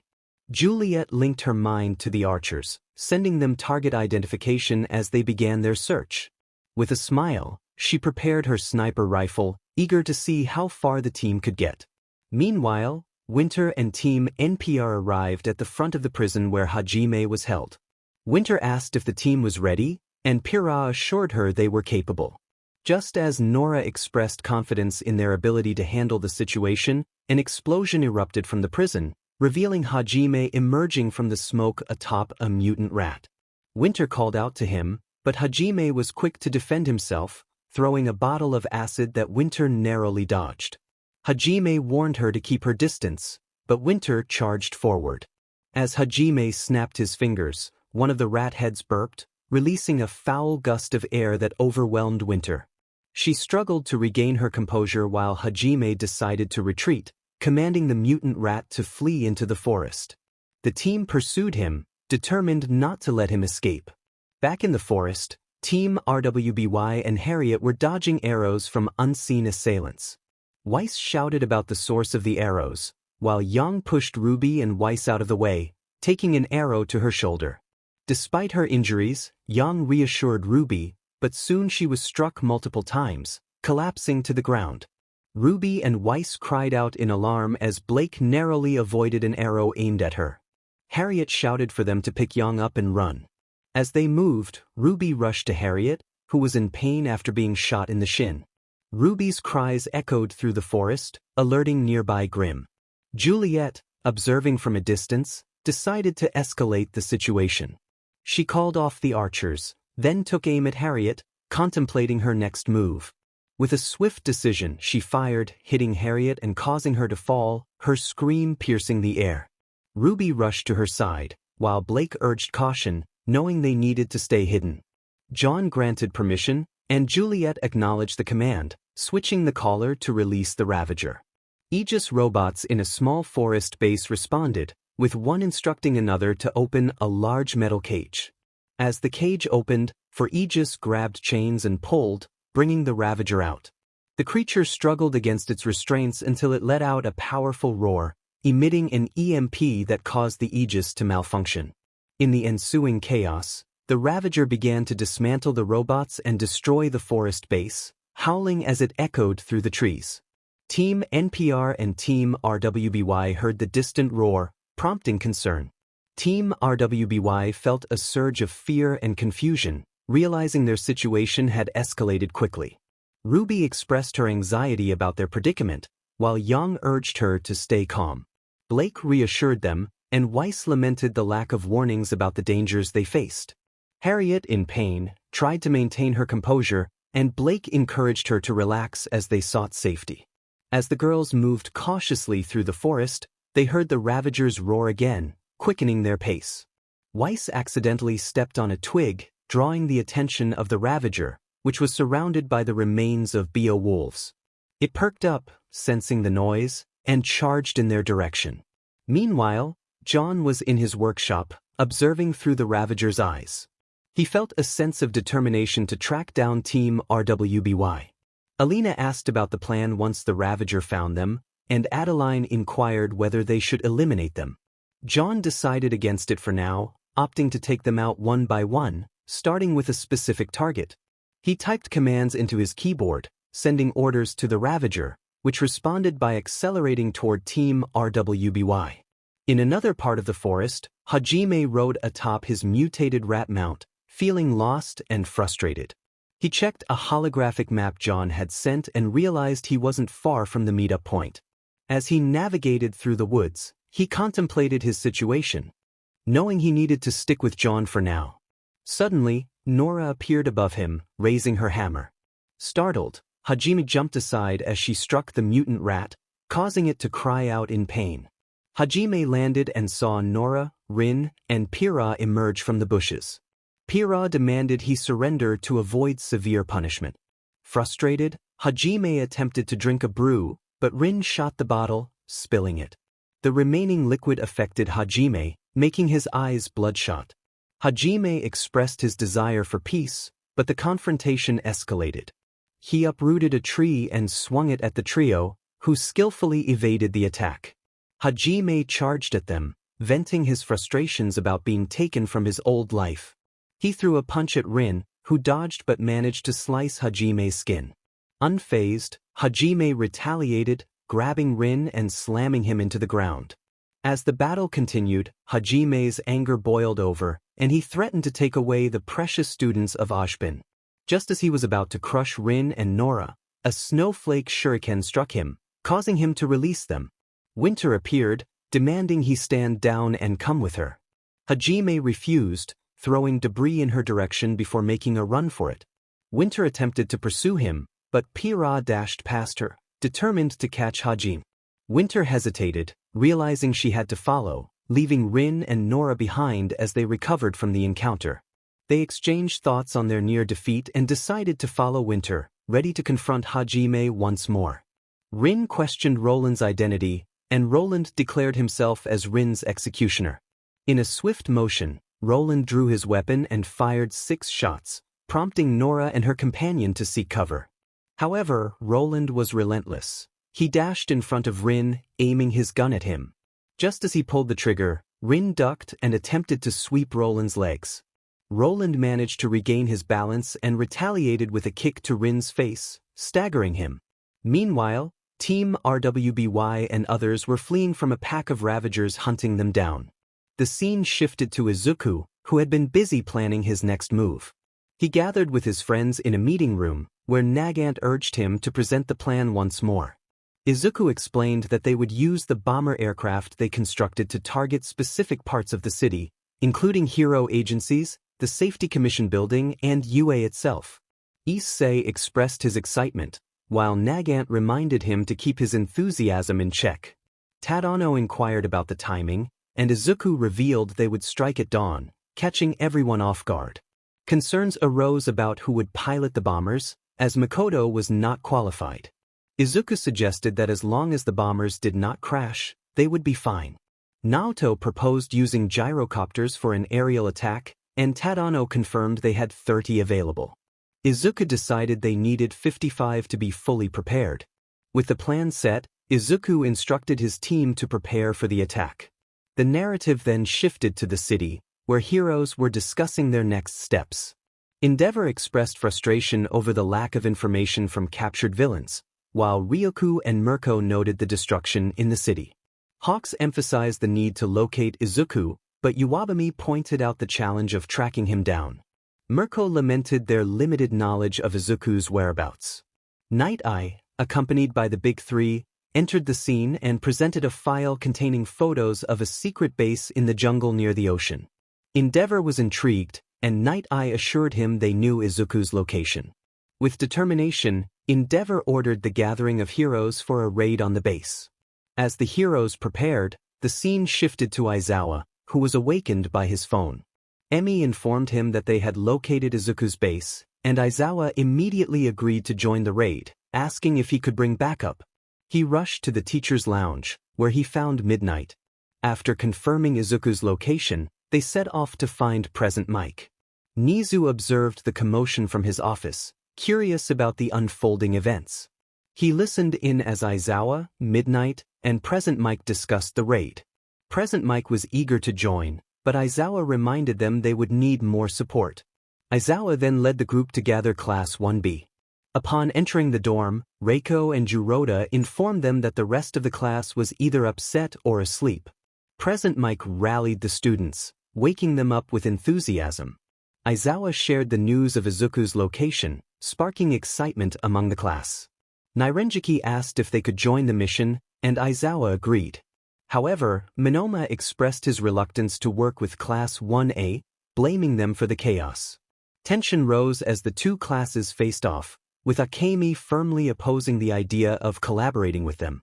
Aizawa acknowledged the valid points raised by his students but assured them he would keep them in line while Vlad would lead them as usual. Juzo expressed his desire to be left alone, and Aizawa agreed, instructing the class to get into their hero suits. Class 1B quickly dispersed to prepare while Aizawa, Midnight, and Present Mike made their way to the Class 1A dorm. Aizawa told the others to go ahead while he informed Mine about the situation. Present Mike expressed concern, but Aizawa reassured him that he could handle the students. After the two left, Aizawa entered the damaged Class 1A dorm, calling out for the students but receiving no response. He knocked on Sato's door, but again, there was no answer, leaving him puzzled. He decided to leave but noticed a sticky note on the couch. Reading it, he found a message indicating that Denki and Shiro were going after Izuku. Frustrated, Aizawa groaned at the antics of his students and rushed out of the dorm to find Midnight and Mike. He called Miss Joke, who answered immediately, and he informed her about his students' reckless decision. She quickly rallied everyone to start the operation. Nijire questioned the urgency, but Emi explained that Aizawa's class was searching for Izuku. Endeavor asked about the number of SWAT trucks available and was satisfied to learn there were 5, fully equipped with armed troops. They prepared to move out toward Izuku's secret jungle base. Meanwhile, Class 1A was navigating through the forest, hoping to reach Izuku's base first. Jiro asked about their plan upon arrival, and Denki outlined a simple approach. Find Izuku, apologize, and bring him back to UA for rehabilitation. Jiro smacked Denki for his naive suggestion, reminding everyone that it wouldn't be that easy. Isaac echoed her sentiment, recalling the warning from the wolf guy about Izuku's intentions. Mina expressed her reluctance to hurt him, and Uraraka agreed. Katsuki, however, insisted that it was either them or Izuku, and he chose to protect his friend. Izumi urged him to be careful, wanting to knock Izuku out rather than harm him. Shoji inquired about Minetta's whereabouts, and Momo noted that he rarely spoke to them anymore but was likely searching for Izuku. Shiro commented on Minetta's ignorance of their direction, and they continued on their way. Cutting to Minetta, he had arrived first and was scouting the area for an entrance. He observed the guards patrolling and noted some blind spots. As he dropped down from a tree and sneaked through the bushes, he overheard two guards discussing a plan involving helicopters for a bombing run on the city. Seizing the opportunity, Mineta knocked them out and dragged their unconscious bodies into the bushes, quickly changing into a guard's uniform. With his disguise in place, he entered the large building, determined to find and destroy the planes before the heroes arrived. As he explored, he heard screams from a nearby room. Unable to ignore the distress, he approached and peeked inside, witnessing a shocking scene of surgeons conducting experiments on a subject. The chilling conversation confirmed the madness of the situation, and Mineta quickly retreated, shaken by what he had seen. Continuing his search for the planes, Mineta stumbled upon a workshop filled with construction bots assembling helicopters. Just as he was processing the sight, Nagant appeared, startling him. She questioned his presence, and Mineta stammered an excuse about retrieving his lunch. Nagant, suspicious of his story, grabbed him by the throat and demanded to know who he was. Mineta panicked, realizing he needed to think quickly to avoid disaster.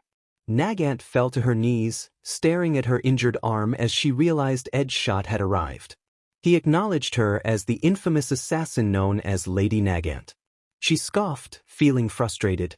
As she began to airwalk, Edgeshot prepared to act, but suddenly, Warwick crashed through the wall toward Fatgum. Warwick shouted excitedly, calling out to Fatgum, who was already wounded. Edgeshot turned his attention to Warwick, launching his strings at him. Warwick dodged the attack and continued his charge toward Fatgum. Just then, Mirko burst through the hole in the wall, delivering a powerful drop kick to Warwick's face, sending him crashing into the wall.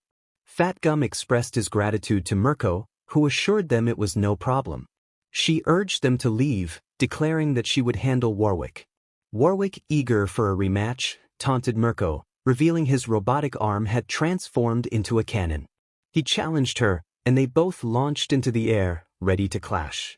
As they collided, Mirko delivered a fierce kick while Warwick countered with a punch. The impact sent both of them spiraling back to the ground, creating a cloud of dust. Meanwhile, Izuku, deep within the base, heard the chaos above and understood their situation had been compromised. He opened his belly compartment, placing Poka on the ground and reassuring her that everything would be fine. He instructed her to stay with Tadano, who would keep her company. Izuku leaned down to Tadano, whispering instructions for their escape if things went awry. Tadano nodded, smirking as he pressed a button to awaken the super soldiers. Back on the surface, the heroes were engaged in a fierce battle against the warriors of Zaun, now bolstered by the biohazards. One biohazard unleashed a torrent of acid, shocking the heroes as it burned through their defenses. Another spewed green flames, incinerating a group of heroes in moments. The biohazards pushed the heroes back, allowing the warriors of Zaun to advance. Izuku made his way to the surface, determined to show them the consequences of underestimating him.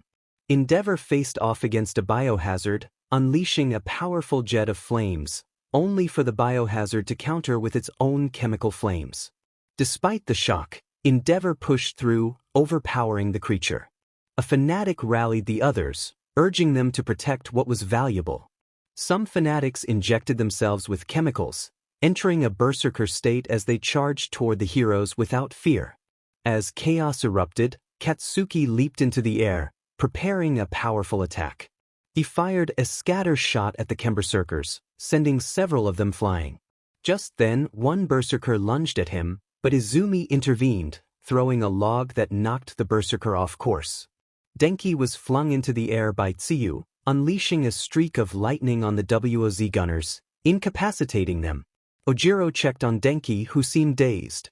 Jiro, frustrated, used her earjacks to bring him back to reality. Their moment was interrupted by a gunshot, causing everyone to duck as Nagant took aim from the roof, eliminating heroes with precision. Naoto reported multiple heroes flanking their position, and Nagant swiftly took them down, showcasing her lethal skills. As the battle intensified, Naoto noticed a wave of ectoplasm clones approaching, but two biohazards blocked their path, incinerating the clones with their acidic flames. Midnight expressed concern about the gunfire preventing them from advancing.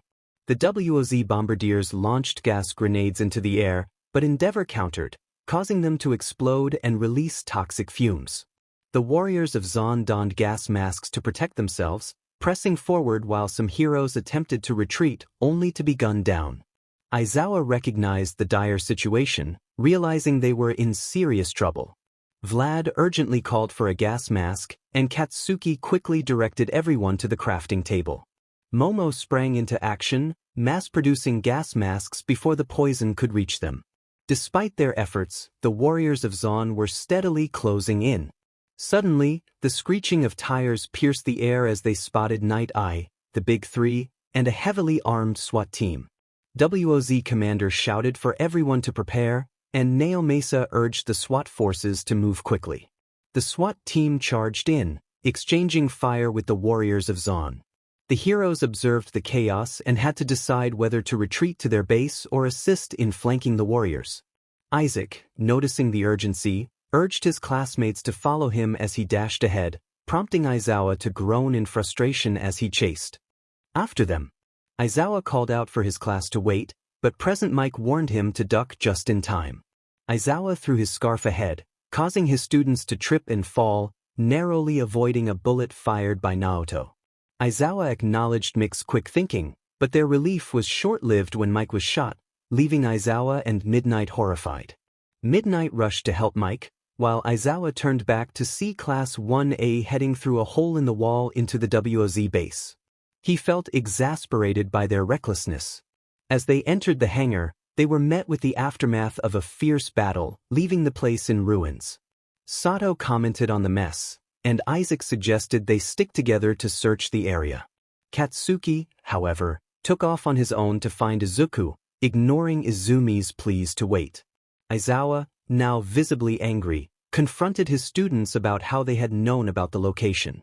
Lita explained that Principal Nezu had informed them, which only fueled Aizawa's frustration. Kirishima insisted they were there to find Izuku, but Aizawa criticized their lack of strategy. Just as he was about to express his concerns further, a loud crash interrupted them. They turned to see a battered Katsuki, barely hanging on, followed by Izuku and one of his guards. Izuku remarked that it seemed the heroes had come out to interfere. Isaac, shocked, realized the truth of Izuku's transformation. Izumi hesitated, calling out to her brother, but Izuku declared that the old Izuku was gone and opened fire, forcing everyone to scatter.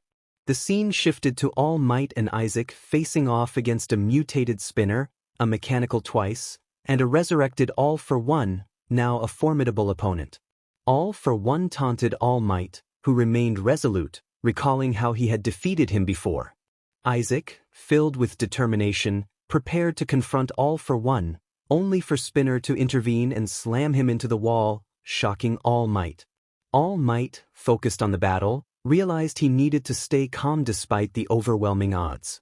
As All for One charged at him, he narrowly dodged a chainsaw attack, but the villain quickly retaliated, forcing All Might into a desperate situation. Isaac, seeing his father in danger, rushed to help but was intercepted by Spinner and Twice, who unleashed a barrage of attacks. As the battle intensified, Isaac tapped into his power, determined to protect his father. He leaped into action, dodging attacks and retaliating with his own. The fight raged on, with both sides pushing their limits, each determined to emerge victorious in the chaos that surrounded them. Into the air, All Might threw a powerful punch at AFO, who swiftly dodged to the side. AFO remarked on how pitiful his old nemesis had become, seeing only a fool in a costume. All Might, determined to reclaim his former glory, unleashed a flurry of air punches at AFO. In response, AFO fired a barrage of hellfire shots, hitting All Might twice and causing him to crash into the ground, leaving a small crater. Groaning, All Might struggled to rise, pushing himself to get back on his feet. However, AFO seized him by the head, lifting him off the ground and threatening that once he was done playing, All Might's family would be next. With a fierce determination, All Might used his cybernetic fist to punch AFO in the chest, sending him back. All Might then glanced over at Izuku, noticing he was cornered, and dashed over to assist. He punched Spinner in the back, sending him crashing into the wall. Twice transformed his gun arm into a fist and threw a punch at All Might, but All Might caught it and hurled him into the wall. Concerned, Izuku thanked All Might but warned him to watch out. Turning just in time, All Might was struck across the face by AFO's cannon arm and ensnared by robotic tendrils, which AFO used to throw him aside. AFO then aimed his cannon arm at Izuku, challenging him to show his power as the spawn of One for All. Izuku dodged AFO's shot and charged at him, channeling 20% of One for All into a punch. AFO evaded and swung his chainsaw arm, forcing Izuku to leap back and run, with AFO in pursuit. AFO taunted him, relishing the fear he instilled. Izuku, undeterred, smirked as he grabbed a large pipe and swung it, striking AFO across the face and sending him sliding back. Izuku declared his intent to defeat AFO and then find Izuku to finish him off. AFO dismissed Izuku's threats, asserting he was nothing. He unleashed a rapid-fire barrage from his cannon, but Izuku dodged and leaped into the air, preparing to throw an air punch. Just then, AFO shot a hook that pierced Izuku's gut, causing him to cough. All Might shouted in alarm, and AFO savored the moment, promising All Might he would make him suffer. As AFO prepared to cleave Izuku in half, a sudden block of cement struck AFO, sending him crashing into the wall. Izuku fell to the ground, but was caught by Inko, who expressed her apologies for being late. All Might was surprised to see her, and she reassured him that he was not alone. More heroes arrived to back up All Might, but AFO smirked at the sight of the reinforcements, recalling old times. Twice and Spinner exchanged worried glances, but Spinner reassured Twice that they had sworn to buy time for Urgot. FO, however, dismissed their concerns, insisting he could handle the heroes alone. As Twice and Spinner made their escape, FO supercharged his cannon, ready to show the young heroes why he was once feared. A mob of heroes charged AFO, some firing their quirks while others rushed him head-on.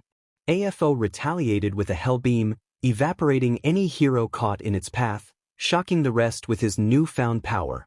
A group of ranged quirk users focused their fire on AFO's lower half, but he responded with a barrage of rockets, sending some heroes flying while others were taken out. 6 heroes rushed AFO, ready to unleash a flurry of attacks, but he swung his chainsaw arm, cutting through them effortlessly. One hero, hiding in the shadow of another, attempted a sneak attack, but AFO swiftly turned and incapacitated him. All Might watched from a distance, realizing that even in this cybernetic form, AFO remained a formidable force. Endeavor, frustrated, urged All Might to focus as he fired a stream of flames at AFO. AFO dodged and retaliated with a laser shot that struck 5 other heroes, eliminating them in an instant. AFO proclaimed that hero society would fall, though he would not be the one to cause it. He would simply witness its downfall alongside his loyal followers. Endeavor challenged AFO, questioning his allegiance. Clarified that he was not a follower but rather a general leading an army. As he continued to fire his laser cannon, heroes scrambled to avoid being hit. Eventually, the cannon overheated, rendering it useless. Seizing the opportunity, All Might charged at AFO, ready to deliver a decisive blow. AFO, however, evaded the punch by ejecting his upper half into the air and switching his weapon to AM-202 flash. He aimed down at All Might and fired 4 rockets. All Might jumped back to avoid the incoming projectiles, which exploded upon impact, creating a shockwave that sent nearby heroes flying. FO suggested they take the fight outside, diving down and grabbing All Might by the throat before blasting upward through the ceiling.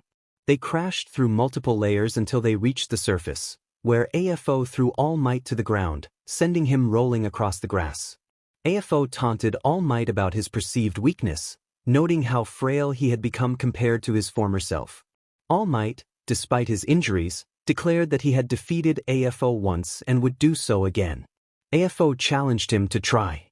All Might leaped toward AFO, who dove down to meet him. As they collided, both delivered powerful punches to each other's faces, sending them spiraling backward. However, All Might landed on his feet and aimed his cybernetic arm at AFO, launching a series of taser strings that clung to AFO's chest. The electricity surged through AFO's upper body, prompting him to roar in pain. All Might declared that he had tricks of his own. FO glared at All Might and unleashed a hellfire blast, catching All Might off guard. He jumped back just in time to dodge the fiery attack, but AFO quickly dove down again, transforming his cybernetic hand into a spear. He stabbed All Might in the gut, causing him to cough slightly. AFO taunted All Might, claiming he was finished, but All Might responded with determination, insisting that AFO was mistaken. Before AFO could continue, All Might struck him across the face and seized one of his horns, ripping it off. AFO let out a roar of pain, but All Might swiftly drove the horn through AFO's cheekbones, dislocating his lower jaw slightly. All Might then headbutted AFO, inflicting pain on both, but he quickly regained his focus and grasped AFO's face, attempting to pull his head off. Feeling the pressure, AFO realized his head was in danger of being torn away. In a desperate move, he switched from the spear to chainsaw mode, stabbing All Might in the side and starting the chainsaw. As it began to slice through All Might, he screamed in pain, yet his grip on AFO remained unyielding. AFO, in disbelief, thought that this was impossible. All Might stood over the fallen All for One, having defeated the notorious villain for the second time. With a determined effort, he pulled the chainsaw from AFO's body, collapsing to the ground, exhausted and bleeding. He breathed heavily, realizing the battle was finally over. However, his victory came at a cost, and he soon lost consciousness. SWAT members spotted him and rushed him to a medical tent for urgent care. While many heroes felt relief at the end of the conflict, others were burdened by the losses incurred during the operation.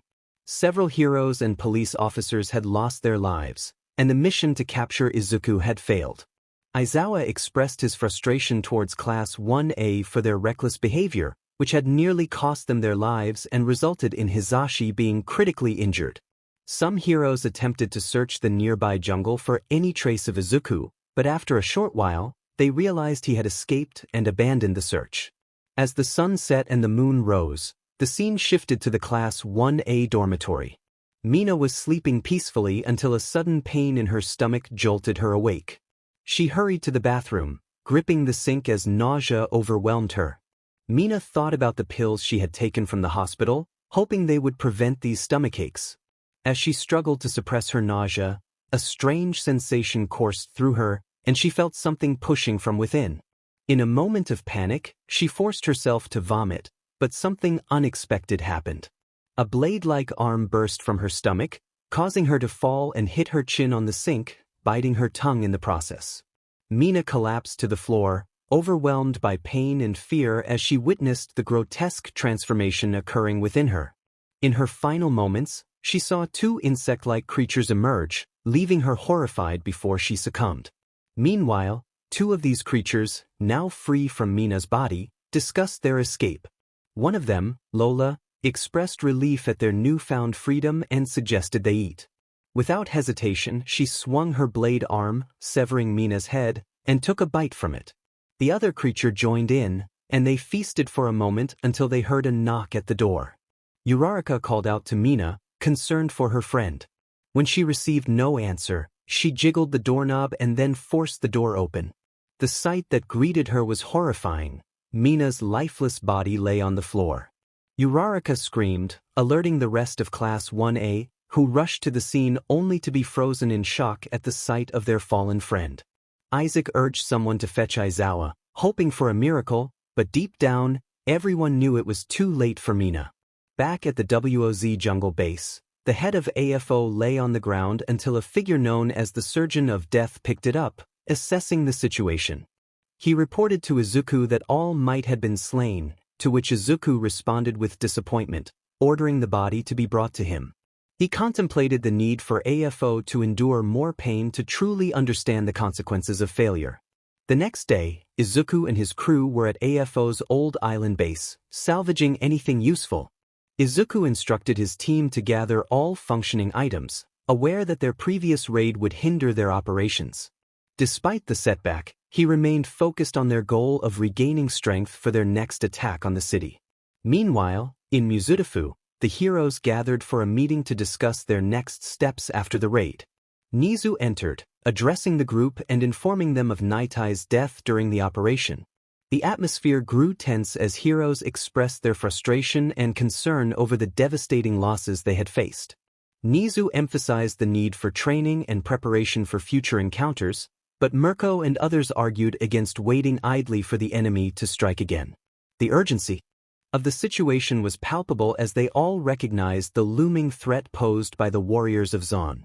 Nezu expressed concern about their lack of manpower, but a random hero insisted that they couldn't wait to be attacked.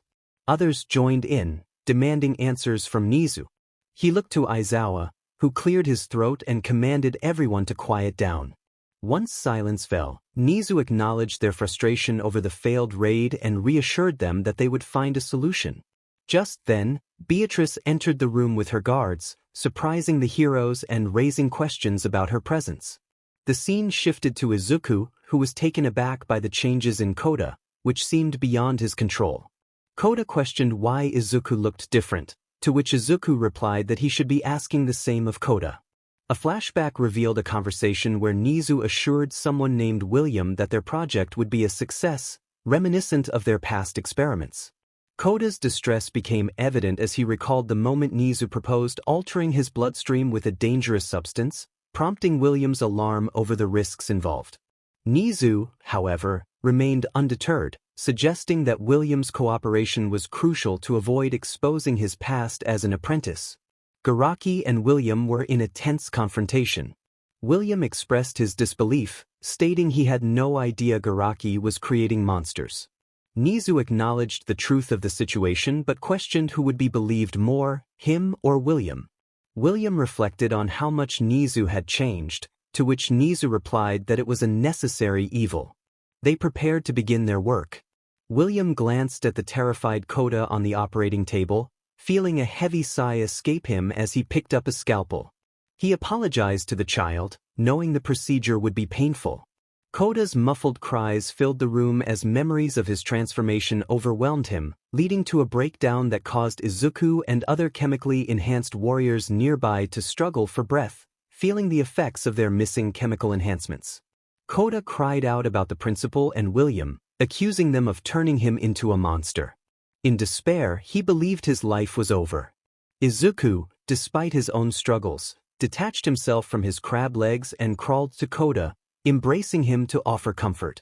Koda noticed Izuku's mechanical limbs and cried harder, but Izuku held him tightly, trying to soothe him while gasping for air. Tadano urged Izuku to reattach his legs for his own well-being, but Izuku reassured him he would be fine.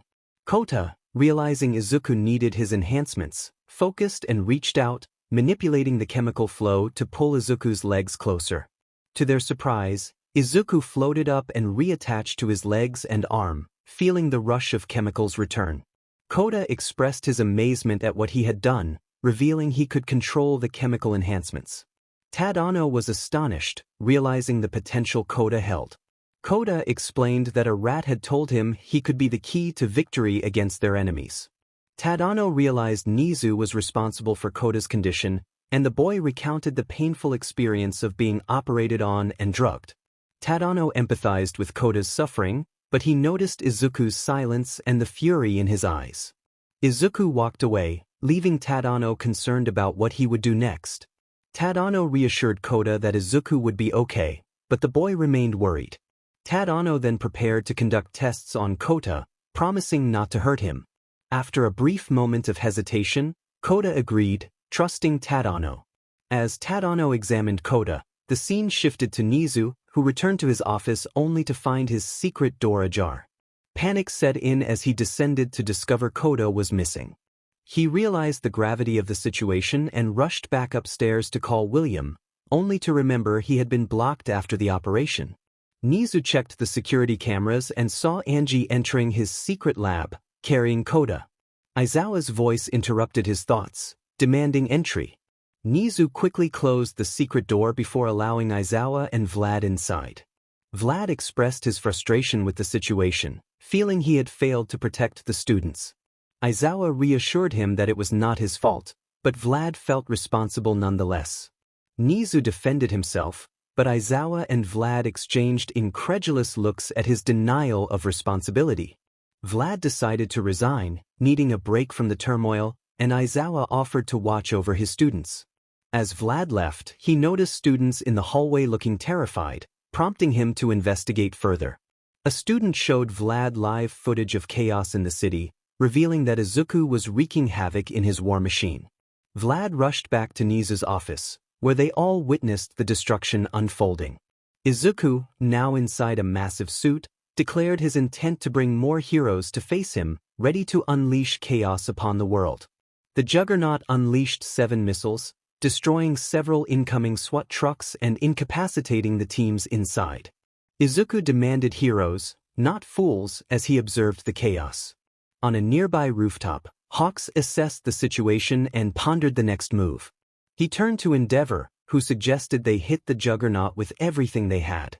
Ryukyu, understanding the urgency, leaped off the roof and transformed into her dragon form. She charged at the Juggernaut, attempting to tip it over, but was met with a blast of hot steam that scorched her. Despite the pain, she pressed on, but the Juggernaut retaliated by transforming its right arm into a hand and gripping her neck, applying pressure. Hawks quickly shot feathers at the Juggernaut, but they had little effect. The Juggernaut slammed Ryukyu into the ground and began spinning its upper half like a carnival ride, dragging her along the surface before slamming her into nearby buildings. It then tossed her toward Hawks, who narrowly dodged as she hit the ground, reverting back to her human form, unconscious. Hawks realized the situation was dire as he narrowly avoided a stream of fire from the Juggernaut, which had transformed its legs into jet thrusters and took to the air in pursuit. He was astonished by its ability to fly. The Juggernaut opened its faceplate and began firing flames at him, forcing him to evade. Desperate for assistance, Hawks called out for Endeavor. In response, Endeavor unleashed a fiery arrow that struck the Juggernaut, causing it to lose its balance and crash into a nearby building. As they landed, more heroes arrived. Surrounding the Juggernaut, Izuku, relieved to see that he was safe, noticed the heroes closing in and pressed a button. The Juggernaut slowly began to spin, disorienting the heroes, and Endeavor and Hawks spotted numerous slots opening, revealing a multitude of gun barrels. Endeavor shouted for everyone to run, while Hawks warned them to duck, and Izuku declared his intent to take down the threat. Nagant said her goodbyes, but Mineta urgently called out for her to wait. Suddenly, a loud explosion echoed outside, triggering alarms that warned everyone of an attack. As Nagant glanced at Mineta, she swiftly kicked him in the chin, causing him to stumble back. She removed her guard disguise and brandished her staff. Nagant taunted Mineta, questioning if he was truly ready for the confrontation. Mineta, focused on finding Izuku, demanded to know his whereabouts. Nagant refused to divulge any information and fired at Mineta, who skillfully dodged and charged at her. In response, she leaped into the air and fired again, but Mineta evaded her shot and threw 3 shurikens. Nagant, spinning midair, dodged all 3 as she landed and prepared her rifle. Mineta thought to himself that if he could get close, it would be an easy victory.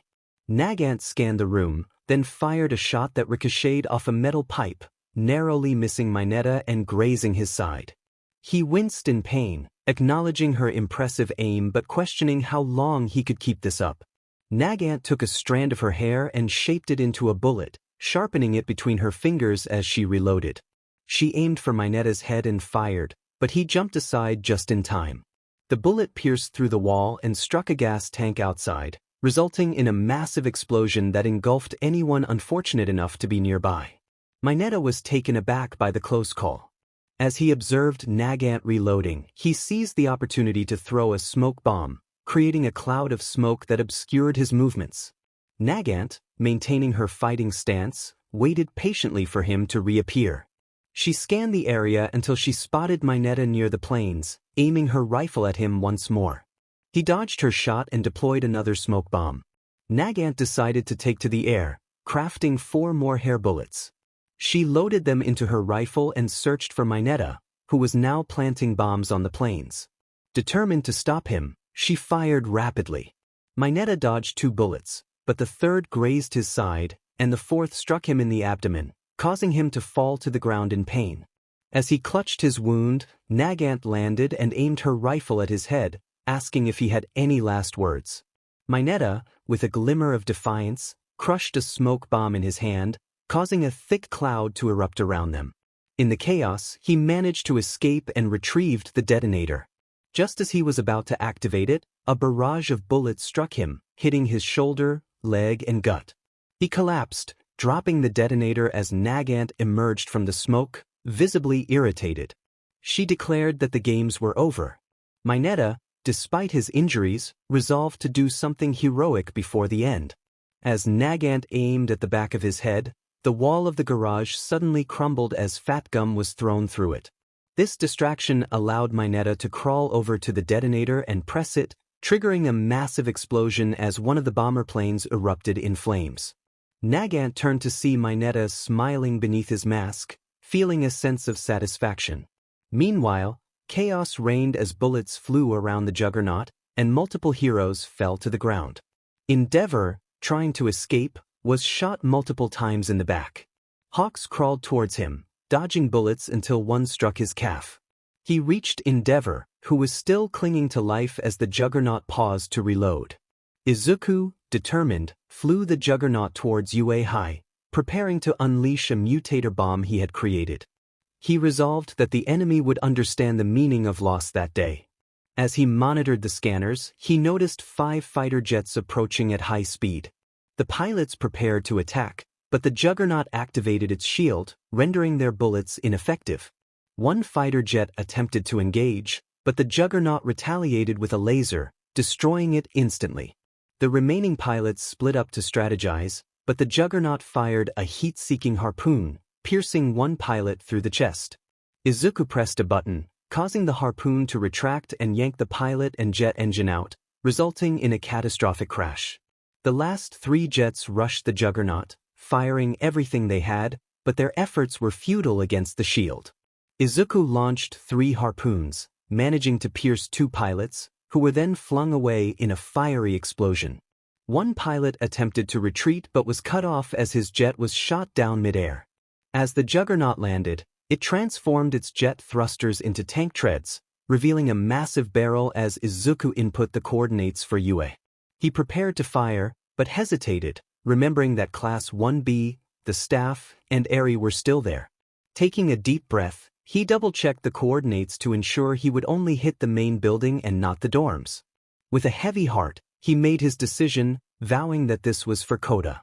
Izuku launched the mutator bomb towards Yue Hai and transformed the Juggernaut back into flight mode.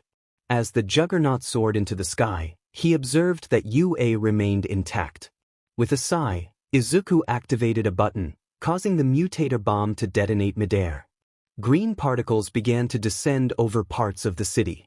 He thought to himself that this would work as well.